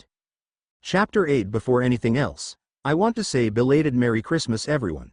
I hope you all had a good one. Sorry for the late chapter, got caught up with the holidays, heh. I would like to thank everyone for the favorite, alert, and most of all reviews. Thanks you very much, _. I hope you guys like this chapter, though there won't be any action. Please read and review, I really appreciate them. Review Answer Corner. Lightning Blade 49, Jimbo Bob 5536, Mr. Euroburrows, Frostius, Tragic Matt 1, Mark, No I'm Not on Facebook, Altair, Eclipsex, Speedemon, Boboki, Backapervert, Gara Shin1 Gam 1. Thank you for all the reviews. I really appreciated them. I hope I can continue to hook you up on this story. Cloves. Thanks. Dehehe, nice to know that there are also fellow countrymen reading my story. When I look at the story stats, I see many hit on my story from our country, but I can't pinpoint who they are. _. Yeah, Forevermore is a lovely song. Yep, Fantasia Festival is here, cheeky smiley face. Vandans. Haha, thanks, and yeah, Lucis desperation put her on a bad situation, but then again she was always the source of FN service together with Urza, ahaha. About Naruto's magic, we'll see as the story goes, cheeky smiley face. Agora of the Darkness. About the story, yeah, Naruto's path will start to diverge from Gajil's. And about the welcome he got, well, I thought it for a while, but after what had occurred between him and the Fairytail, it would be hard to accept him, especially since he directly destroyed and hurt one of them. So I thought, it would be better to show that Makarov knows how to discipline his children. I'll be sure to check out your story though, I may need to read the manga first. It's been a while since I've read Kenichi. Battle King. Thanks Hee. You'll know the stranger this chapter and I hope you like who is it. Laughing face, I hope I could keep you hooked here. Inner crackling. Haha, thanks, and yeah, it would be hard to accept someone just like that, but I hope this chapter answers some of it. Winking face, I hope you will like this story arc. Laughing face. Futon Lord. Haha, I can't, it would be weird for the story for Ultier to go on naked. I mean, come on, how are you supposed to fight her if she is like that? You'll just probably submit to her and surrender, and I don't want to increase my rating to M, so no can do, man. What a shame though. Well, we don't know. Hiro Mishima might just do that. I hope he does, child of chance. Harem. Still thinking about it. We'll just have to see how it goes. Winking face. ML Coolk 86. Yeah, something was wrong with it on Natsu's fight. Remember when Natsu said he was blocking and Nato said that he wasn't? He couldn't control it that time, so it blocks and unblocks Natsu's attack without Naruto knowing. Actually, Naruto didn't know he still had this power when he was fighting Natsu. But with Jet and Droy, he was able to constantly shut it down and let them punish him for what he has done as a sign of repentance. Laughing face. I hope I was able to answer the question. Maybe it was Levy or maybe it was someone else, but it would be revealed soon. Very soon. Okay, in this chapter, cheeky smiley face. And now unto the story. Talking. Thoughts 0000 flashback 0000. Change scene. Disclaimer. I don't own Naruto or Fairytail and its characters. I only own this story because if I did, then Ultier will. Never mind. Chapter 8. The fairy battle royal commences. Why are you here? Was all Naruto could say as he looked up on the girl. I'm not sure either, maybe to check if you were okay. It's the least that I could do for what you did. The person replied a little nervously. Naruto looked as his visitor slowly walked away from him and sat on one of the railings. You're scared of me, Naruto mumbled as he felt the person's magic being a little unstable. Huh? Was the reply he got. I said you're quite brave to come here even if you were scared of me? I'm not actually scared of you, cautious yes but not scared, and we're nakamas now. Fear is something I shouldn't feel anymore, she said, her voice almost a whisper. Then why are you sitting so far away? I just don't want to invade your private space, she reasoned miserably. How do you know I'm here? He asked. I was watching you, and you were always here. That can't be possible. Were you the one who brought Juvia here? He asked, to which he only got a nod. How were you able to watch me when you were asleep? You should be more wary when you watch others, you know. They might be watching you back. The person answered while smiling sadly. But how?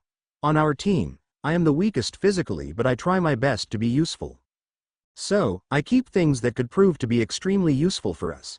But I'm a little hurt though. You actually thought I would be knocked out for a couple of days with that weak punch? You held back too much on the punch that I was already up by just after a few hours. I am weaker than others, but I am still a mage, you know, and I know your punch isn't that weak. I have Natsu, Jet and Droid to attest to that. Levy started. I just don't like hitting girls. He answered. That didn't stop you from hitting Urza strong enough to destroy her armor. She mumbled as she took out a small bee-like object. That's yes, this is a spy bee. It is commonly used for spying, as what it sees and hears would directly transmit to the brain of the mage who supplied it with make. I always supply enough magic to this so it would last the whole day, she continued. So you, Naruto said with wide eyes.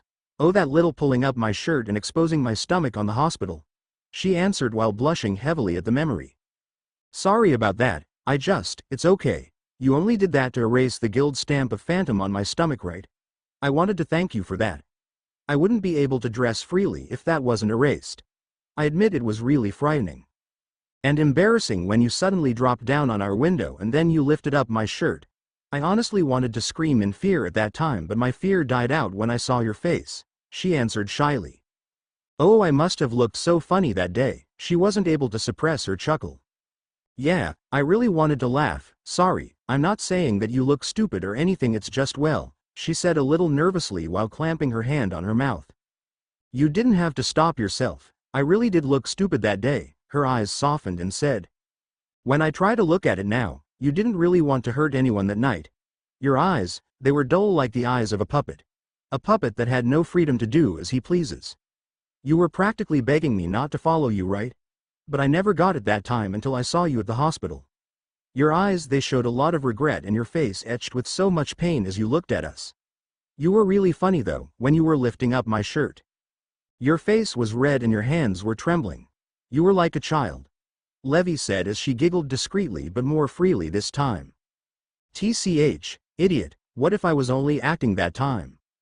The master talked to me before he invited you and we exchanged thoughts about you. He said that it takes courage to instigate a guild war, but it takes a whole lot more to not only say but also show how sorry you are. You were always here, weren't you? Always looking at us from here, mumbling words to yourself. Regret, sadness and apologies. That was what I had always heard from you. I realized that you were hurting more than we do, she continued. I cannot believe this. How can you forgive me that easily? Much more approach me, You're quite an intriguing person, that's what I am sure. You're like a book. That emotionless and cold facade of yours is like the dull cover of a book, and it shows nothing of what you have inside. One must open that cover and start to read deeper of the content to be able to get a glimpse of your true nature. Juvia is probably the only person who has even a vague perception of who you really are. Levy said, cutting Naruto off. You are quite weird, just like Juvia, was all he could say. Maybe, actually, when she moved to Fairy Hills, she immediately came to my door and apologized for you. We became friends and she said a lot of stories about you. A lot? How much is a lot? Naruto asked, a little perplexed. Everything that she thinks is allowable. And we came up with a conclusion. You are like a suspense thriller book. The reader never knows what to expect until they dig deep into the story. I love those kinds of books, and that is probably why, instead of being scared, I am quite intrigued of you, she answered.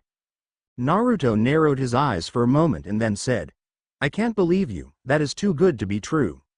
Maybe, but you are also a person who is hard to believe. One time you are emotionless and the next time you would show much emotion. You lack consistency, or maybe you were just wearing different masks for different situations. She countered, a little aggravated from his replies.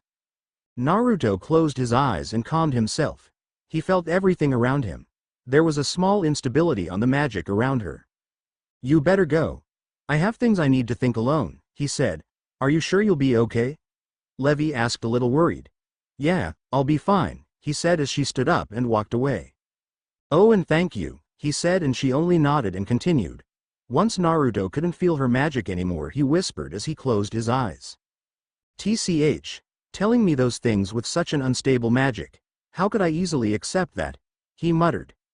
At a secluded graveyard area stands a cathedral-like building. This building houses the Dark Guild, Ghoul Spirit.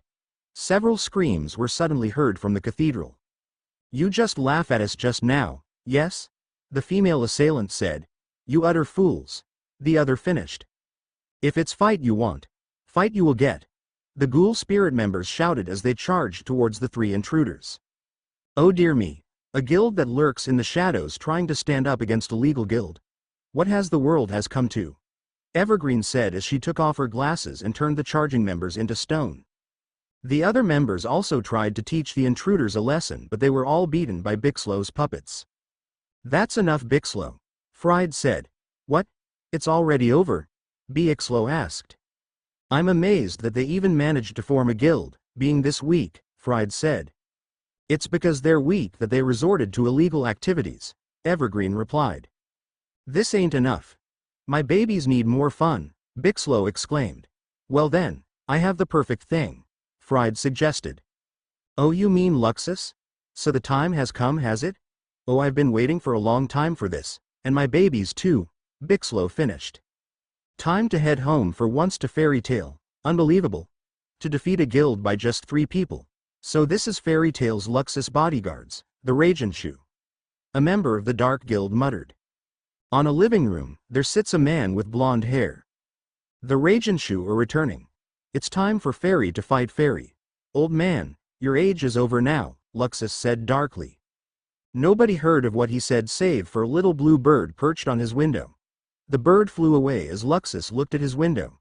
He watched as the bird flew away. Soon, only the strongest fairies will be the only ones who will fly, he said arrogantly. The townsfolk are all in festival mood, Makarov exclaimed as he looked around while walking with Mira. They are, aren't they?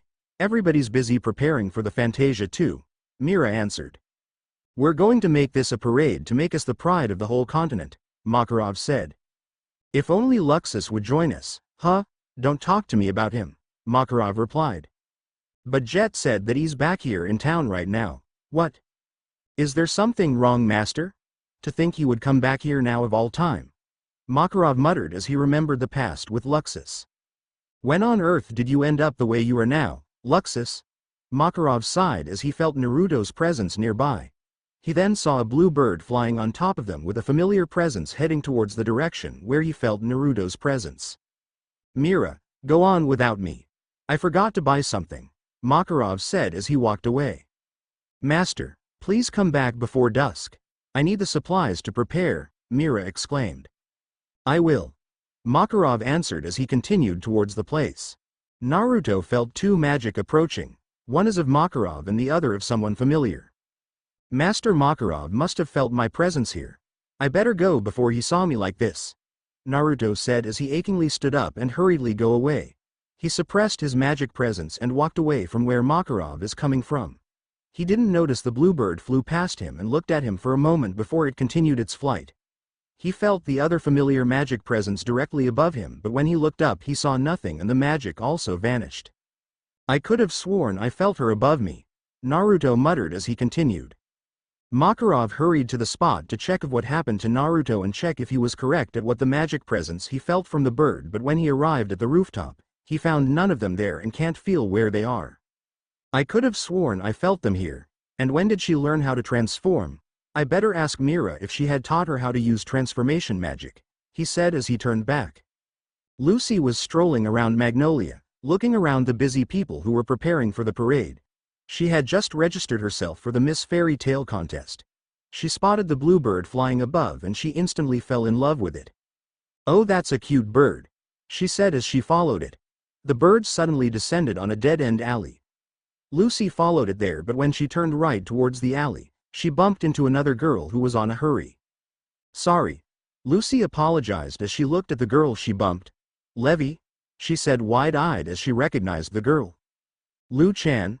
What are you doing here? Levy asked. Oh, I was following a cute bluebird and it descended into this alley. Did you see it? She asked as she looked at the alley and noticed that it was a dead end. What are you doing on a dead-end alley anyway? And why are you in a hurry? Lucy asked confused.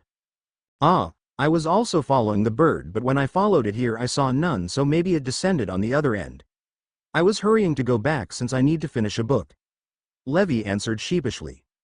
I see. Hey, watch me on the Miss Fairytail, okay? I listed myself in it, Lucy said. I had just also listed myself in it. I guess we're going to be rivals this time, Lu-chan, Levy exclaimed. Oh, then may the best female fairy mage win, Lucy exclaimed. Yeah, well I better be going now, Levy said as she practically ran towards the exit of Magnolia. Hey Levy-chan, that's the wrong way. Fairy Hills is this way.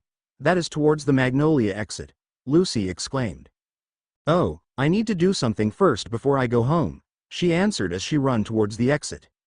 Levy is quite weird today, Lucy said as she continued her stroll.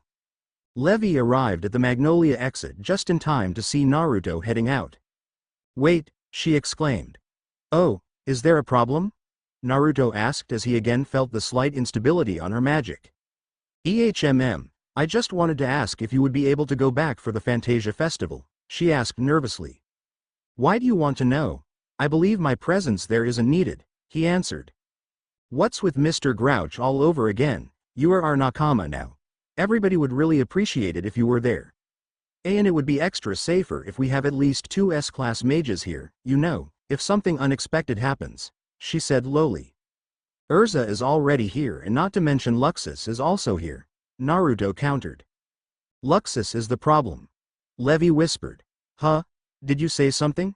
Naruto asked.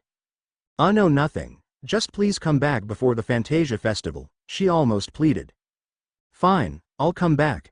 Though, I still don't get your reason for doing this, and anyway, you can't fool me with that facade, Naruto said as he walked away. Huh? Levy said, confused outside but very wary inside. Your magic has a slight instability in it. That can only happen because of 3 things. Either you are being controlled, you are scared, or you are, never mind. If you are being controlled, it could be easily detected as a foreign magic will be present in your system and I detect none.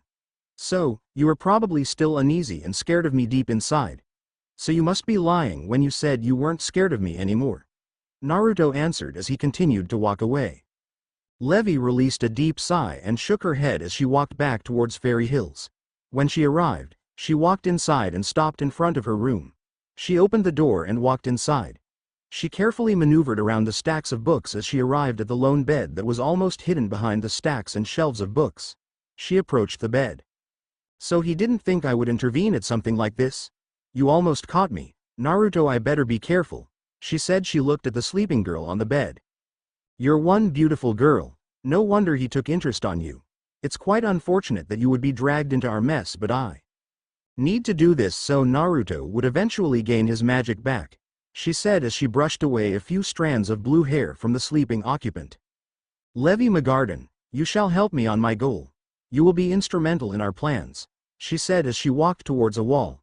She touched the wall and it turned into sand. Behind the wall were 2 racks and in it there are several lacrimas. She looked at the lacrimas. On the upper rack, there was a label, Extracted Memories, and she took one of it and watched the scene. Ah, the time when she saw Naruto destroys her guild, she said as she replaced it back to the rack. She then took a lacrima from the lower rack named Inserted Memories. The scene on the hospital. This is really hilarious, she said. Then she replaced it back and took another from the upper rack. When he saved her from the bandits, a knight and a princess, she chuckled as she replaced it back on the rack. You really love watching those, don't you? A male voice said. It's because you are late that I need to keep myself from being bored, she countered as she took a lacrima with no scenes in it and handed it to the newcomer. Her appearance started to change as she stopped the spell she casted on herself. From a cute blue-haired elfin, she changed into a raven-haired beauty. Well gee, try making an excuse for your absence in front of those old geezers. I honestly don't get why you are doing this. Extracting memories from this girl and then watching it.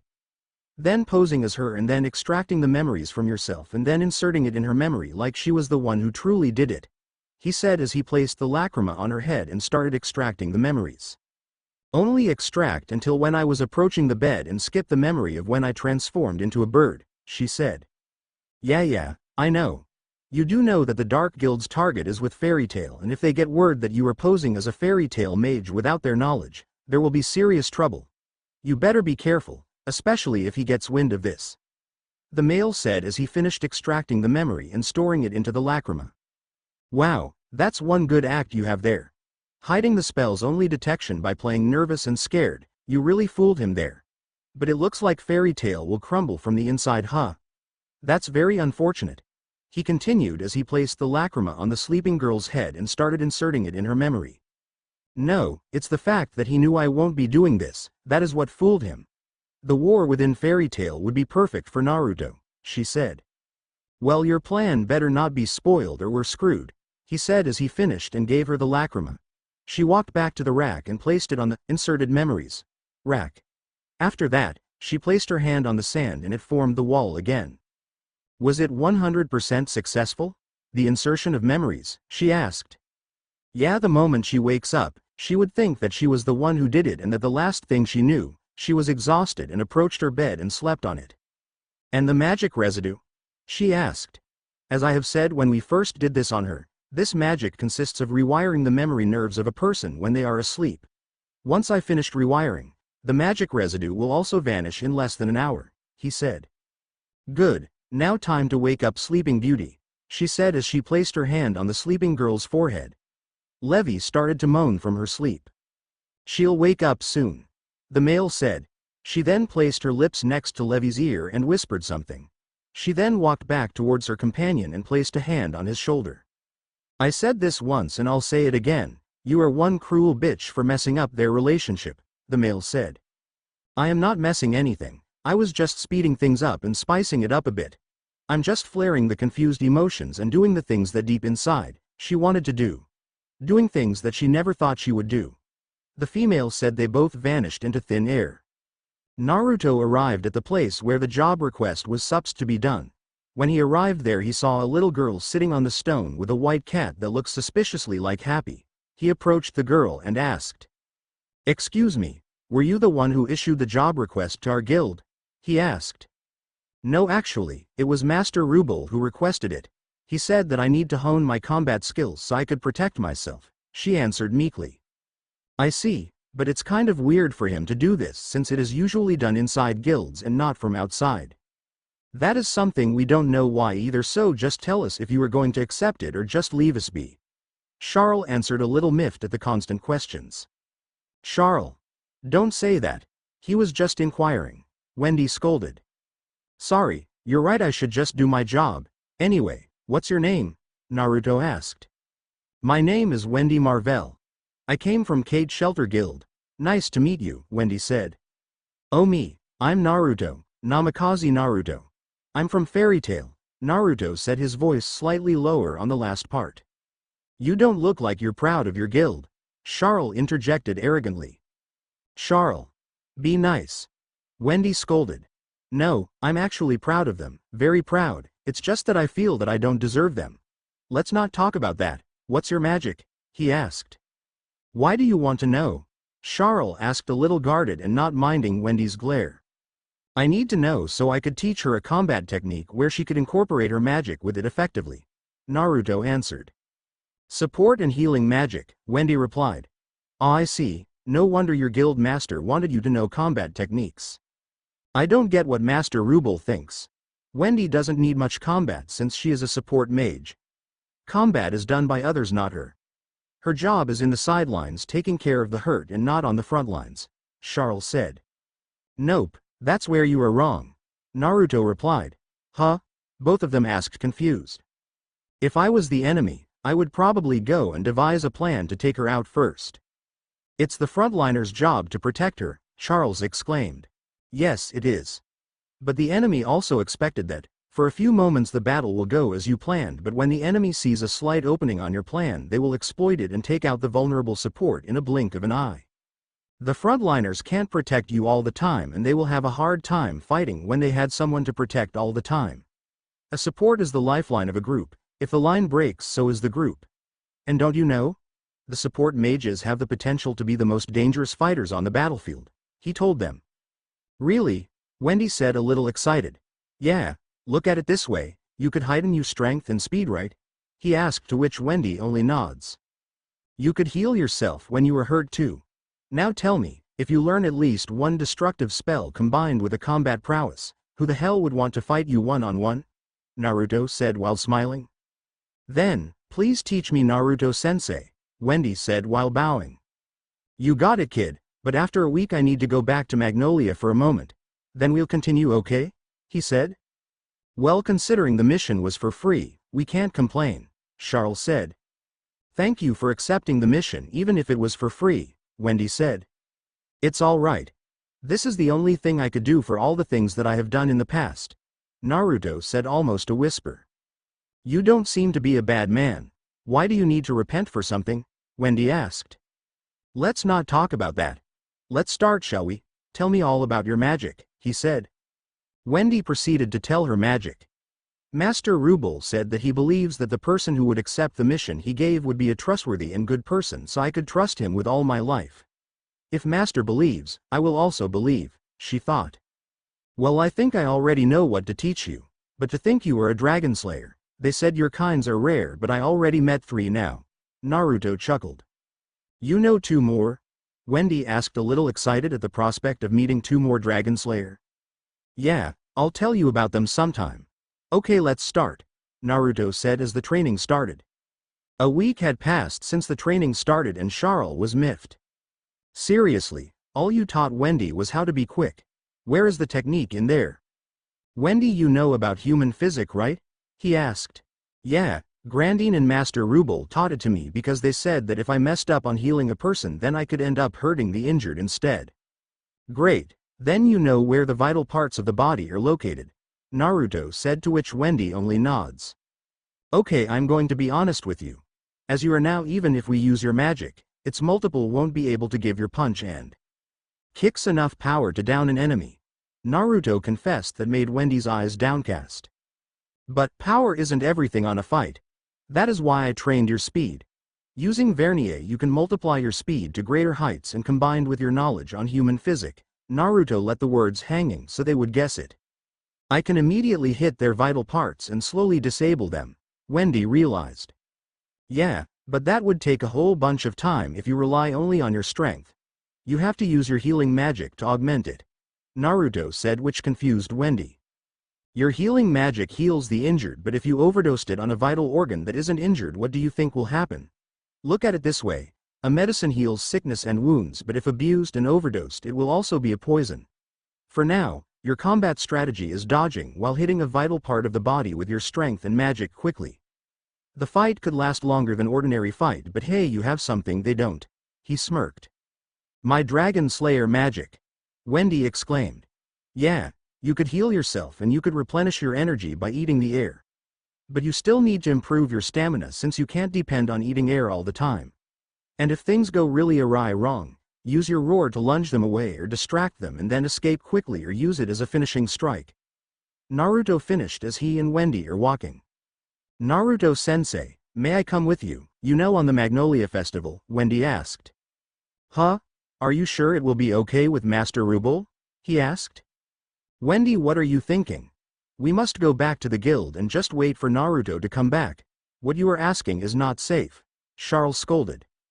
But I have never seen a festival before. I wanted to see it. I want to also meet them, Natsu-san and Juvia-san. Wendy said, her eyes starting to tear up. Sigh. Fine, but Naruto, you better be sure you protect her or else, Charles said, glaring at Naruto. I will, don't worry. You have my word. I promise upon my sword and my master's name. I will protect her with my life. And what kind of sensei am I if I won't protect my student? Naruto answered. You're not coming, Charles? Wendy asked. Someone has to tell Master Ruble, and festivities isn't really my thing. I'm going back to the guild. Naruto, after the festival be sure to bring her back to us, please, Charles said while flying away. I will. Well, Wendy, let's go, he said as they headed towards Magnolia. And Naruto-sensei, I've been meaning to ask you this for a few days now, Wendy asked. Yeah? Your kunais that you showed me, I think I saw some of it on Master Ruble's ornaments. He said that those are used by the old civilization and that people from that civilization are mostly the only one who probably has it or is willing to use it. You're not old like Master Ruble, are you? Wendy asked. Do I look like an old geezer? You wound me with your words, my dear pupil, but you don't know, maybe I am. Naruto smirked as he saw Wendy pout. As Naruto and Wendy entered Magnolia, they were both amazed at how busy and beautiful the town has become from the decorations. Beautiful, right? Nato asked. Yeah, this is the first time I see people so cheerful and excited. It feels so good just being here, Wendy said. Yeah, but I think I need to change your appearance and name so you can go everywhere even by yourself. There might be problems if they knew a miner from a guild of another town came here alone without a guardian from your guild. You know guild politics, he reasoned as he placed his hand on top of Wendy's head. Wendy started to change in appearance. After a few moments, instead of the 12-year-old Wendy, there stood the 18-year-old Wendy in front of Naruto. Many guys will be killing to be with you on the future if my imagination is right, Naruto said. But this place is full of mages, wouldn't they detect the transformation magic easily? Wendy asked, blushing a little at Naruto's comment. Nah, the transformation I used on you is different. It is a basic magic taught to me by my master, Naruto trailed. I wish I could fully use my arc magic again. Things would be easier that way, he thought.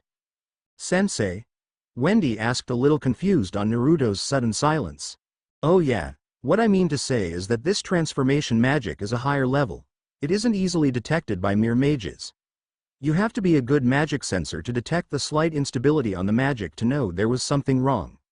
And even with it, a magic sensor could easily disregard it as the mage being nervous or sick. This magic is known to only 2 mages and one of them is in front of you. The other, you won't want to meet, Naruto said as he took Wendy's hand. Naruto toured Wendy around town as they both marveled at how lively it has become. Suddenly they both heard things being dropped on the ground and someone running away. When they looked back they saw no one there but some supplies scattered on the ground. What happened? Wendy asked, confused. Levy? Naruto whispered, confused as he felt Levy's magic a moment ago. Anyway, they said that the Miss Fairytail will be starting in an hour. Want to eat before watching? Naruto asked Wendy. Yay! Wendy exclaimed. Levy was currently running away as much as possible from the scene she saw. Naruto was with a rather tall raven-haired beauty. For some reason she couldn't take the scene and run away. Naruto and I are only guildmates, Why'd I suddenly feel these things? Why'd I suddenly do the things I don't normally do? I'm so confused. Why am I doing things I don't know why I did? Why am I feeling things I shouldn't feel? And why is those words kept on whispering on my head? What is wrong with me? She thought as she run. She suddenly bumped into someone and looked up. She saw it was Gray and the others. Levy-chan. Let's hurry, we need to prepare for Miss Fairytail, Lucy said as she dragged Levy towards the guild. Levy-san seems to be out of it today, Juvia said as she also walked towards the guild with Gray. When they arrived at the guild, they saw Naruto together with a beautiful girl. Hey, who's the girl with Naruto-san? I haven't seen her around here, Lucy asked. I don't know, maybe his girlfriend or something, Mikao interjected. Naruto doesn't have a girlfriend, he never told Juvia anything about her, Juvia said as they approached Naruto, but Levy excused herself saying she needed to prepare. They let her go thinking that she is still afraid of Naruto. Naruto, you never told Juvia that you have a girlfriend, Juvia told Naruto. Girlfriend? Naruto asked perplexed, and then he chuckled. I'm not Sensei's girlfriend, Wendy said a little embarrassed. Sensei? Gray asked. Yeah, I took the job on the combat tutorial, Naruto answered. The one that was free, so she was the one who posted that job? Lucy asked. Well, it was actually my guild grandfather who posted it. He wanted me to learn combat skills, but we didn't have money, so he gambled on posting a job request for free, hoping that a kind mage would accept it, Wendy answered while stuttering a little. What's your name? Lucy asked. Her name is Wendy. Now please don't ask her too much anymore. She is after all my client, and it won't bode well for the guild if our clients get uncomfortable. Naruto answered for Wendy, which stopped the further questions from the mages. I never knew you were generous, Naruto. Urza spoke as she walks towards them. I had plenty of time, why not spend it on something worthwhile? Naruto answered. Yes, like dating a beautiful girl while on a mission? Mira teased. Nope, we're not on a date. We were just having a break from our training and she said she wanted to see the festival. Don't want to have a bad impression on our clients now, do we? Naruto answered smoothly. Well then please enjoy the festival, Wendy-san, Urza said as she and the others walked away from Naruto and Wendy. Oh, and Naruto, you shouldn't flirt with so many girls. Juvia thinks someone will be hurt if you do, Juvia said before leaving. You really like me that much? Naruto asked Juvia. You really have a bad sense of humor, Naruto, was the only answer he got. Do you like her, sensei? Wendy asked as she noticed Naruto's demeanor changed when he was watching Levy. Huh? What do you mean? Naruto asked confused. I noticed that you were watching her differently than the others. Even more than how you watch Juvia-san, who is like a sister to you, Wendy asked. Aren't we a little observant, Wendy-chan? He complimented. Well, I had the best sensei when it comes to detecting things, and he specifically taught it to me, saying it was an important part of my combat style, Wendy answered, giving back the compliment. You're learning fast, Naruto said as he ruffled her hair. You always ruffle my hair, Wendy pouted. Sorry, I probably got it from my senseis. All of them had a tendency to ruffle my hair when I did something right or funny, he answered. So, you do like her? She asked. No, she is just quite intriguing, he answered, to which she only looked at him confused. Suddenly everyone became restless and shouting were heard by Wendy and Naruto. They looked at the stage and saw a female mage remove her glasses and turn Lucy into stone. What the? Naruto was cut off as chaos ensued. What are you doing, Evergreen? Are you trying to ruin the festival? Makarov shouted. Doesn't a festival have a main show? Evergreen answered as she burned the curtain and revealed that the other contestants were also turned into stone. Instantly, Naruto's magic became wild and Wendy had to scoot away from fear. She looked at Naruto and fear crawled into her skin. For a moment, she thought she saw a demon waiting to eat someone. You fool, turn them back to normal, Makarov commanded. Suddenly they had to cover their eyes as lightning struck into the stage and Luxus was revealed. Oi, Fairytail idiots!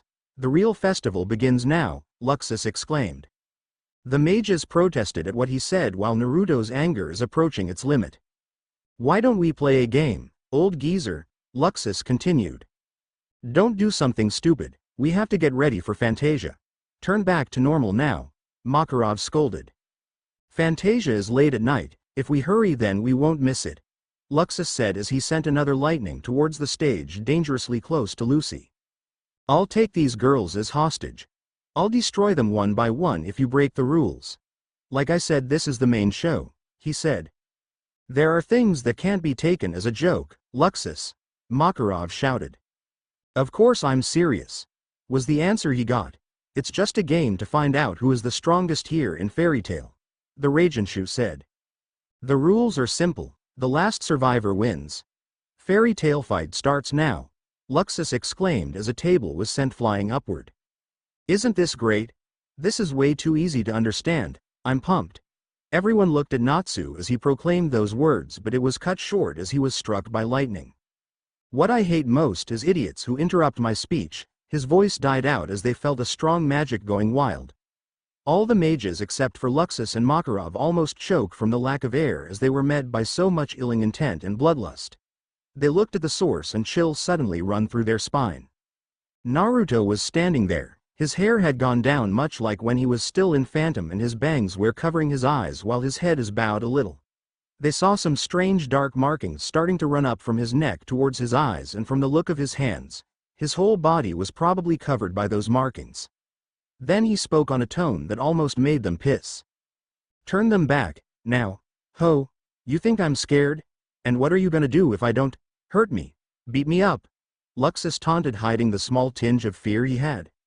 Naruto started to look up and they saw that his eyes change. The white part became blood red and his blue iris became black with white vertical slits. Hurt you? Beat you up? Don't make me laugh. I swear, if you don't turn them back now and something bad happens, death is something you will be wishing for, he growled. Oh, care to prove that? Do you actually have the balls to pull that? Not to mention, do you have? Luxus' speech was cut off as Naruto appeared behind them and they were all sliced into two pieces. OMG, he killed Luxus and the Rajanshu, Happy shouted through labored breath. Cowards, you ask me if I had the balls to kill you, but you don't even have the balls to face my wrath head on, Naruto said as Luxus and the Rajanshu were revealed to be only spirit puppet clones. What? When did they exchange? Gray asked. Only Evergreen was originally here and she escaped when you were all busy shielding your eyes from the lightning, Naruto answered as Makarov noticed his sword glowing darkly. TCH, the sword's curse is taking over, Makarov thought. If you want them to be turned back, you have to beat us first. The time limit is 3 hours.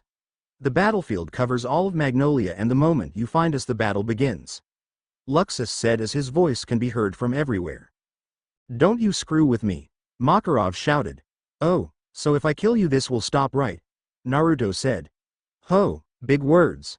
Let the battle begin, Luxus exclaimed. Naruto was about to start his hunting when a big hand closed around, effectively stopping him. Naruto, stop. Makarov shouted. I'm going to kill them and this will stop. Don't stop me, he said. Killing is prohibited, Makarov said. Screw it. Do not forget why you are here. What your goal is. Don't fall back to the darkness. Remember that person who trusted you. Are you going to fail him again? Are you going to disappoint him? Don't let the darkness control you, Makarov reasoned. Naruto suddenly saw flashbacks of him and his master as he felt a soothing light magic starting to suppress the darkness in him. He looked at Makarov and saw his other hand emitting a light magic to suppress the curse. After a while, the wild magic stopped and the others started to breathe freely and normally again. The marking started to recede and his eyes started to go back to normal. For a long moment there was silence as everyone tried to catch their breath and Naruto just stood there motionless and head bowed. The silence was shattered when Elfman shouted. I've gotta save Ne-chan. His shout gave energy to everybody and they seemingly forgot what had transpired with Naruto earlier as they are now focused on taking down the Raijushu. Makarov looked at Naruto for a moment to make sure that he won't do anything drastic. He saw that he had calmed down and the curse had stopped, so he also proceeded into charging like the others. Damn him.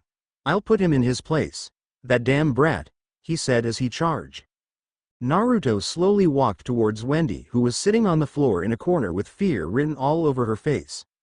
Naruto saw this as he walked towards her and he felt guilty. He kneeled in one knee in front of her and said, I'm sorry you had to see that.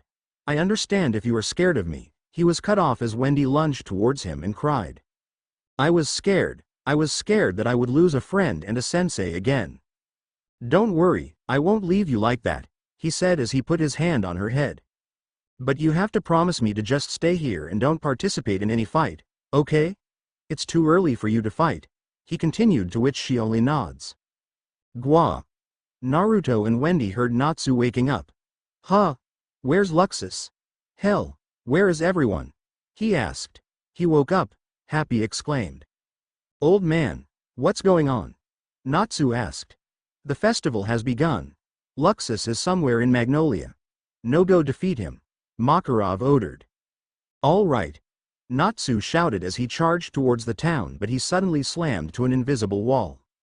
Makarov, Happy and Rita's eyes comically widen. What's this? Natsu asked. What's going on, Natsu? Ritas asked. The only ones who shouldn't be able to go out of the spell are those of more than 80 years old or a stone statue. You don't seem like an 80-year-old to me, Natsu, Makarov said. OMG. I didn't know that Natsu is a stone statue, Happy said with wide eyes. The barrier suddenly reported of fights commencing.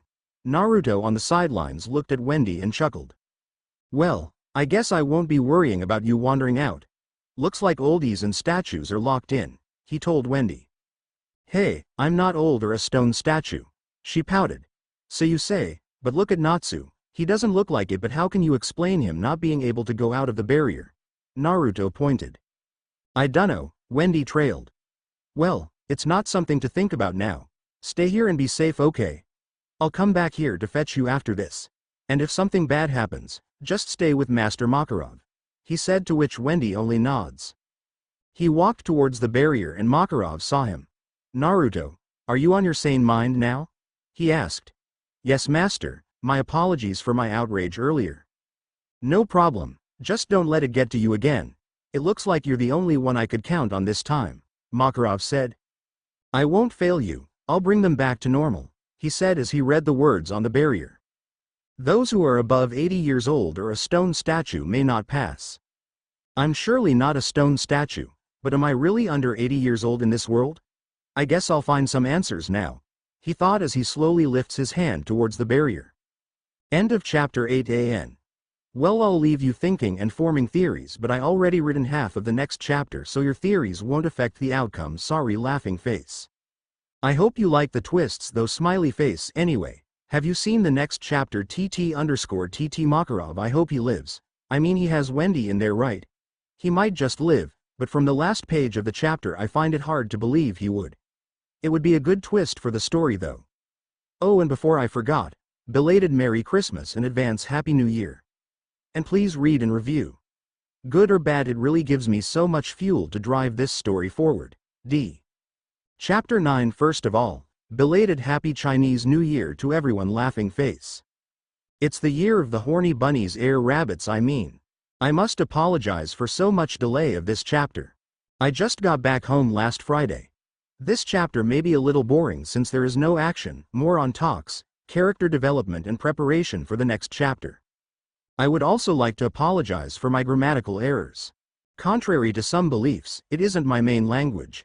Actually, I only used it to the fullest when writing fanfic, so in a way, this is practice for me.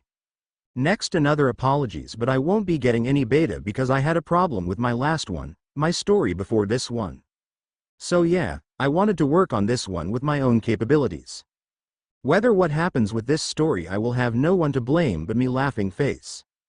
Maybe it's pride or anything, but my main reason that I started writing was not to impress anyone nor to be one of the greats, but to share my thoughts and see what would the others' opinion about it. Lastly, as I had said earlier, this is a great way for me to practice English and also to enhance my creativity through writing. Now enough of my drama and let's go to the story. And please read and review. I really do appreciate it and it really helps me to improve. Whether it was praise or criticism, it does give me a path to know where to improve and what to sustain.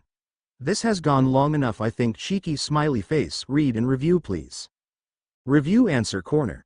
Panda Kun 77, Maranime, Futon Lord, Howling Wind of the Storm, Eclipsex, Frostius, No I'm Not on Facebook, Backupervert, Jack, Altair, Battleking, Lightning Blade 49, Mr. Euroburrows, Jimbo Bob 5536, Seiko Twin Kodachi Musina 0. Arashi Rendon 23, Fighting Joe. A much appreciated thanks for all the reviews you gave. Thank you so much. _carrot. Obsessive child. Haha, you just have to see if your guess is correct. Laughing face, sorry about omitting Gajeel on this story y_y, but my muses had gone to that direction. Thanks for the compliment _carrot. Golden God Ra. Thanks. My apologies for the grammatical issues. This chapter will answer about Naruto's age hehe. Also, thanks for the cookies cheeky smiley face yummy. Silber D. Wolf. Hehe thanks. Yeah, with Naruto being on a war and taught by so many teachers, I figure he should be wise by now laughing face. Mark. Thanks for the flags about my grammars. I'll look into it and probably revise I have free time. Thanks again, D. Agora the Darkness. Thanks for the compliment. Yeah, the Ragenshu screwed up bad laughing face. Azone puffy hair. Haha Ultir the hot chick. Yeah, I can't wait how she relates with Naruto, or if she is a friend of foe, or if they know each other haha. Yep, in the first chapter, I had already stated that the time-space dimension separated Kyuubi from Naruto. Laughing face Wendy's importance to the arc. You will just have to stay tuned. Laughing face anyway, thanks again. Cloves. As much as I wanted to do that, believe me, I wish she was at least 15 years old on the series. I can't. Y_y. Is it just me, or her adult form kinda resembles Ultir a little bit, but nah, maybe just because of the hair. Oh yeah, sorry for the wait laughing face. ML Coolk 86. Ultir manipulating Levy? Hi, is that Ultir though? Laughing face, thanks for the review and stay tuned for the answer smiley face. God of Stories. It would be answered this chapter. Laughing face, thanks for the review. OBSERVER01. Those will be answered as the story goes cheeky smiley face, thanks for the review. Drac FRST. Sorry for my grammar, but actually you were right on your first and second guess. English isn't my main language and I only use it when I need to, and yeah, maybe it was due to my age also. Thanks for pointing it out to me. I'll strive to improve my grammar. I am still learning how to speak English fluently. Phew, that was a long one, and now unto the story, talking. Thoughts 0000 flashback 0000. Change scene disclaimer. I don't own Naruto or Fairytail and its characters. I only own this story because if I did, then Ultir will be wearing the horny bunny suit instead of that hideous suit. Chapter 9. Calm before the storm. It was just a matter of seconds, but to Naruto it was like of all eternity. This is it, the answer to the questions he had in his mind ever since he was flung into Earthland. He watched closely as his hand comes close to the barrier. His hand started to tremble, and for a moment he felt fear, extreme fear of knowing the truth. To him the barrier was moving away as he tried to reach it with his hands. Then it happened. His hand reached the barrier. He bowed and dropped his hands on the side. He stood motionless in front of it, and tears threatened to burst out from his eyes, but years of experience strengthened him and pride stopped it from coming. I'll never see them again. Ba-chan, Sakura-chan, everyone, he thought. Naruto? What's wrong? I thought you were going to join the fight already. Why are you just standing there? Oh, you want to fight me first? Come on, let's do it. I still want a rematch with you, Natsu exclaimed. Idiot, this isn't a game. And it's not that I don't want to get out, let me just show you. Naruto said as he formed his hand into fist and then punched hard towards the barrier. To everyone's shock, instead of his hand going through the barrier, they heard a loud bang like a fist hitting a concrete wall. What the hell? Was all Makarov could say as he looked at Naruto's fist being stopped by the barrier. I told you Jii-chan, there is something wrong with this spell. Look, even Naruto couldn't go out of it. There must be something up with this. Natsu exclaimed as he pointed at the barrier. No, that's impossible. This kind of magic is absolute, especially with Fried being the one who cast it. He is a master of this magic, Makarov answered. Then maybe he hid another kind of rule in it, like anyone who is a class and above mage isn't allowed to go out, Ritas suggested. No, that won't be possible since Gray and Elfman were able to go out, and they are probably as strong as Natsu. Makarov trailed off as he tried to think deeply through this ordeal. No, there is nothing wrong with the barrier, the rules are what it is. There was no hidden meaning to it. Naruto cut in. What are you suggesting? Makarov asked. Simple, the barrier thinks that Natsu and I are more than 80 years old. Naruto answered. What the hell? I sure am not more than 80 years old and don't even think I am a stone statue, Natsu exclaimed. Are you sure about that? Naruto asked. I'm afraid we can't follow what you are implying, Makarov said. A dragon's life is very long. You lived with Igneel from the beginning. In that time, were you able to go and see other people? Were you able to go anywhere other than the place where you live? And most importantly, are you sure you were able to count the days and years right? After all, you never saw or heard of a clock and a calendar until Igneel left, Naruto said. Are you saying I was living with Igneel for more than 80 years without me knowing and my aging was slowed until he left? Natsu asked. That is something only Igneel knows, Naruto answered. Then what about you? Don't tell me you were also raised by a dragon, Natsu asked. No, it wasn't a dragon that raised and taught me, and unlike you, I had contact with other humans and human civilizations, Naruto answered. Then what? Natsu asked. I had to analyze why you are more than 80 years old, analyze mine if you want, Naruto asked. I don't know why, Natsu exclaimed. Too bad because I don't want to tell you, Naruto answered dismissively. Naruto, what are you pertaining? Makarov asked. How long was Earthland's history? Naruto asked. About 784 years. The year count started when magic was discovered in Earthland, Redis answered. So how long was the civilization of human even before that? Naruto asked again. We don't know, no evidence or accounts or history were written about it, Makarov answered. Or maybe they were destroyed, Naruto whispered. Come again? Makarov asked. No, nothing, sorry, but that is something that I can't talk about. Naruto apologized to Makarov. Winner. Arzak. The barrier announced. It looks like the match was over, Naruto said. Hey, don't change the subject, Natsu exclaimed.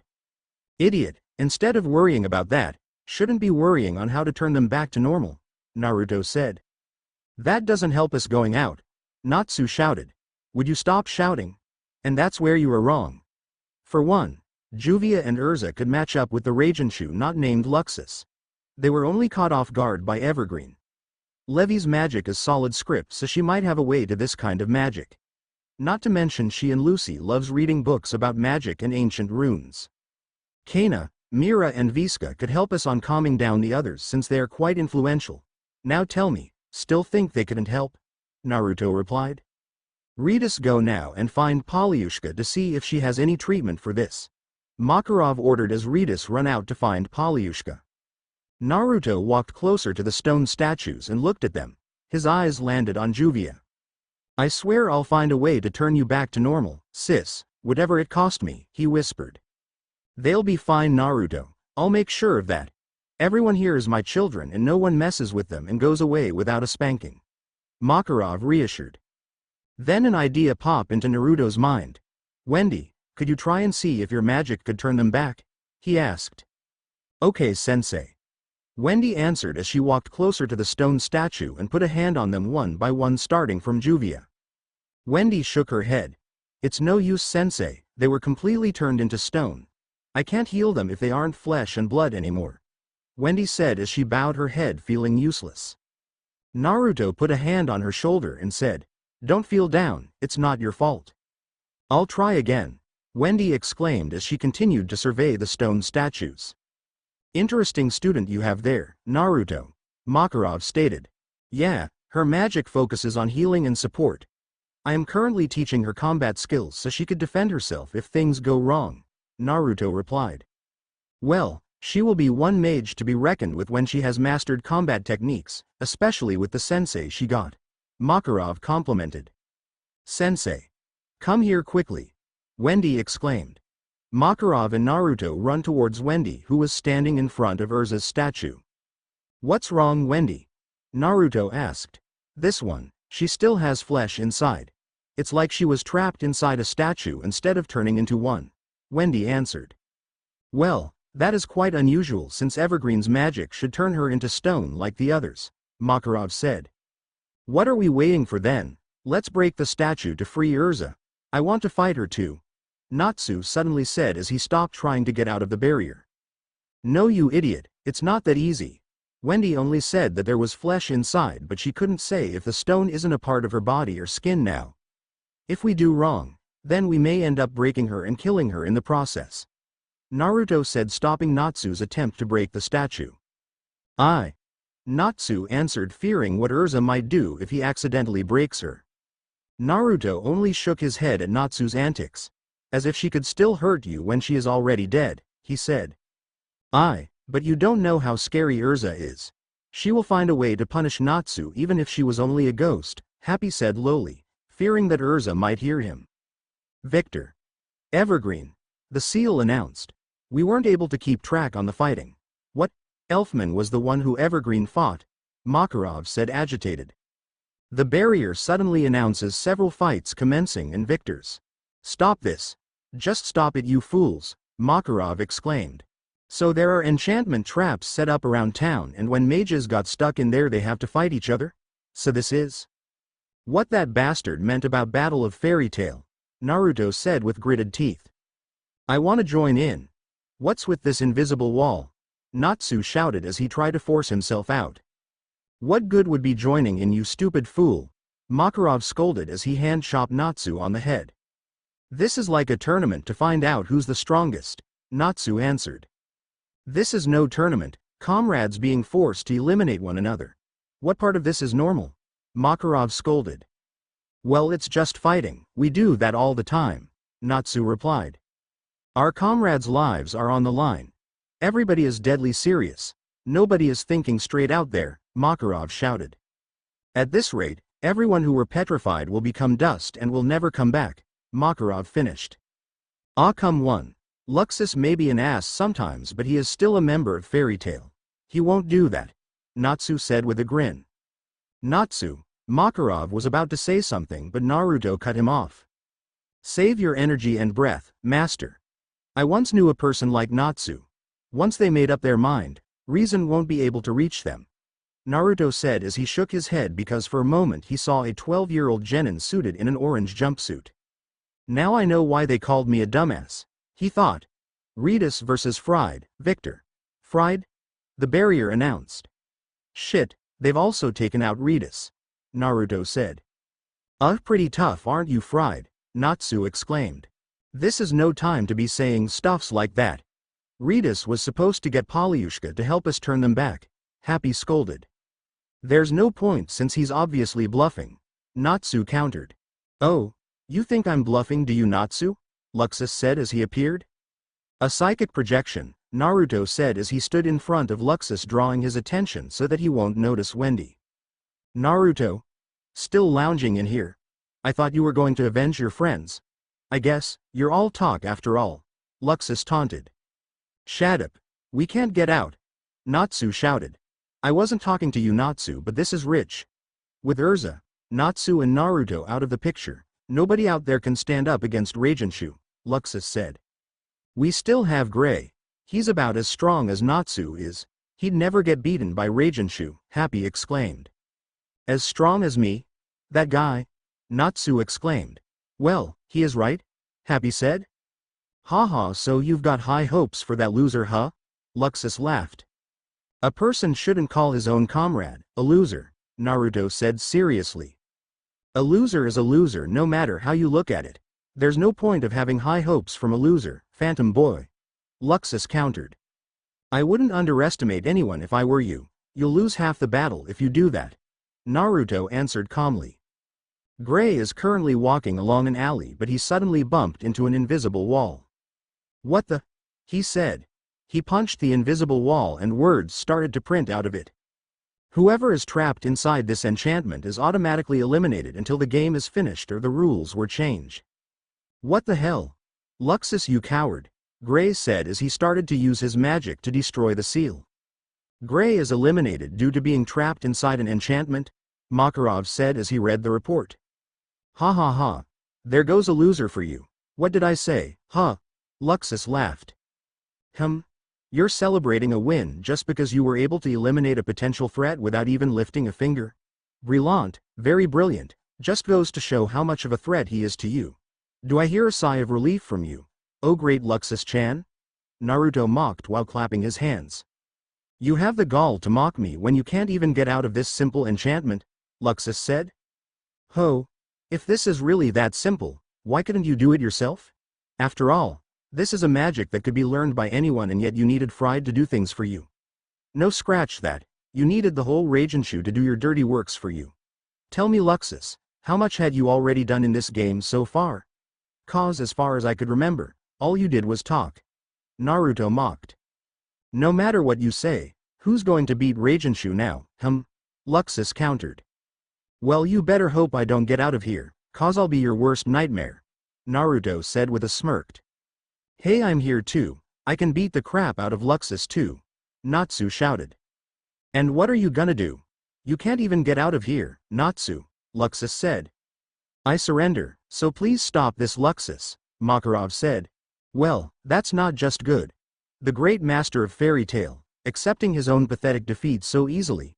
No, if you really want to resign, do it after you hand over the title of master to me, Luxus exclaimed with an arrogant grin. So that's what this is. You can't prove yourself worthy of being master, so you're doing it by using force. You're an idiot, Naruto taunted. Weak people wouldn't understand me. I wonder where you get your confidence when you can't even beat Natsu, Luxus said. Haha. So you're telling me that just because I was beaten by Natsu, I am weak? So if I beat you, then will you be weaker than me and Natsu then? Naruto laughed. I assure you that won't happen, Luxus said. Well yeah, because you don't have enough balls to stand up against me. You don't even have enough balls to stand up against anyone. You needed Ragenshu for that, right?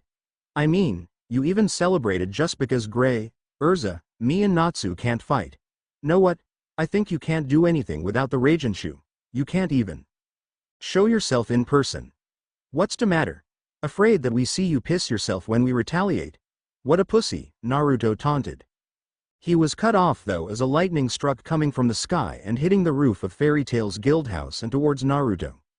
Naruto though, didn't move and just swatted away with his left hand directing the lightning towards the barrier. It just passed through the barrier and destroys the wall behind it. That all you got? Then you really should be afraid because Natsu's magic stung more than yours, Naruto said. If you really want to taste my magic then come to me and fight me, Luxus shouted angrily from Naruto's continually mocking him. Why so angry? Did I struck a nerve or did I hit a home run? Honestly, I think you only have that false bravery just because you know that I can't go out of here. So what now, oh great Fairytail master? Naruto mocked. So what is your decision, Ji-chan? You only have an hour and a half left. I'd give it some thought if I were you. What's more important, your position or your brats? Just announce it to the whole of Magnolia that you are handing over the title of Fairytail to Luxus and this will end. Luxus said, doing his best to disregard Naruto since he is already getting to his nerves. Wait right there. Stop disregarding me, Natsu said as he charged towards Luxus, but he just passed through Luxus and smashed into a wall. I did say that he was only a projection, Naruto muttered. His brain is almost like brand new, isn't it? Wendy asked, which surprised Naruto since Wendy isn't a person who mocks someone. Well, he uses some, but he fights more on instinct. Oh alright, yeah, he doesn't use it much. But I think I'm starting to be a bad influence from you. You're starting to speak like me, he answered with a smirk. Well, I have the best sensei, Wendy said with a small grin. Damn it. Trying to act like he's the strongest without even fighting me. Trying to take the master's seat, Natsu was cut off by Makarov. To be honest, I wouldn't mind giving up my master's seat, however, I cannot place Fairytail in the hands of Luxus. He is far too lacking in conviction and in heart to take the seat from me, Makarov said. Number of combatants left. 2, the barrier announced. What? There's only 2 left. Don't tell me the only ones left are Naruto and Natsu? Makarov exclaimed with wide eyes. We weren't even included, Happy exclaimed. Has the whole Fairytail fallen through friend fighting friend and the Ragenshu taking out the rest? We have no mages left to do battle, is this the end? Makarov said. Ah, there's nothing left but to revive Urza. I wanted to fight with her too, Natsu said as he marched towards Urza. Wait a moment. How do you think you'll do that? Makarov asked. If I burn it, it'll come off right. The stone or whatever. Natsu answered. Are you crazy? Makarov said. We don't have any choice. She's the only one who could fight against Evergreen or Fried to free us or the stoned girls. We can't. No until we try.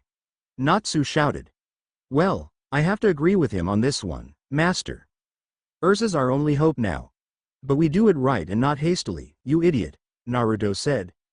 What did you call me? Natsu asked as he charged into Naruto, pissed of being called an idiot. Naruto dodged, but he realized it too late that he was standing in front of Urza's statue because he was trying to stop Natsu from burning her. Shit! Naruto exclaimed as Natsu bumped into Urza's statue and it stumbled down and cracks started to appear on it. Oh crap, I cracked her. Happy, hurry, we need glue. Get a glue, Natsu shouted. Idiot, that won't fix her.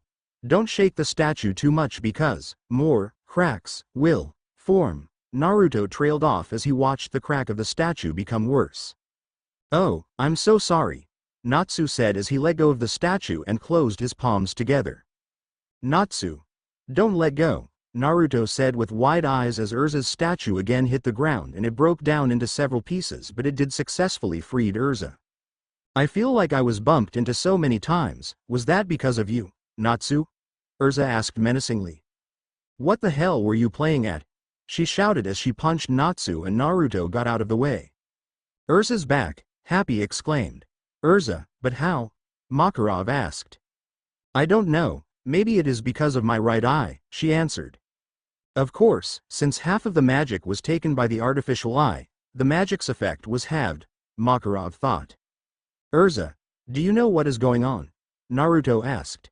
Yeah, I could hear everything, she answered. Great, then can you defeat Fried or Evergreen for us, so we could disable the spells or turn them back? Naruto asked. No problem.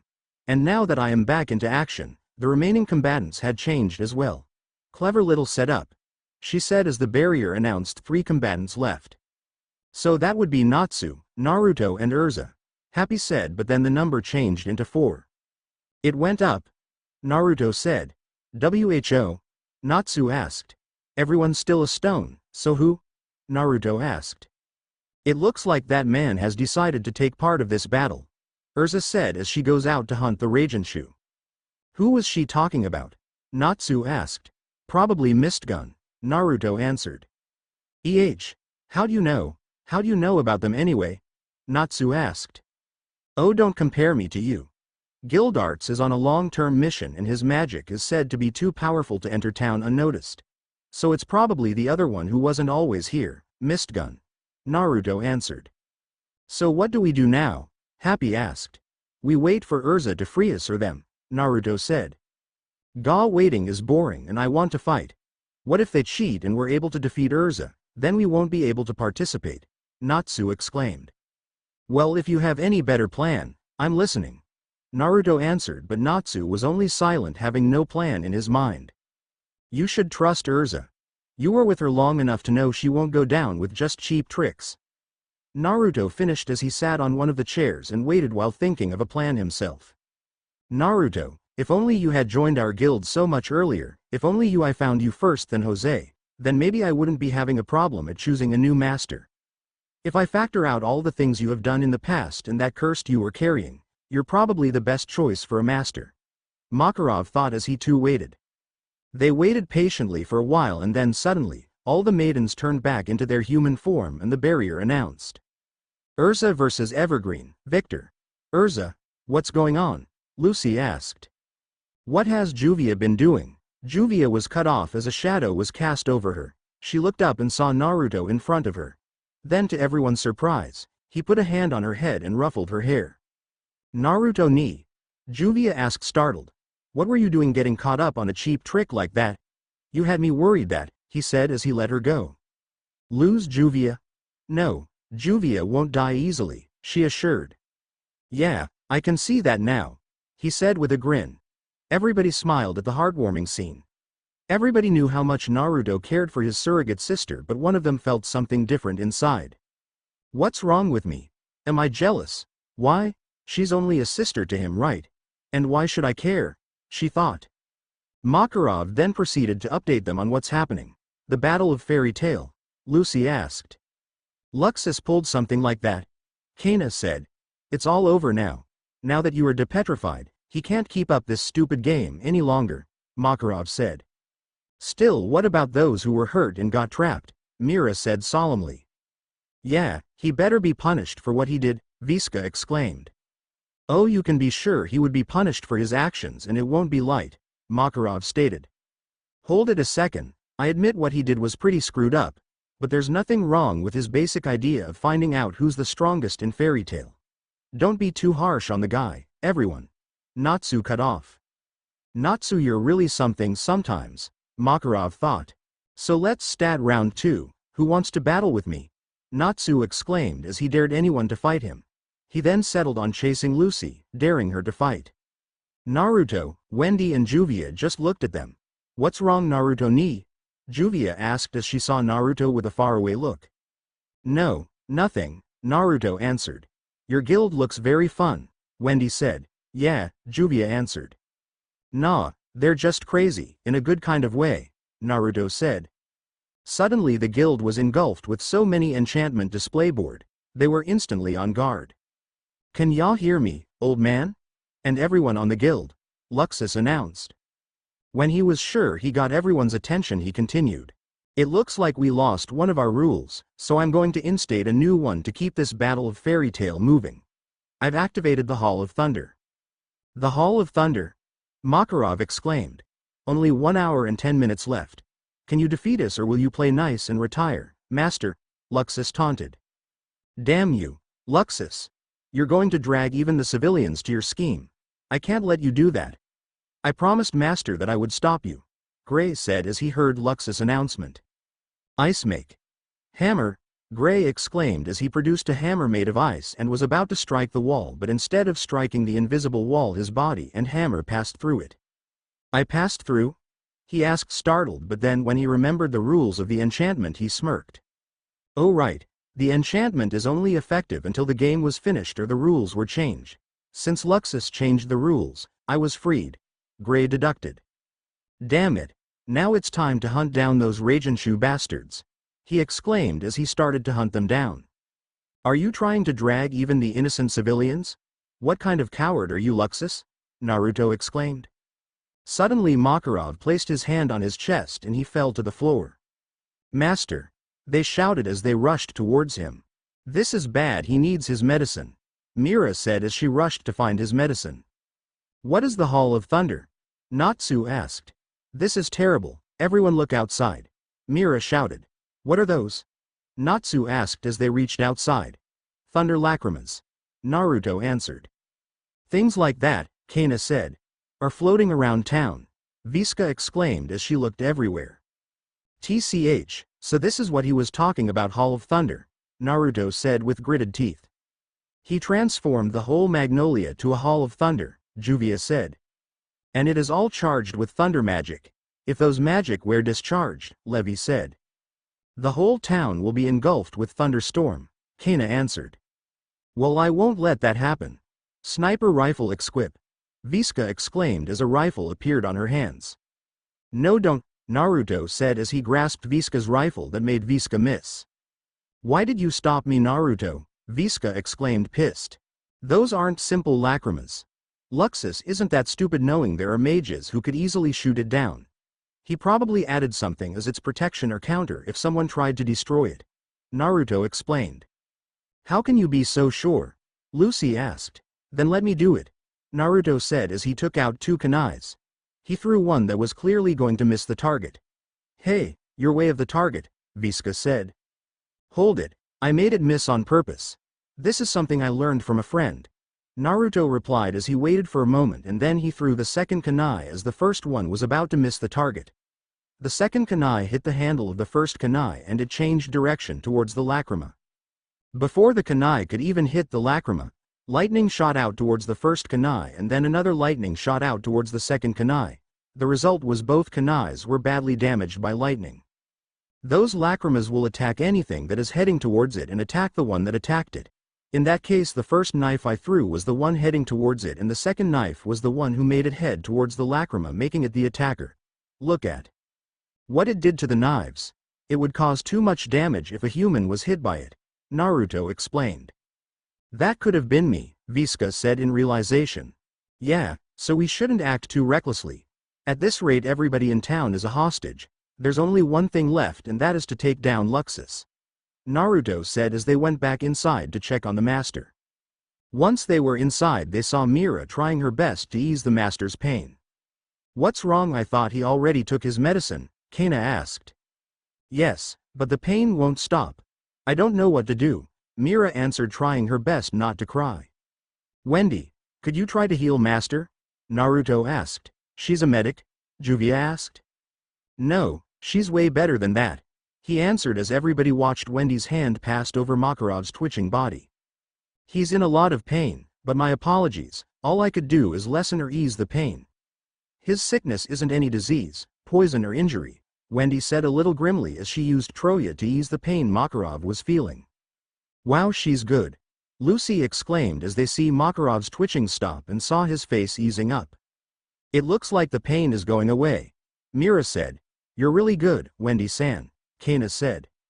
Oh, you have no idea how good she is, Naruto answered. When she finished easing Makarov's pain, she stood up. My magic's effect is only temporary. What he needed isn't healing, Wendy trailed off. What's wrong with him? Lucy asked. His condition is attributed to his age and emotions. His body is slowly breaking down. I can only heal wounds, poisons and diseases, but I can't make a human's body younger. I'm sorry I failed you, sensei, Wendy apologized. It's all right. You did what you could. Thank you, I'm proud of you, Naruto reassured Wendy. Yeah, look at master. His face looks more peaceful and he is not in pain anymore, so we should thank you, Mira said as she bowed a little while carrying Makarov towards a room. Suddenly they heard Natsu run out and heard him shouting at how cowardly Luxus is. Levy run out to stop him, but Natsu won't listen. Inside, Naruto started to walk out towards where Natsu and Levy is. Where are you going, Naruto? Kana asked. Stopping Natsu's madness, was the only reply she got. Natsu, come on, stop it already. Get back here now, Levy shouted, but Natsu just wouldn't listen. She suddenly felt a hand on her shoulder. She looked back and saw Naruto shaking his head. I'll talk to him, he said almost in a whisper, and all she could do was nod. Natsu was punching the invisible wall, trying to somehow destroy it, and from frustration, he was about to pound the wall again when his fist was stopped by a hand catching his wrist. He looked at the one who stopped him and said, What the hell, Naruto? Don't stop me. We must end this. We must save Ji-chan. He needs treatment. Luxus should come and see him. He will be happy if Luxus comes. This game must be postponed. We must. Natsu's voice died out as Naruto never let his fist go. Natsu, fierce bravery and determination are great things to have, but there are times that you need to calm down and think instead of repeatedly banging your head on a wall, Naruto said. But you don't understand, Natsu exclaimed. Believe me, I do. And I want to stop this stupidity and beat Luxus to the inch of his life, but as of now recklessly doing things will only consume our energy and time. Calm down and conserve your energy. You will need all of your energy when the chance of fighting Luxus comes, Naruto answered. Natsu started to calm down and he let his hand hang to his side. So, what's the plan? Natsu asked. It's an enchantment, right? That's a form of written magic. I might be able to do something about it, Levy exclaimed, stopping the conversation between the two. Oh yeah, I forgot your magic is about words, Naruto said. Seriously, Levy? Natsu asked. I believe that the two of you could defeat Luxus, Levy exclaimed as she ran inside and started studying the enchantment. Lucy, Juvia, Mira, Happy and I will go around and see how we could help our guildmates and maybe evacuate the townspeople. Visca stay here together with Levy to protect Master and Wendy if ever Natsu and Naruto are able to go out, Kana stated. Sensei, would Juvia-san be able to go out? I mean, she is like us, right? Wendy whispered. She will. Unlike you and Natsu, she only lived with a dragon for a year. She was living with her family until she trained with a dragon, and when she came back, only a year had passed. Unlike you and Natsu, who lived with a dragon from day one on a secluded area. Naruto whispered back. I see, I wonder how old is Natsu-san and me? Or you? Wendy asked. Who knows how long were you living with your dragons before they left? And who knows, I may be older than Earthland's history. Naruto answered. I really find it hard to believe that we may be older than Master Makarov and possibly Master Rubel, Wendy said solemnly. They watched as the girls were able to go out of the enchantment until a problem occurred. Juvia stood in front of the enchantment, perplexed. Juvia is confused. Juvia said. Naruto was suddenly at her side and asked, What's wrong? Juvia is being held back by an invisible wall, she whispered. Impossible.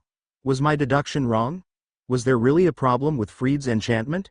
No, Luxus would have made sure that nothing goes wrong. Then, my only mistake was the deduction on the Dragonslayer's age. But how? Juvia wouldn't lie to me. She said that she only lived with a dragon for a year. She was born and raised from a family prior and then was able to come back to her family after that, he thought. Juvia listened to me. Transform into water and pass through it. You should be able to pass through it by then. He whispered as Juvia. Nod. She transformed into water and passed through it with no problem. Everyone, be careful. Naruto said, to which they nod. Juvia, why did you lag behind? Lucy asked. Naruto just had to tell Juvia something, Juvia answered. Naruto looked around and saw Levy working on some books.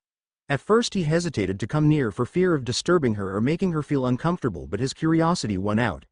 His previous senseis, Kakashi, Jiraiya and Valandal, they were all good at magic or jutsu that pertains to seals. He walked carefully so as not to disturb her. He tried to take a peek at what she was doing but discovered that he would need to move closer to see it. He unconsciously moved closer to her materials, not noticing that he was already next to her. He leaned in to take a closer look, but Levy noticed a presence next to her and faced toward him. When she looked at him, she saw that he was reading the runes that she was deciphering. He was engrossed in it that he didn't notice Levy looking at him. Levy looked at his face intently as if trying to memorize every part of it.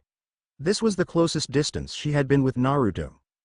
He really changed, so much that I wouldn't even mistake him for that same guy who attacked us. She shook her head to cast those thoughts away, but she forgot the close proximity she had with Naruto, and her hair swayed along and grazed his cheek. Naruto was startled when he felt something like soft silk grazed his cheek for a moment and by instinct looked at the direction where the sensation came from. It was probably a bad idea though, as he came face to face with Levy. Their faces so close he could feel her breath hitting his face. Both of them were wide-eyed in shock. They didn't move or say anything, not trusting their mouth to say anything smart or much less coherent. Naruto saw Levy's face grew red, crimson red. Thinking that she might be embarrassed or worse angry at him for invading her personal space and disturbing her, Naruto hurriedly scooted away. So sorry, I didn't mean to make you uncomfortable or invade your personal space, I was just curious, was the only things he could say while trying hard not to stutter. Levy didn't answer. She was still in the same position as before and was just looking at Naruto with crimson red face, totally contrast with her hair. Cute just like Hinata. What the hell am I thinking at a time like this? Naruto thought as he looked at her for a response, but she didn't move or say anything. I was just curious, I swear.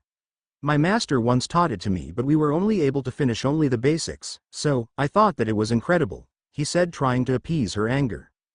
Incredible? She asked. You're incredible. To be able to decipher and rewrite runes like this, it was incredible. I could only understand them and find out what they do, but you could change, replace and make them. It was amazing. I mean you are, he said, trying to calm her down while looking everywhere except her. He heard a giggle and looked towards the source. It was Levy who was giggling, and at the sight of his red face when he said those things, her giggles became laughter. All the while Naruto was looking at her confused.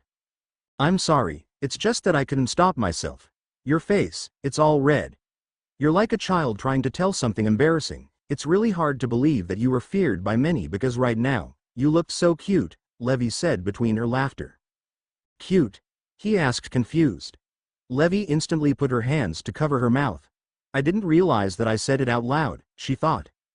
I mean, Levy said, trying to form words in her brain. Then they heard Natsu bang his head on the invisible wall. Hurry up, he said. Ah, I think I should hurry up and finish this, Levy said as she instantly dived back to her work, inwardly thanking Natsu for bailing her out of that situation. Silence reigned as Levy worked until she broke it. You know, you should try to mingle more to the guild. Juvia told me that you were always a loner even when you were at Phantom. I believe that you're not a bad person, instead I think you are a great comrade actually. Naruto stared at her in shock at her sudden statement. He sensed for her magic and felt that it was stable. He smiled for a brief moment and then said, I'm glad that you could say those things without that instability on your magic, he said. You really have an interesting ability there. Knowing someone's condition just by sensing their magic, but see, I'm not scared or uncomfortable around you anymore. I have already forgiven you and I think the others too, she said while continuing her work. I find that hard to believe. After what I have done, I have a long way to climb. Naruto answered, remembering Jet and Droy. I'm sure they would sooner or later. I'm sure one of these days, you will be able to reach their hearts. I hope so, he answered. Are you really sure the problem is them not forgiving you? Juvia said that you couldn't forgive yourself. So she asked me that maybe, if you hear it straight from me, then it would lessen your burden. That girl, I already told her not to, he was cut off by Levy. Actually, I also wanted to tell those things to you, because you are Nakama now and it wouldn't be right to let a Nakama suffer just because I didn't have the courage to tell him that I had already buried the hatchet. I see, Naruto answered softly. You know, if you still don't believe me or think that you still owe me a favor, then do everyone a favor and stop Luxus. Levy said as she looked at him seriously. Huh? Naruto dumbly answered. Just as what I have said earlier, I believe that you and Natsu had what it takes to defeat Luxus. No, I'm sure you would. Stop him and we are quits, deal? She said while holding out her hand expecting a handshake. Naruto smiled and said, You got a deal, fairy girl. Fairy girl? She asked. Sorry about that, it just got out of my mouth, he said. I think I like that nickname, but it might cause a little commotion since there are many fairy girls here. Levy grinned a little and said. As she goes back to her work. Why can't we use the guild megaphone? Happy asked. There's an enchantment on it. Only the master could use it while the Battle of Fairytail is still going on. They really have thought this through. Lucy answered as she and Happy are walking around town looking for their comrades. Anyway, we have to get these people out of town, Lucy continued. I've been thinking, maybe we shouldn't do that after all, Happy interjected. Why? Lucy asked. Because there is a festival. There are many foreigners here right now visiting and it's really busy. It would cause too much panic that may end up causing unnecessary casualties. So maybe it wasn't a good idea after all, Happy answered. That's true, but I'm glad you actually use your brain unlike Natsu, Lucy said. Happy replied. What should we do then? Lucy said while thinking, not noticing the floating things behind her. Lucy, watch out, Happy exclaimed as he rushed towards Lucy. Juvia, how long until the Hall of Thunder activates? Kana asked. Around half an hour, Juvia thinks, Juvia answered. Battle of Fairytail, my ass. Just like what Naruto said, you're just hiding and not doing a damn thing, Luxus, Kana exclaimed. Where on earth could he be? Juvia said. Luxus is saving up his own magic. He wants to have an all-out battle with the master. That's why he's saving his power until then, Fried said from a roof above them. Fried? Kana shouted. So he was the one behind the enchantments? Juvia asked. Lucy versus Bixlow, battle commencing. Natsu read from the barrier. Bunny Girl is going to fight. And to one of the Ragenshu, will she be okay? Naruto asked. Yeah, Lucy is strong. I'm pretty sure she would be okay, Natsu answered. I see, I thought she was just one of the bunny waitresses here, Naruto replied. What makes you say that? Natsu asked. You know, when I first saw her in here, she was performing a horny bunny dance, right? Naruto answered. Oh, that's just a part-time job for her, I think? Well, anyway, bunnies are strong, you know, Natsu replied. Spare me with you stupid statements, Naruto said while turning away from Natsu. Hey, haven't you heard of the story about the tortoise and the hare? Natsu asked. I do, and if my memory is right, the tortoise won, Naruto answered while walking away. Yeah, The first time, but they had hundreds of rematches and the hair won it all. Natsu exclaimed proudly. Natsu, you're an idiot, Naruto stated slowly. That's it, Levy exclaimed, which got the attention of both mages. I've done it, she continued. You two just wait here and I'll override the enchantment. I hope both of you are ready to participate in the Battle of Fairytail, she said as she overrode the enchantment. After a few moments, she was done. Hell yeah, Natsu said as he charged outside, moving past Naruto and Levy. Well, he is all fired up, literally. Levy giggled as she looked at the charging Natsu with flames all over his body. Well, time to fulfill my end of the deal now, Naruto said as he started to walk towards the exit of the guild. Naruto, Freed's enchantments are still around town, be careful not to be trapped inside it. Levy warned, to which Naruto only nods. And, take care, Levy said to Naruto's shock, but his shock turned into a smile. I will, he answered. Wait, Naruto, Makarov exclaimed. Levy and Naruto looked back towards the source and saw Makarov standing just outside his room, being helped by Viska and Wendy. I'm sorry, Sensei. He insisted on seeing you off, Wendy apologized. Master, you should rest, Naruto said seriously. I know, but I want to tell you something before you go, Makarov replied. Naruto and the others were silent. Beat Luxus, I know you could. I place the guild's fate in your hands. Show Luxus what a true fairy tale mage is made of. Show him what it really is to be strong, Makarov stated. Naruto made no response and just started towards the door, but as he took a step outside, he stopped. Don't worry, I don't intend to lose to someone like him, but you better hope the hospital prepared a few extra beds, because I don't intend to hold back if I happen to meet any of them, he said seriously as he disappeared in a blur. End of chapter. An. So how was it? I actually don't know what to say of it, so I have to leave it to you guys. Sorry for the delay of this chapter, but work is necessary. Anyway, I have been writing down the next one so the update won't be as delayed as this one. Oh yeah, I hope Mira doesn't die. Y_Y. I mean, come on. Lasana was weaker than her and she was the one trapped inside the bomb, but Mira was the one who took the attack. Y_Y no. Anyway, please read and review. Good or bad, it is much appreciated. Until next chapter then. _. Chapter 10. Hello everyone, it has been quite a while since I updates, about 28 days, which means 1 month _. Sorry about my updates starting become slow, but life and work has caught up to me, so I had to balance life, work and writing since I don't intend to drop any of them. Laughing face. I was supposed to post this next week with the ending of the arc, but thought otherwise since I'm not sure if I could deliver the end of the arc by next week and I don't want my updates to have an interval of more than a month. This is my longest chapter in all of my stories, I think, and I hope it won't bore you. I also hope that I didn't have too much grammatical and typographic errors. By the way, I'm still waiting when will Hiro Mishima let Natsu burn Ultir's hideous clothes. Oh, and please read and review _. I'll be waiting for them. Review Corner.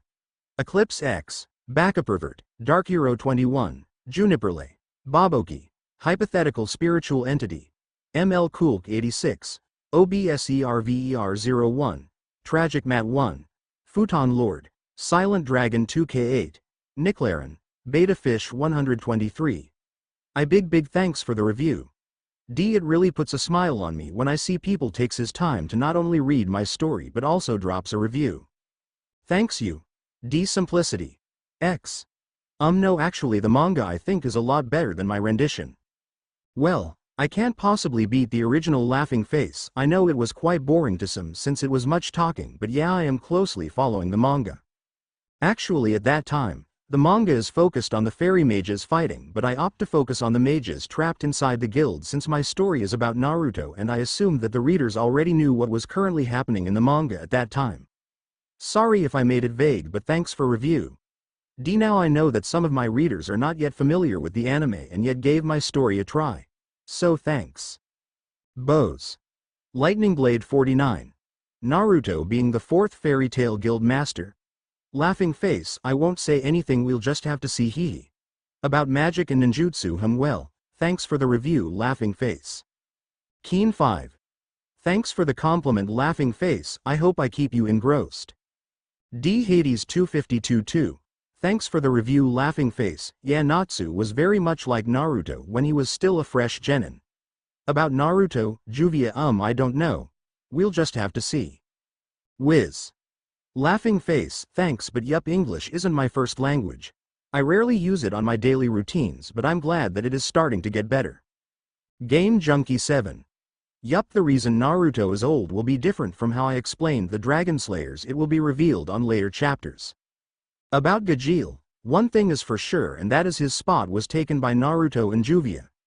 About him appearing on this story is still on float. I'm still contemplating if I should include him.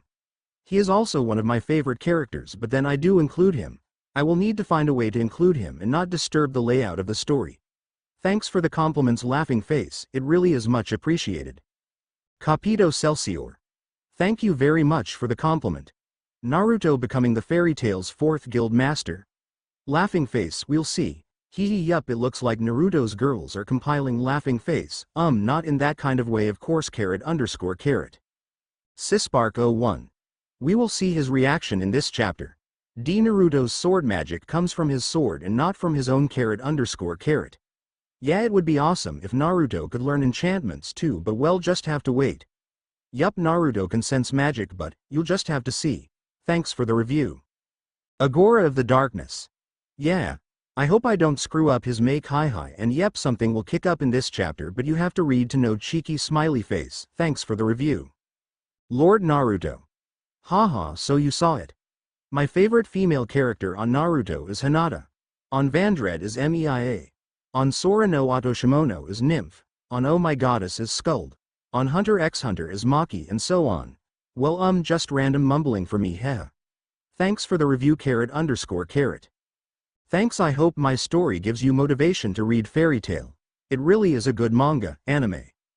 And now unto the story. Talking. Thoughts 0000 flashback 0000. Change scene disclaimer. I don't own Naruto or Fairytail and its characters. I only own this story because if I did, then, I better stop my rumbling here before I get tagged for M. Chapter 10. The Advent of Evil. What is this? Lucy exclaimed as she was carried by Happy away from the explosion. It's Bixlow, Happy answered. Hey there, are you the newbie I have heard about?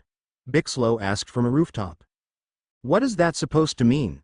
I have a feeling that I don't want to know what you heard, Lucy shouted. The cosplay maniac queen, right? Bixlow asked. That's exaggerating things, Lucy accused.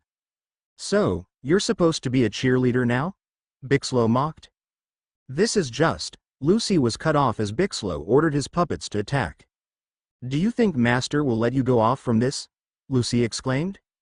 I don't care about that because after this, Luxus will be the master, Bixlow replied as his puppets continued their attacks on Lucy. Naruto landed on top of a tree. He closed his eyes and started feeling everything around him. Valandal taught him that every living thing in Earthland had magic stored inside their body, whether they are human, animals, plants, and sometimes even things that had spirits trapped in them. The only difference was their amount and presence. Each amount and presence of magic was unique to every individual, making it their identification. To do this, he had to shut down his sense of sight. The sense of sight is the sense that humans tend to rely on most of the time, and yet it was the very sense that poses the most distractions. The eye of the mind. Valandal originally taught it to him so he could feel the forces around him, but as he progressed in the use of this sense, he started to sense not only the forces but also the magic signature of his environment. He once asked Valandal if this was ordinary, but Valandal just shook his head. No, Naruto, it isn't normal. Some mages were able to learn how to sense the strength and nature of the stored magic inside a fellow mage, and based on it, they are able to identify who it is. But to gain that ability, one must have a lot of experience, and even then only a few were able to achieve this ability. They are called sensors. But you are only here in Earthland for a little more than 3 years, not to mention you have yet to gain experience as a mage, and yet you not only could do what those experienced mages can but also feel the magic stability of everything around you. Those things come from talent. Talent, huh? Naruto chuckled as he remembered Valandal's words. Maybe I gained this ability from being a shinobi, especially if my theory is correct. He mumbled as he expanded the range of his sensor ability. Soon, he felt every single magic signature of the mages, plants, animals and things around him. I could sense almost everyone's magic. Some are low maybe because of fighting, but where is Luxus? He thought as he continued searching. He then sensed someone unfamiliar and confusing. He stealthily moved towards the source. Someone in town carries several weapons with magic, but that person himself almost doesn't have any amount of magic inside his body. That person's stored magic is almost none. Even the common plants and animals had more magic than him. Very interesting. I wonder what kind of mage are you? Mistgun, Naruto thought as he saw him searching for Luxus. Good thing Master Jose once gave us an overview of the S-class mages of Fairytail. Yep, definitely Mistgun, as Master Jose said. That costume and staves are one of a kind, he thought.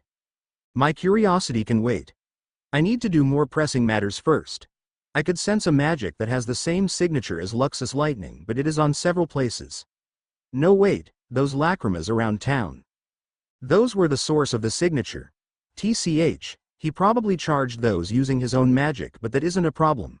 I could identify what kind is the holder of that magic. I could easily sense that those were lacrimas, but I couldn't sense where Luxus is, he thought as he concentrated more. That bastard, is he too much of a coward that he couldn't even be present inside Magnolia? Where is he? All I could sense are those lacrimas with his signature magic, he thought, but then he was suddenly alerted by a strong magic signature of Luxus. What the hell? What kind of madness is Luxus planning? That lacrima on the cathedral, it has the strength of more than 50 lacrimas that were surrounding Magnolia. Does he plan to destroy the whole town?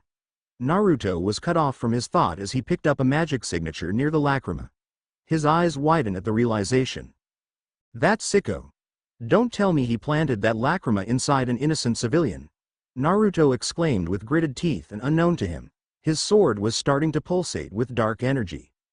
I'm going to make him pay for all this stupidity. I must find him to put a stop to all this. If I couldn't, then I will have to use force and make his subordinates talk. Now where is the closest one? Naruto said as he tracked the closest Raijenshu. Regulus impact. Loke exclaimed as he charged towards Bixlow. His fist connected to Bixlow's body and he was blown away from the strength of the attack. Thank you, Loke. Lucy said. Check this out, Lucy, the light of love. Loke said as he produced a light from his palm with words, I love Lucy. You're Sue together. Happy teased. Aren't you celebrating a little too early? Bixlow exclaimed as several beams attacked Lucy. Loke immediately scooped her up and carried her away, but as he landed, he suddenly felt strange. Bingo! Bixlow shouted as Loke started to fade. Lucy, I'm sorry, I got careless. Escape now! Loke shouted as he faded away. What happened? Lucy asked, perplexed. You just landed on a field with an enchantment set up by Fried. Bixlow answered as he pointed to some intricate runes on the walls and ground. Anything except for those who use puppets won't be able to use their magic. No magician will be able to come out unless there is only one standing. Happy Red. Good thing your stellar spirits aren't puppets, or else I would have been in trouble. Now to pay you back for the earlier beating I got. Bixlow said as he took out his mask again, trying to make Lucy a puppet. But as he looked towards Lucy, a foot came crashing to his face. He stumbled back until he crashed into the invisible wall of enchantment. A figure landed next to Lucy and helped her up. Are you all right, Lucy-san? The newcomer asked. Naruto? Lucy exclaimed happily as she took the offered help. Gahaha, this is rich. Now not only I get to beat Cosplay Queen, I will also beat an S-class mage. Bixlow said as he faced them. Naruto, don't look into his eyes, he will turn you into a doll, Happy warned. I see. Naruto said as he closed his eyes. He unsheathed his sword but felt no magic in it. I can't use my magic, why is that? Naruto asked. The enchantment prohibits anyone to use magic unless it has something to do with dolls. Lucy explained. So he actually prepared this field for himself. Naruto said as he suddenly took Lucy and dodged an incoming attack from Bixlow. Ho ho, you could dodge my attacks even without seeing them. This will be good, Bixlow said. How come you're still strong even if you were struck by Loke's attack? Happy asked. Oh, it's simple. The one you were fighting earlier was nothing but a doll I made. Now it's the real deal. Bixlow answered arrogantly. Why, thank you for telling us that you are the real one. I won't have a hard time disposing you now. Naruto answered apathetically. Dispose me? Huh, it doesn't matter if you knew I am the real one. You can't defeat me and my babies if you can't use your eyes. Bixlo retorted. Why is it that all the puppet users I encountered are all weird idiots? Naruto said, not paying attention to what Bixlo said. Naruto, how are we going to defeat him with our eyes closed? Lucy asked. Don't worry, I don't need magic or eyes just to dispose trash like him, Naruto assured. It looks like Mistgun is taking care of the person with a lacrima inside him, Naruto thought as he felt Mistgun presence going towards the cathedral. He stopped sensing those around him and focused on his fight. You arrogant phantom! Bixlo was cut off as Naruto's foot connected into his chin, sending him up, but as he was thrown up, he felt something grasping his wrist. He looked down and saw Naruto with his eyes still shut, grasping a fabric that was also wrapped into his wrist. Damn you! You used the sash that holds your sword's sheath to make sure you don't lose me, but I won't be defeated easily, go my babies! Bixlo exclaimed as his dolls attacked Naruto using their beams. Wrong conclusion, because I did this so I could show you how it feels to be a puppet with no will of his own for once. Naruto answered as he pulled the sash towards him, effectively making him a shield for the beam attacks. Gua! Bixlo shouted as he took on the attacks. How does it feel to taste your own magic? Does it feel good? Don't pass out on me yet, I still want to play. Naruto taunted as he used Bixlo to swat the dolls while also using him as a shield. He's scary, Lucy said as she watched Naruto sadistically used Bixlo like a toy. She had opened her eyes earlier when she heard Bixlo exclaimed about Naruto using his sash as a way to catch him. Let's make our game more thrilling, shall we? Naruto said as he unwinds one of his hand bandages and quickly used it to cover Bixlo's eyes. Now isn't this more thrilling? You won't know where I will hit you next. I could hit you to the wall, to the ground, to your dolls. I might punch or kick you, or maybe I could just carve additional holes into your body. I wonder what will be good, Naruto said sadistically. Like you could do. Bixlo's words were cut off as Naruto spun him around like a merry-go-round and then rammed him into a wall. Puppets don't talk unless their puppeteer make them. If you disobey your owner, he will punish you, and if the owner gets annoyed or bored, he will dispose of you, mangled, Naruto warned. Bixlo was falling into unconsciousness from being rammed to a wall, and then he went limp. Good, now be a good puppet and tell me how to stop the Hall of Thunder, Naruto commanded. Bixlo didn't move and his body is still in a limp. What? You malfunctioned just because of a simple bump? Come on, work, you useless puppet, or I will dispose of you, Naruto exclaimed as he trashed Bixlo around. Naruto, I think that's going a little too far. You might kill him, Lucy shouted. Naruto looked at Lucy and she stammered when she saw Naruto's eyes. They were emotionless like a cold-blooded killer. She started to tremble and she wanted to scream in fear, but no words came out of her mouth because of too much fear. Happy was in no better condition as he was in the same state. Naruto suddenly appeared behind Lucy and struck her with a hand chop on the back of her neck. He caught her as she fell towards the floor. The barrier suddenly deactivated as only Naruto remains capable of combat. Happy, bring her back to the guild and tell the master that there is a lacrima in the cathedral that is more than 50 times stronger than those around town. Gather everyone and evacuate the town. I'll take care of Luxus and the Raijenshu. Do it now, Naruto commanded. Aye. Happy answered as he rushed towards Lucy to do his chore in fear of Naruto's anger be directed at him and the prospect of a lacrima that's strong inside the heart of Magnolia. When Happy was out of sight, Naruto goes back to his interrogation with Bixlo. He noticed that Bixlo was still unconscious and he started to walk around dragging him using his sash that was tied to Bixlo's wrist. He stopped at a market stand and saw what he was looking for. He took a pack and left money since the owner of the stand was nowhere in sight. He then disappeared in a blur together with Bixlo. Fried. Kana shouted as she attacked Fried. Let's see how you could stand up against me, Kana. It would have been better if you just let the Phantom Girl fight me instead. Fried taunted as he dodged Kana's magic cards. Stop calling Juvia that. She doesn't deserve that kind of treatment, especially from someone like you who had no care for his own nakamas. Juvia sacrificed herself instead of hurting a nakama. She deserves the title of a fairy mage more than you Raijenshu's do, she said as she charged at him. Oh really? Have you forgotten what she and Naruto have done to the guild under Jose? Or should I remind you? Fried answered as he kicked Kana away from him. They had no choice, Lycus. They wanted to protect their own nakamas even if it was on a twisted way. And if only the Ragenshu tried to pay more attention to the guild rather than the fame of Luxus, you would have seen how much they give their best to be accepted. You are the ones who are undeserving of the title Fairy Mage. Kana shouted. While Fried and Kana were fighting, or more like Kana attacking while Fried effortlessly beat her, Juvia was deep in thought as she heard their conversations. Zenyo Ryu-sama, Juvia has now been accepted by many people. Juvia doesn't only have a Naruto ni now but also a family. Juvia is happy. She wants to help her nakamas too. Right now, Kana-san is fighting for her. Juvia must also strive to protect her nakamas. Give Juvia strength, give her more power. Juvia wants to fight. Juvia wants to win. Juvia wants to protect her family. Juvia thought as she felt something cold dropped into her face. Her face suddenly lit up in happiness as she saw dark clouds forming on the sky. Thank you, Zenyo Ryu-sama. Juvia will not fail, she thought as she directed the falling rain drops towards her mouth. Oh look, it's raining. The sky is blessing us, the Ragenshu.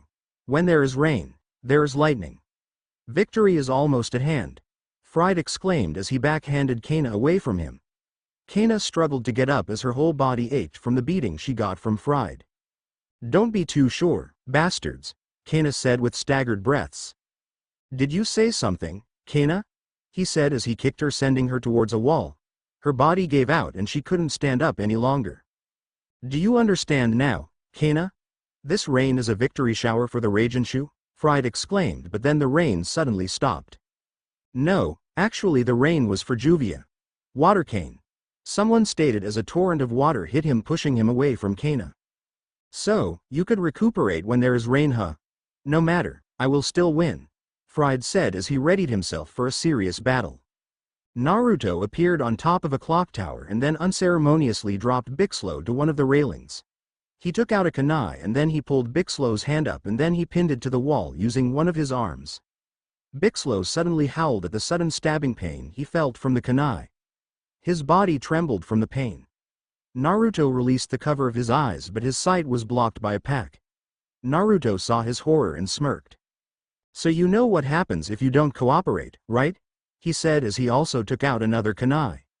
Only 2 words came out of Bixlow's mouth, you demon. Not the words I wanted to hear, Naruto said as he twirled the kunai on his fingers and then kicked Bixlow's free hand so it would be raised and then stabbed the kunai on that hand. Bixlow howled in pain again and as he looked up towards Naruto. Naruto's eyes were covered by his hair and he wears an evil sadistic smile.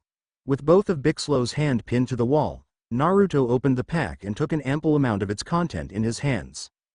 Now tell me, how do we stop this Hall of Thunder? One wrong answer and your wounds will taste like salt, Naruto said as he placed his closed fist carrying salt on top of one of Bixlow's stabbed hands. Gerard, you're alive, Urza said as she looked at Mistgun's face. Oh? A familiar face? Luxus asked. What's going on? Mistgun is Gerard, Natsu exclaimed. Urza, I wanted you at least not to see this face. I'm not Gerard. I know him but I am not him, Mistgun said as he looked at Urza apologetically. I'm sorry, I'll leave the rest to you, Mistgun said as he vanished into mist while Natsu ranted about him going without answering any questions. Suddenly he heard Urza screamed in pain as a lightning struck her. Wipe that dumb look off your face already. Now, come on and bring it on, Luxus said. Luxus. I thought I told you that I will be your opponent, Natsu exclaimed. Oh Natsu, you are there. I didn't notice you, Luxus taunted. You're gonna fight me, Luxus, Natsu exclaimed as he charged towards Luxus with a flaming fist. You know, I'm getting sick of those head-on charges of yours. Out of my face, trash, Luxus shouted as he blasted a lightning towards Natsu. Natsu saw it coming and dodged by jumping up and then he flipped vertically on the air to deliver a kick towards Luxus. Fire Dragon's Claw, Natsu exclaimed as his feet was engulfed with flames. Luxus, however, just swatted his foot using his right arm engulfed with electricity. Natsu was thrown a little from Luxus but as he landed on the ground, Luxus appeared in front of him and delivered a lightning-enhanced kick. The kick connected at Natsu's face. "You're not getting away," Luxus said as he grabbed Natsu's wrist so he won't be thrown away by the kick. He then arched his arm back to punch Natsu, but as his fist was about to connect to Natsu's face. "Who's running when this is my chance to seize the top?" Natsu said as he caught Luxus' fist and then delivered a flaming punch that connected to Luxus' face. As Natsu and Luxus fought, Urza started to stand up and used X-Quip to change her armor to Black Wing. She then charged towards Luxus and attacked just as Natsu was thrown away by an attack of Luxus. "Just what are those things floating around town?" Urza asked. "The Hall of Thunder, have you not heard of it?" Luxus answered. "You're going to attack the town? You swine?" Urza exclaimed as she attacked Luxus. "Only 2 minutes to go," Luxus said as he stopped her attack. "Ice make. Geyser," someone exclaimed as several ice spikes came out from the ground where Luxus was standing. Luxus dodged in time to prevent himself from being stabbed and frozen. "So you want to challenge me to, Gray?" Luxus asked as he looked at him. "Challenge? Are you kidding me? I did not come here for some fight to determine who is strongest but to stop your madness. I don't care how strong you are or if you are the next in line as master, but I won't just stand by when I know that innocent people are in trouble," Gray answered as he prepared to conjure another ice magic. "Urza, go and save the town. Natsu and I will take care of this," he said. "But this is Luxus," Urza exclaimed. "Gray is right. As much as I don't want to have a tag team with Gray, you have a much more chance of saving the town than both of us. Leave Luxus to us. The town comes first," Natsu said as he staggered to get up. Urza hesitated. "Someone told me that I have known you for a long time, that I should put my trust on you, and I did. Now, trust us too. You know we won't lose that easily. Now go," Natsu exclaimed, to which Gray nods. Urza's eyes hardened and she said, "I can leave this to both of you, right?" she asked. They nod. "Very well. Lightning Emperor armor," she exclaimed. "Hey," Natsu shouted. "I'll destroy those lacrimas around town," she said. "Haha, just a single lacrima could already cost you your life. I have 300 surrounding the town. I wonder how you could do that," Luxus exclaimed. "I'll just have to destroy them all at once then," she answered. "Impossible, even if you do that, you will die," Luxus shouted. "But the town will be saved," she answered as she ran outside. "Make sure you stop Luxus, Natsu, Gray," she exclaimed. "We can trust you too, right?" Gray asked. She nods. "We mean that you will come out of it alive," Natsu shouted. Urza just smiled and continued to her mission. "Damn it," Luxus said as he was about to run after her. Flame dragons roar. "Ice make. Wall," he heard as Natsu breathed raging flames towards him, and Gray made an ice wall to block the cathedral's door. He dodged in time, and when the smoke and debris were cleared, he saw Gray and Natsu standing in front of him full of determination. "Sorry, but we are your opponent," Gray stated as he jumped high and then said, "Ice make. Death scythe." A large scythe made of ice materialized in his hands as he descended towards Luxus. He swung down the scythe intending to impale Luxus, who immediately jumped away from where he was standing, but as Gray landed he placed his hand on the ground. "Ice make. Floor." The floor started to be covered in ice. As Luxus landed on the floor, his feet and ankles were engulfed by the ice, deterring his mobility. "Eat this. Fire dragon's crushing fangs," Natsu exclaimed as he furiously swiped at Luxus with both his flaming hands. Luxus had to use his lightning magic to teleport away and dodge Natsu's attack. "You little brats," he shouted. "Ah!" a female civilian screamed as she saw something on top of the clock tower. Levy, Viska and Happy, who was going around town to help evacuate everyone including their injured guildmates, heard the scream. They run towards the source and asked, "What's the matter?" Viska asked, but the civilian didn't answer and just pointed a finger towards the clock tower. All of them looked up and mentally cringed at the sight. It wasn't very horrifying for an experienced mage, but for a civilian it was. Up on the clock tower, Bixlow was pinned to the wall by his hands. "Viska-chan, you go and warn the others about the Hall of Thunder and the lacrima on the cathedral. I will try and help Bixlow," Levy said. "Will you be okay? I mean, Bixlow may attack you, and should we really help him?" Viska asked. "Yes, he is still part of our guild. We can't just turn a blind eye on him." "Happy, take me there," she said as Happy nodded and took her towards Bixlow. Be careful, Levy, but damn, that Naruto wasn't really lying when he said those things. He's really one sadistic and scary person when he wants to be. Visca thought as she continued with her mission. As Levy and Happy landed next to a pinned Bixlow, she immediately ran towards him and tried to pry out the kunai. Damn it, Naruto. Why do you have to be so strong? She exclaimed as she hopelessly tried to take the kunai out. The knife is deeply embedded to the wall. How do we take it out? Happy said as he took a closer look. And not only that, if we do it wrong his wound would bleed profusely. Levy sighed. But how come Bixlow isn't bleeding too much? Happy asked. Now that you say that, Levy said as she inspected his wounds. She then saw small grains mixed with the dry blood. She looked closely and then heard Happy said. Levy-san, look what I found. Happy said as he pointed to a pack discarded on the side. Levy walked towards it and crouched to take a better look. The pack had no name in it, so she took some grains and smelled it. Her eyes widened and she tasted it. Salt, salt? Why would there be salt here? Happy asked. Levy immediately dashed towards Bixlow and looked closely at the wounds to verify. She saw some grains on Bixlow's dress.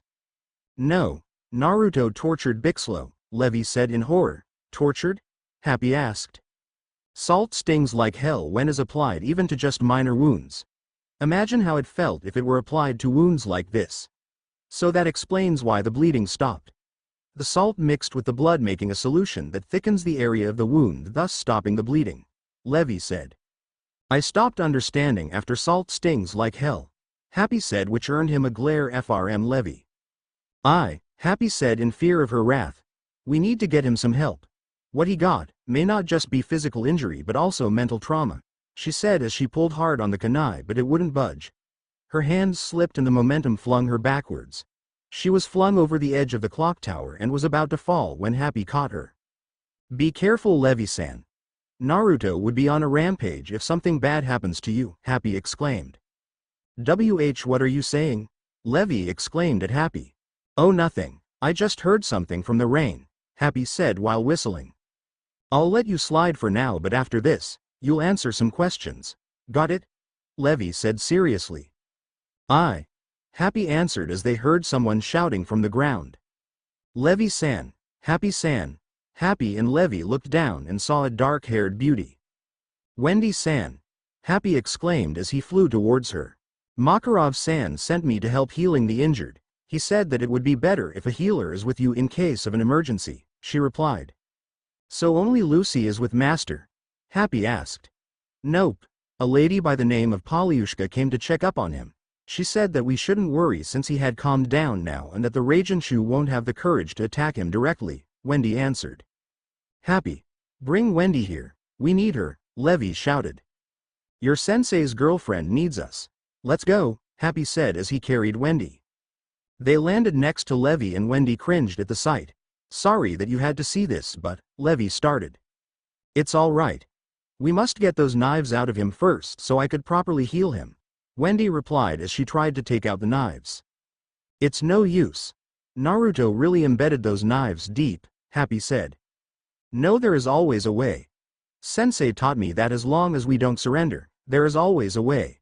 Right, Sensei's girlfriend? Wendy replied looking at Levy. What gave you that idea? Levy asked flustered. He did, Wendy said innocently while pointing at Happy. Levy gave Happy a glare that promises slow and painful death once she caught him when all this madness finish.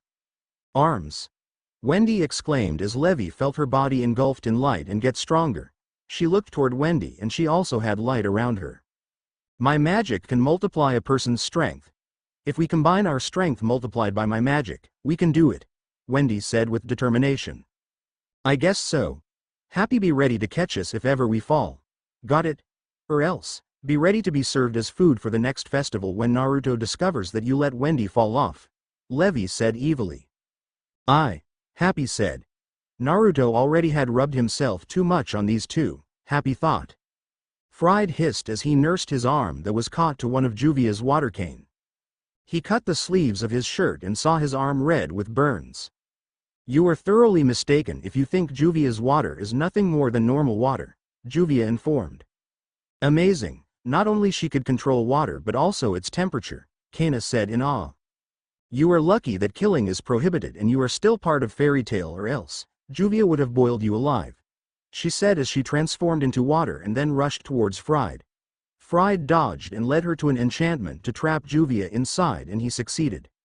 None is allowed to come out until the game is over, Fried said. Earlier Juvia would have a problem with these enchantments, but now since water is abundant due to rain, this is nothing, she said as she suddenly turned into water and splashed at the ground. So, your whole body is really composed of water, but still it is of no difference since none can go out of that enchantment even if they were water. My enchantment goes even under the ground, so don't think you can escape by seeping on it, Fried said as he looked as the pool of water that was Juvia. He didn't notice a small pool of water starting to form behind him. Suddenly, he was engulfed by a large water prison. How did she escape? My enchantments are absolute, he thought as he held his breath and tried to swim out of it, but as he moved towards one side, the water prison also moves towards it, making him perfectly still at its center. Then he heard Juvia's voice. This water is no normal water. Juvia is the water is Juvia. Juvia said as a figure of Juvia formed inside the prison and then came charging at him in high speed. The figure slammed towards his gut, and with the force of momentum, the air inside his lungs was knocked out of him. I suggest you give up, you don't stand a chance when you are caught here, she warned. Fried did not respond, opting to concentrate so he won't lose consciousness. He then took out something from his pocket. If she's going to defeat me, might as well take her down with me, and I still have that, he thought as he now held a small lacrima in his hand. The water Juvia saw the lacrima and saw that inside the lacrima there was stored electric energy. Those lacrimas are like those around town. Don't release it here, are you going to sacrifice yourself? Don't be foolish, Juvia shouted. I don't care what happens to me, but I won't fail. I'll take you out with me, Fried thought as he smirked and released the magic inside the lacrima. Arg! Fried shouted in pain as the electricity was released, electrocuting him and the water Juvia. The water prison broke and water splashed to the ground together with Fried. He lied on the ground as he felt his body spasm slightly. The enchantments around town were momentarily disabled because of his predicament, but he immediately turned it back as soon as the electrocution stopped. I'm lucky, that phantom girl isn't as crazy as me. She immediately released the prison as soon as I released the electricity, he thought as he looked around trying to find the girl. Where is she? He said as he painfully stood up. He couldn't find Juvia anywhere. I am right here, Juvia said as the water that was trapped inside the enchantment slowly formed into Juvia. She stood there unharmed. How? Was all Fried could say. That is none of your business. Water whip, Juvia said as she whips him strong enough to knock him down. Juvia looked at him and he was unconscious. Probably still hasn't recovered from the earlier electrocution, Juvia said as she helped Kana up. I saw your water body got electrocuted together with Fried. Why aren't you hurt? Kana asked. Juvia wasn't really able to get out of his enchantment. Juvia just turned her body into water to make him think that she was really able to get out and confuse him, Juvia answered. But what about the prison? How? Kana asked confused. When Juvia comes in contact with water, she can infuse a little amount of her magic into it, making her able to control it to her will. Earlier when it rained, Juvia had already infused some magic to the raindrops that came in contact with Juvia, she answered. Why are you telling me this? Kana asked lastly. Because you're a nakama, she answered. Huh. So that's it. That's how you were not harmed, Fried said as he stood up. Impossible, you should have been still knocked out, Kana said. Fried then ripped the whole of his sleeve to show several intricate enchantment placed on his shoulder. I have already prepared this beforehand. I know that one day I had to fight a mage with elemental magic. So, I designed an enchantment that would lessen or nullify the effect of elemental magics like burn from fire, cold from ice, electrocution from lightning, poison and temperature from water and wind, Fried stated. So, you were only acting earlier when you got burned from Juvia's attacks, but that doesn't mean you could defeat Juvia easily. And from the looks of it, the enchantment weren't able to fully protect you, Juvia said as she readied to fight. Fried suddenly closed his right eye and then opened it to reveal that it had turned black. He charged, and then when he was almost at them he said, Yami no Ikrature. He said those words while waving his sword into a writing manner. The word pain appeared on Juvia's neck. Juvia doesn't like tattoos. Water spike, she said as the water scattered around Fried suddenly rose up at high speed and pressure forming like spikes protruding from the ground intending to impale him. He dodged and landed next to Kana making Juvia stop from her attacks. Coward. Hiding behind a girl just so you could escape. Geyser. Juvia said as suddenly a strong rush of water erupted from the ground behind Fried. Gah! Fried shouted as he felt hot burns at his back. He jumps away from Kana and the attack. Impossible. I shouldn't be hurt from just boiling water. My enchantments couldn't be malfunctioning, he said as he ripped out of what was left from his clothes. He looked at it and his eyes widened. Acid?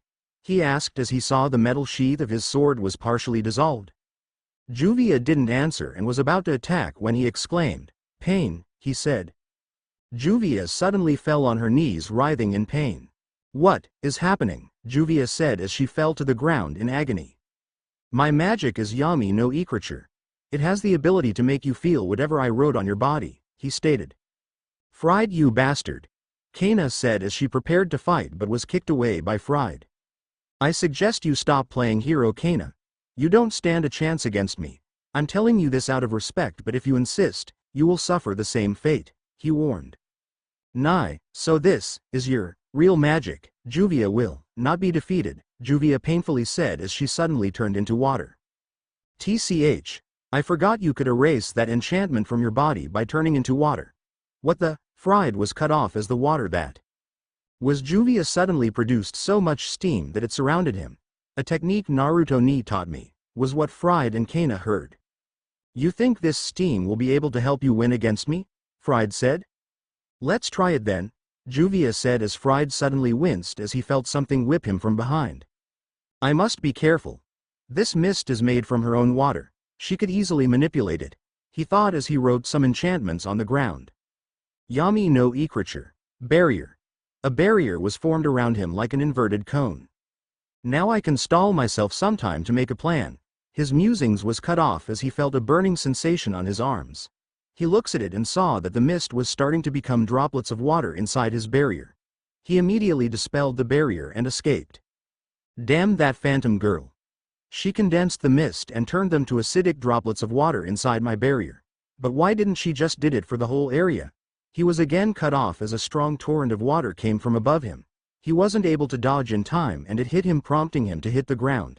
He felt the pressure of water pinning him to the ground as he lay there helplessly. "I can't move, you. The pressure of this water is too strong. It feels like a big boulder is crushing me down. UGHH, he thought as the pressure of the raging water pins him down. "So much pressure, I can't breathe. If this continues, I'll lose air in my lungs and fall unconscious. I can't lose," he thought as he saw a silhouette of someone from the fading mist. "Oh right, Kana. I almost forgot about her. So that's why she didn't turn the whole mist into acid, because Kana was also caught in the mist. I didn't want to do this, but I guess I have no choice. I must not lose," he thought as he shouted. "Suffer. Gah!" Kana shouted suddenly. "Kana-san!" Juvia exclaimed as she looked at Kana. She saw her and saw that she had an enchantment written on her back. "When?" Juvia asked, and then she remembered the time Fried appeared behind Kana to dodge her attacks. "Stop it!"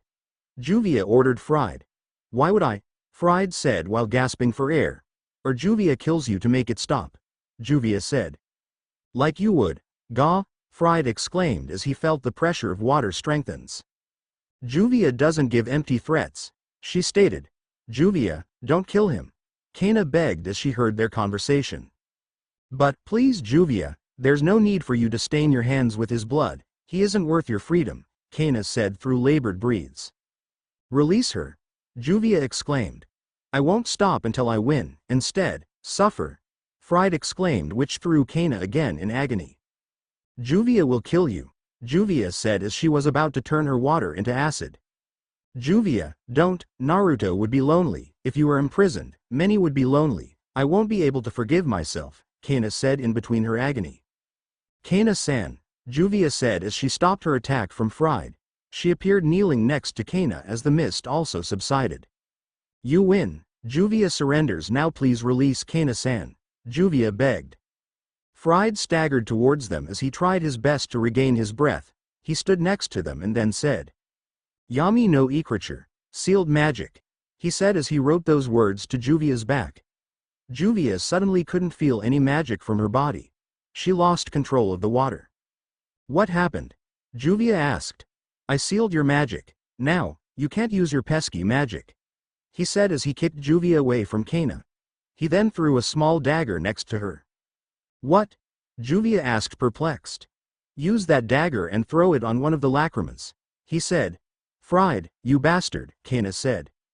Do it or I shall make her more miserable, Fried told Juvia as he pointed his rapier towards Kana. You fight dirty. Juvia should have let you electrocute to death, but she thought that you could still be saved. Juvia was wrong. A person who'd gladly hurt a nakama just to get what he wants does not deserve pity, Juvia said. I don't care what you say, Phantom Girl. Do it if you value her so much, Fried ordered.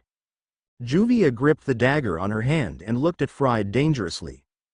Juvia knows that you couldn't use your magic yet nor defeat her, Juvia stated. Oh, and how did you get that conclusion? Fried said. Because of your pride, you probably want to finish Juvia off by yourself, and if she attacks one of those lacrimas it might jeopardize your plans. So you ordering Juvia to do this means that you are desperate to dispose of her without doing anything, since you know you couldn't beat her even if Juvia had no magic. Juvia replied. Defiant, are we? I'm sure you're a decent fighter as well, since you are always with Naruto, and yes, I couldn't use Yami no Ikriture yet since I need to conserve my energy to keep the current enchantments up, but I have the advantage here because Kana has already been marked by my enchantment. So what would you do now, Phantom Girl? Fried said. Juvia, forget about me. Defeat him, Kana exclaimed, but she was cut off as Fried shouted. Suffer. Kana writhed in pain again. Stop it, Juvia will do it, just stop it, Juvia shouted. No, Juvia, don't, Kana said through pained breaths. Juvia could probably defeat him in less than a minute, but in that minute, he only needs less than a second to say that word. In a minute, he would make Kana suffer for more than 60 times. Juvia felt the strength of that enchantment. She knew how much mental trauma it could cause someone. Juvia won't be able to face anyone on the guild, especially Naruto ni, if she let a nakama fall. Fried-san, if you still have a little amount of spirit of Fairytail in you, promise Juvia that you won't hurt Kana-san anymore. After Juvia complied, Juvia said seriously. As long as she does not attack me, then I won't hurt her anymore, Fried answered. Juvia will hold you unto that promise. Kana-san, please get yourself some help, Juvia said as she flung the dagger towards the lacrima. The lacrima immediately reacted, but the force of Juvia's throw overcame the lightning shot by the lacrima. The lacrima was destroyed, but a lightning was already on Juvia's way when the dagger hit the lacrima. Ah! Juvia shouted as she was hit by a lightning for the second time today. After the electrocution stopped, Juvia lay there on the ground on the brink of unconsciousness. She looked at Kana, who was screaming probably her name, but she couldn't understand. I did what was right, didn't I? Naruto ni. Sorry everyone, Juvia couldn't lessen the foes that we need to defeat, was the last thought she had before succumbing to the darkness. Juvia, Kana said as she readied her magic cards. I suggest you stop, Kana. I may have promised Phantom Girl that I won't hurt you, but that is only if you don't attack me. If I were you, I'd take her advice and get some help, Fried said. Take it back, Kana said. You said something, Kana? Fried asked. I said take it back.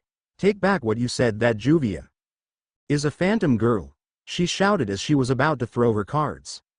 You leave me no choice. You threw away Phantom Girl's sacrifice, Fried said solemnly.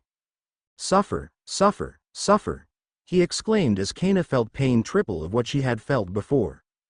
I can buy myself enough time to recover just by saying those words and let you writhe in pain.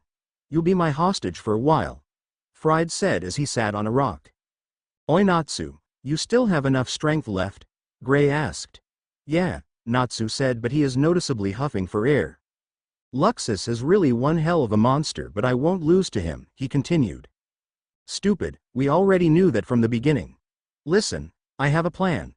I'll do my best to distract him and catch him. When an opening is made, pour in all you got for a knockout attack. Deal? Gray asked. What? I won't let you outdo me, Natsu exclaimed. Idiot, Don't let him know of our plan and save your energy for the attack. This isn't about us competing anymore. This is about defeating Luxus and saving the town. Watch our fight closely and try to observe for any opening every time he tries to dodge my attacks, especially when he transforms into lightning," Gray scolded. Natsu was about to retort, but Gray's fierce look quieted him. "Fine, but if I see him starting to defeat you, I'll join in the fray," he answered. "Fair enough," Gray said. "Ice make. Dual Kusarigama," Gray exclaimed as two double-bladed sickles made of ice appeared. The two sickles were connected by a chain made of ice. Imagine Kazushini made of ice. An interesting weapon there, Gray, but I wonder if a loser like you could control an odd-looking weapon like that?" Luxus taunted. "Don't worry, you're about to find out," Gray said as he charged towards Luxus, who just smirked arrogantly. Luxus sent several lightning running towards Gray. Gray was able to dodge them by jumping left and right while moving forward. "He's underestimating me. Those are really slow attacks. I'll use this to my advantage." Master said that people had a tendency to go left or right. Let's see where his tendency is, Gray thought. When he was at arm's reach, Gray swung one of his sickles in a beheading motion, but Luxus bowed his head to avoid being beheaded. His eyes widened though as he saw another sickle coming to his face as Gray swung the other sickle on a vertical motion. Luxus had only one choice but to turn into lightning to dodge, as he is in a bad position to either attack or counterattack. He transformed into lightning and dodged to the right. To the right? No, one time is not enough, he thought as he again charged towards Luxus, but this time Luxus jumped back before Gray could reach him. Luxus smirked as he thought that he was safe, but was surprised to see a spinning blade made of ice was coming towards him at high speed. He jumped back again, but the blade kept on its path, and then suddenly Luxus felt his back hit the wall. He immediately sidestepped to the right as he saw the spinning blade stop at forward's movement and then was retracted by Gray. Luxus smirked and said, "Well, I got to admit that you are quite adequate at the use of that weapon and that you have a talent in magic and combat. Say why you don't just join me and leave these losers." Luxus' speech was interrupted as he had to jump away to the right because the blade was hurled to him again. "I guess that's a no too bad, you'll stay as a loser. You know, I already figured out the limitations of your weapon," he said as he jumped up into the air to avoid the spinning sickle. When he thought that he was on the right distance, he smirked and sent a fast ball of lightning towards Gray. Gray narrowly avoided the ball as he jumped back, but was still struck by some debris produced by the ball colliding to the floor. Luxus smirked in triumph, but it was immediately erased as he had to immediately turn his body in midair as the sickle swooshed past him, grazing his side in the rib area. He looked at it and saw his cape and shirt got sliced. He felt his rib area for any damages but felt no problem other than a numbing coldness. "His ice is really cold. It just grazed my clothes and yet my side feels numb from his weapon's extreme temperature." His thought was interrupted as he felt something coming from behind. He looked back and saw the sickle spinning back to him. He dodged by using his lightning to teleport away. He looked at Gray, who was standing next to Natsu. He had several bruises from the debris that struck him, but otherwise okay. All his dodges were going right. "I hope you're observing good," Gray whispered to Natsu, who was concentrating and readying himself. "I forgot, your weapon's chain is made of ice, so you could lengthen it and control it by tugging on the chains, but still it is not enough to catch me when I already know how fast it is. What is the matter with you, Natsu? Why aren't you joining?" "Scared," Luxus said as he charged towards them. "Lightning bolts!" Luxus exclaimed as two fast lightning came from above, poking holes to the roof as it struck both Natsu and Gray. When he was next to them and was about to deliver a punch, he immediately jumped away as both of his targets suddenly exploded into several blades of ice. He searched around for them but couldn't find them. "Where are you brats now?" he said. Gray threw both his sickles towards the unsuspecting Luxus and then said, "Ice make. Lance." Several lances shoots towards Luxus together with the spinning sickles. Luxus narrowly dodged both sickles. He then focused on dodging the lances heading towards him. His eyes widened though as he felt the two sickles struck him on both shoulders. "How?" he said in surprise as he saw the one sickle struck him in each shoulder, but he wasn't bleeding, but instead he felt numbing cold. The moment of surprise gave the lances enough time to hit him on several places. He felt numbing coldness throughout his body as he transformed into lightning to move away from the barrage. When he landed, though, he felt his feet got stuck on the ground. He looked down and saw the small area where he is standing was encased in ice. He looked back and saw Gray behind him. He then looked at the Gray, who threw the sickles, and it exploded into many blades of ice again, just like the earlier ice clones. "Brats!" he exclaimed as he used his lightning teleportation again, but this time Gray noticed that he needed more time to use it than earlier. "Just as I thought, that magic eats a lot of stamina. This is our chance," he thought as he saw Luxus land on the exact spot they have prepared. As Luxus appeared on the spot, he felt a strong presence of magic behind him and saw Natsu about to unleash a barrage of attack on him. Flame Lotus. Fire Dragon Fist. Natsu exclaimed as his fists light up in fire. Luxus was about to dodge away, but Gray did something. Release. Suddenly all of the ice made by Gray was gone, and Luxus felt so much pain as blood suddenly gushed out of his body. "Gah!" Luxus exclaimed as he felt immense pain from all the wounds that magically appear on his body. This gave way to Natsu as he unleashed a barrage of punches with fiery explosion, causing destruction not only to Luxus but to the cathedral. While Natsu attacks, Luxus was able to get his bearings back to kick Natsu away before he could give the finishing blow. Luxus stood away from the two as he staggered to stand up from the beating and wounds he got. "How were you able to control my blood?" Luxus said. "Easy, I didn't," Gray said as the dual Kusarigama again appeared on his hands. Luxus looked at it and then remembered that he was hit by not only those but also the lances, but didn't bleed. He only felt numbing coldness. His eyes widened as he put the pieces together. "You froze the blood that was about to burst out from the wounds you originally gave me so that I wouldn't notice that I already sustained damage, and then release all your ice so that it would also release the ice covering my wounds so I would suddenly feel all the wounds to give Natsu enough time for a knockout punch. Very clever strategy, but you failed at the last moment and probably the only chance you got," Luxus said with a laugh. "You're right, because all you think about is the numbing coldness. You didn't notice the wound. I also made sure that the wounds are shut close so you won't notice it at first look unless you looked at it carefully, but knowing your arrogant nature, you won't do that," Gray said. "Why are you laughing? I will beat you on the next attack," Natsu said as he lit up his hands again. Natsu, do you really think I would go down that easily? As I have said before, that was the last chance you got," he said as he ripped away the remaining of his shirt and coat and then summoned multiple lightning.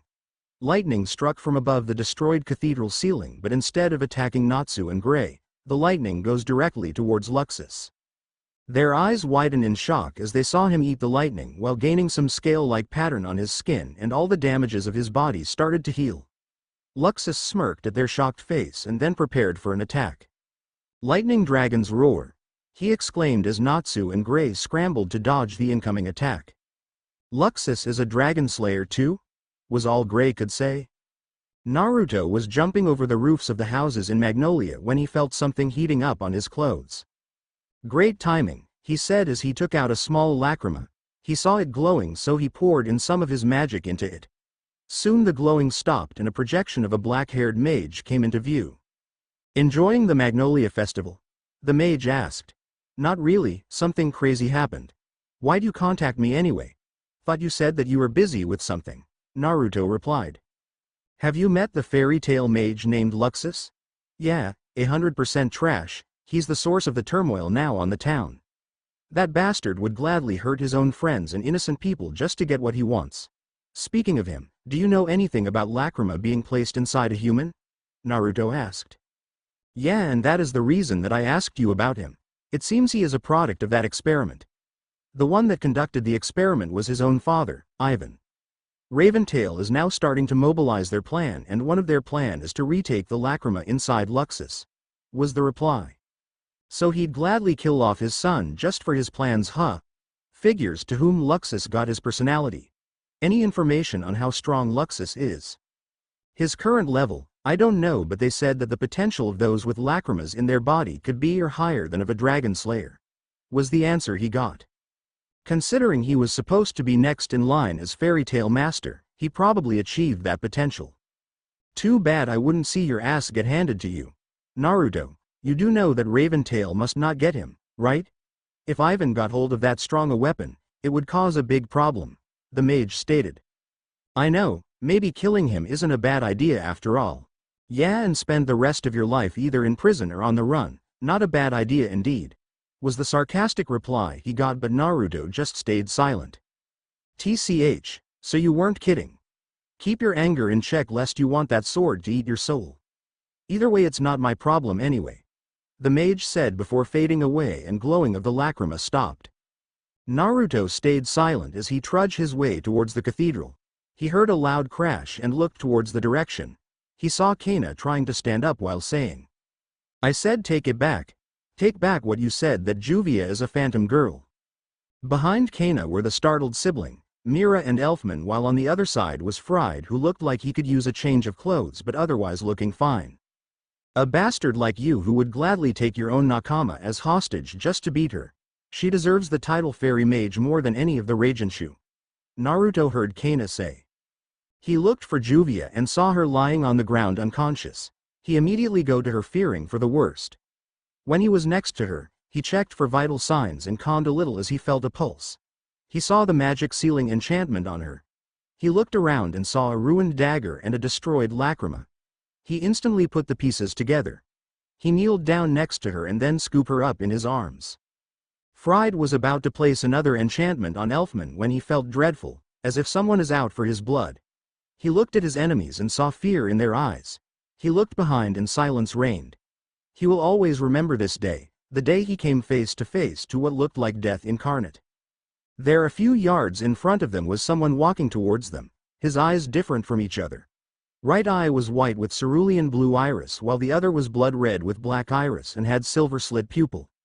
They also noticed dark markings creeping upward from the left side of his face. "What is this dreadful feeling? As if death is about to take me. What the hell are you, Naruto?" Fried thought. Naruto was walking slowly, as if not worrying if you run away or not. His eyes told them only one thing. Death to the person who hurt the lady currently lying unconscious in his arms. He stopped in front of them and said in a voice that sends shivers towards their spine, "Run and pray, for only death awaits you when I catch you." Yami no Ikriture, darkness, he said as he wrote the enchantment on himself. He then suddenly transformed into a monster of darkness. "I won't be defeated. Natsu has already defeated you. I can defeat you easily. I don't give a shit about your charade," Fried exclaimed. "Big words from someone who can't even beat Juvia," Naruto said as he gently placed Juvia down. Suddenly, Fried was backhanded and was sent flying towards a wall. "How?" was all Fried could utter as he staggered to stand up. One moment Naruto was placing Juvia down, then in a blink of an eye he was already backhanded to a wall. Before he could properly stand up, he was sent sailing again by a roundhouse kick to the gut. Fried's eyes widened as he suddenly saw Naruto waiting for him at his flight's destination. When he was about to crash at him, Naruto suddenly made a backflip kick that hit Fried on the back, sending him upward. As Fried was sent upward, Naruto appeared on top of him with his fist reared back. Naruto threw the punch and it connected on Fried's chest, sending him towards the ground. A small crater was created as Fried hit the ground. Naruto landed a few yards away from him. Fried coughed out blood as he felt several ribs broken and some of his internal organs were damaged. "I'm not going to kill you easily. I'm going to enjoy every single part of it until you plead that I just finish your worthless life," Naruto said with a sadistic smile as he slowly walked towards Fried. "Yami no Ikriture. Suffer," Fried said as he placed an enchantment on Naruto the moment he was at the range of his sword. "Let's see how you react with my enchantments." "Suffer," Fried exclaimed. Naruto suddenly crouched in front of him as he felt the effect of the enchantment. Fried smirked as he staggered to stand up. "With all the talk you gave, only one enchantment defeats you. Let me finish your suffering." "Yami no." Fried was stopped as Naruto suddenly grips his sword and then with the force of his grip breaks it into many pieces. "That can't be," Fried shouted. "What can't? You think with that I will succumb to that puny excuse of suffering? So, that's how you hostage Kana to force Juvia into hitting a lacrima? You're utterly stupid if you think that you could use the same to me. That is nt even an inch of what I had gone through," Naruto said while chuckling darkly. "Impossible.